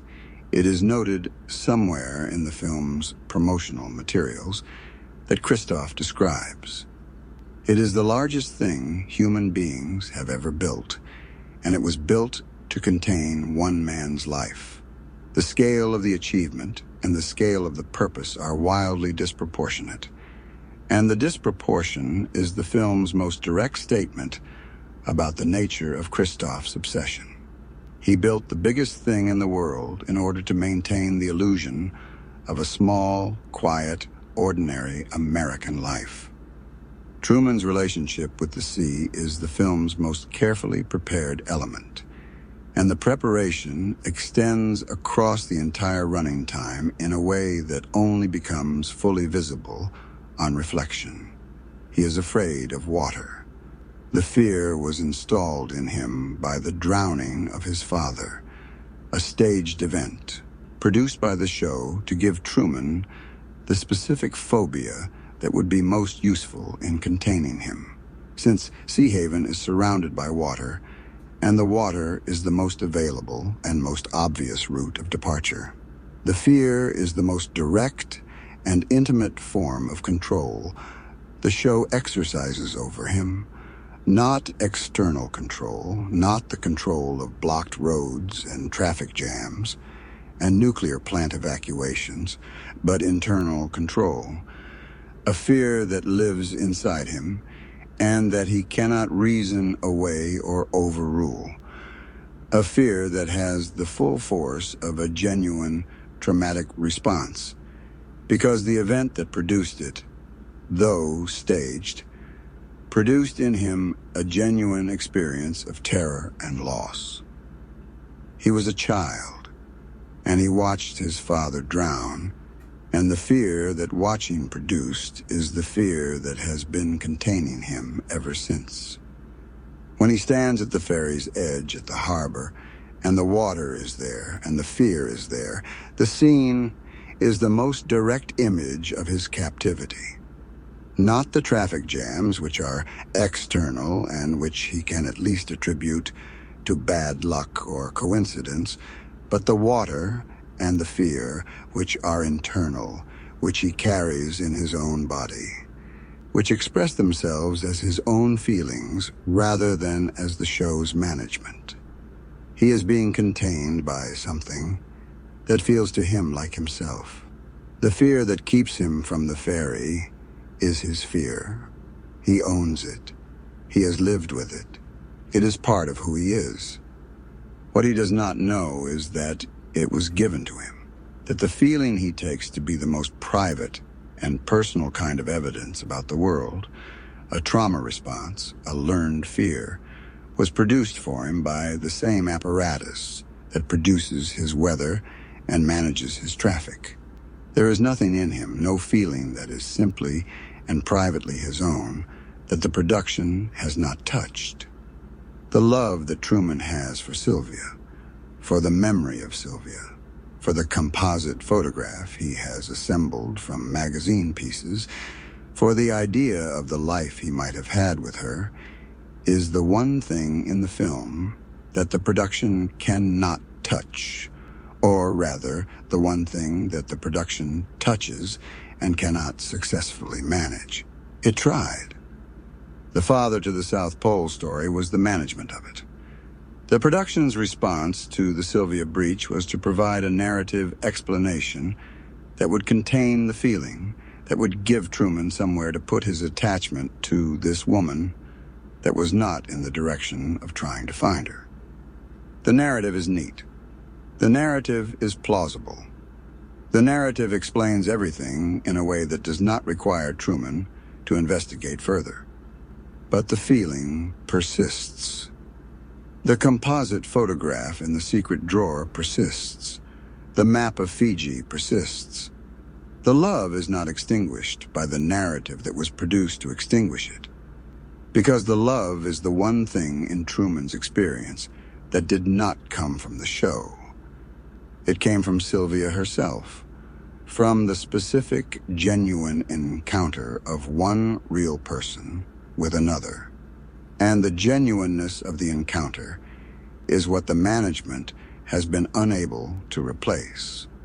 The show's commercial structure, the product placement, the branded goods that Merrill holds and mentions with the specific cadence of advertising copy, the Sea Haven economy that runs on embedded endorsements rather than conventional advertising breaks, is the film's most visually comic dimension, and the comedy is pointed.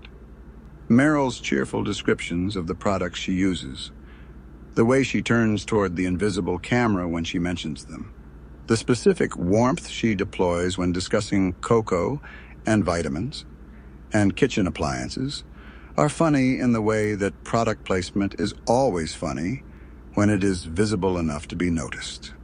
The gap between the fictional sincerity of the performance and the transparent commercial purpose of the content produces a specific absurdity that the film plays for. But the comedy is the film's lightest touch on a serious subject, which is the subject of what happens when ordinary life is made commercially productive. When the things you use and the things you say become advertising inventory. When the most private moments of a human life are available for corporate branding. The two people watching the show in the security booth near the end of the film, the guards who are supposed to be watching for something else but who are watching the Truman Show instead, who watch Truman discover the stairs in the dome wall and watch him walk toward the door, who say, "Go, Truman," in quiet voices as he approaches the exit, are the film's most generous image of the audience within the film. And they are generous because they want Truman to leave. They are viewers who have been watching long enough to want what is best for him rather than what is best for their continued viewing, who have arrived at the specific point of genuine investment, where the person you are watching matters more than the watching of them. They say, "Go, Truman." The film is moved by them. It is moved by the capacity that even surveillance intimacy has to produce genuine care. And it is also honest that the genuine care coexists with the watching that made it possible, and that the watching was wrong regardless of what it produced. Christoph's control room is a cathedral. The film shoots it this way deliberately. The enormous dark space, the ranks of monitors like votive candles, Christoph in the center, presiding over the instruments of his creation with the specific authority of a person who occupies the position of absolute creative power. He looks like what he is, a man who has spent 30 years being God in the most literal functional sense available to human beings, who has controlled the weather and the relationships and the economy and the moral landscape of a world that contains a person he cares about. The cathedral quality is the film making visible what Christoph's project actually is, not a television show, but a theology, not a program, but a cosmology, a world made in the image of what its maker thought a world should be, and maintained against entropy and accident by the constant exercise of his will. The problem with the theology is what the problem with most theologies is. The world's inhabitants did not consent to be created. The film that the film ends by leaving open, the film of what happens after Truman walks through the door, is not sentimental about what it will contain. The real world is harder than Sea Haven. The real world has weather that is not scheduled, and relationships that are not directed, and roads that are not cleared, and days that are not shaped by a producer who has Truman's best interest at heart. The real world has Sylvia in it, and Sylvia is real, and the real Sylvia will be different from the composite photograph in the secret drawer. Will be a full person with her own life and her own complications and her own 30 years of having been in the world rather than watching it. And the meeting of them will be the beginning of something that is genuinely uncertain, that could go any number of ways, that nobody is directing. The film does not promise that this will be better. It promises that it will be his. The uncertainty is the price of the choosing, and the choosing is worth the price. The name of the show, The Truman Show, is also the name of the film, and the identity of the names is the film's most transparent formal joke. We are watching The Truman Show. We have been watching The Truman Show. The name of the show we are watching is the name of the show they are watching inside the show we are watching, and the identity of the names is an invitation to notice what else is identical. To notice that we, the film audience, are in the same position as the show audience within the film, watching a man's life invested in his story, consuming his experience as entertainment. The invitation is not comfortable, and it is not meant to be comfortable. It is meant to produce the specific productive discomfort of a work that implicates its audience in its own subject, and that trusts the audience to sit with the implication rather than dismiss it. The film is called The Truman Show. We watched it. We watched it knowing what it was, and we are glad we watched it. That is the film's final provocation and its final gift, the thing it leaves with us when it ends.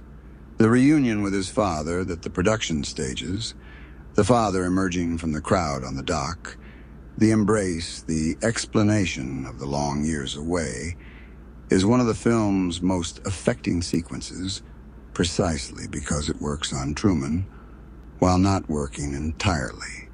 He is moved by it because the actor has spent 30 years in this role and brings to the reunion the accumulated investment of those years.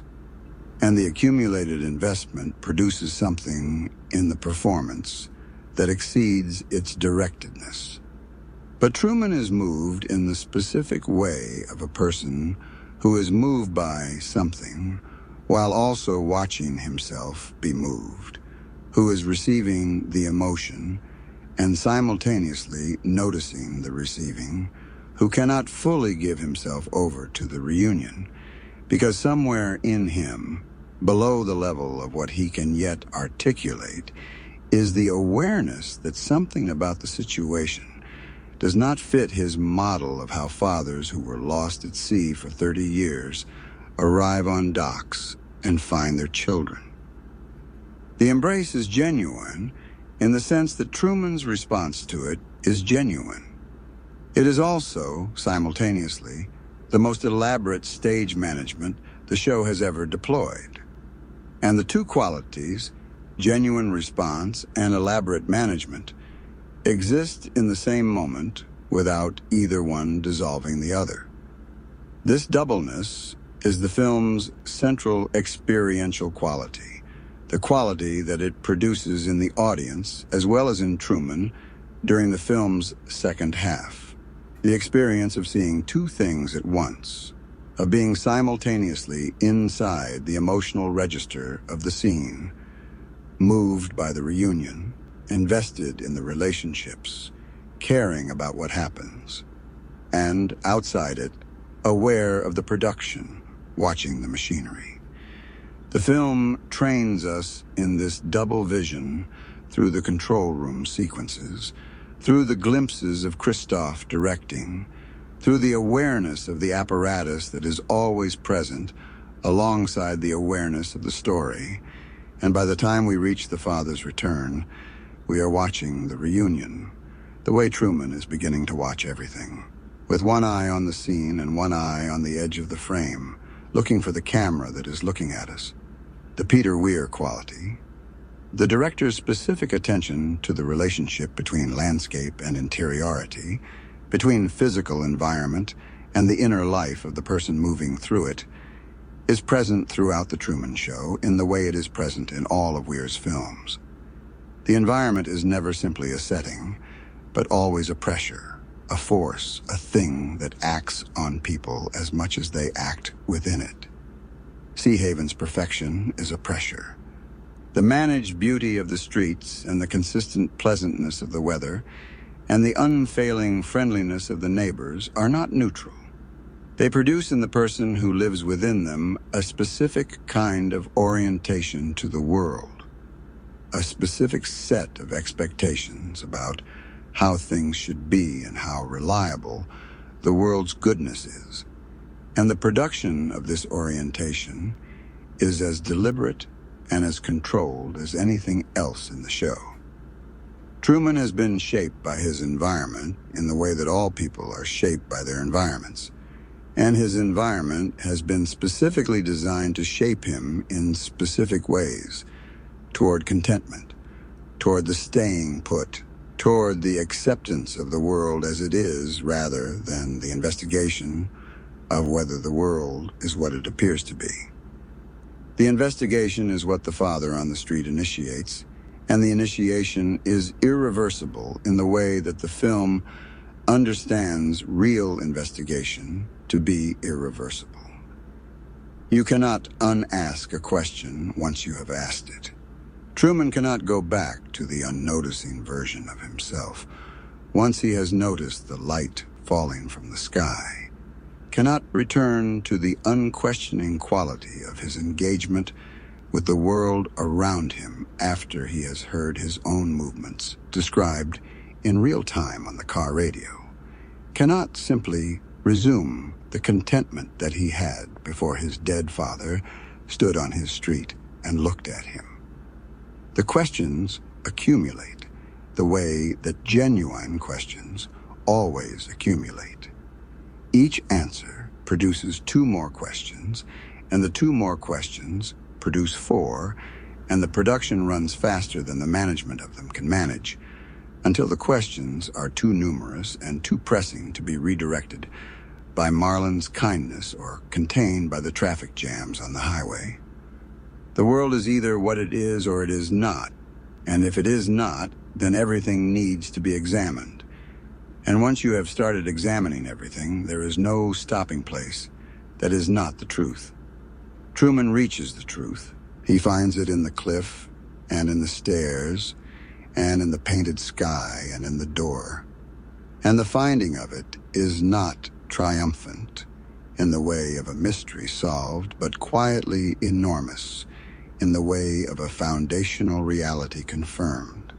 The kind of confirmation that does not produce relief, but produces the specific quality of a person who has just learned something so large that all the ordinary mechanisms for processing information are temporarily overwhelmed, and they simply have to stand with what they know and let it settle.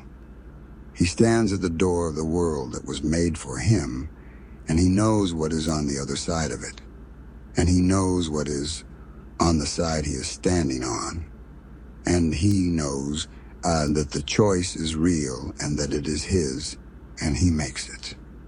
He opens the door and he steps through. It is not the loudest moment in the film. It is the most complete. Rest well.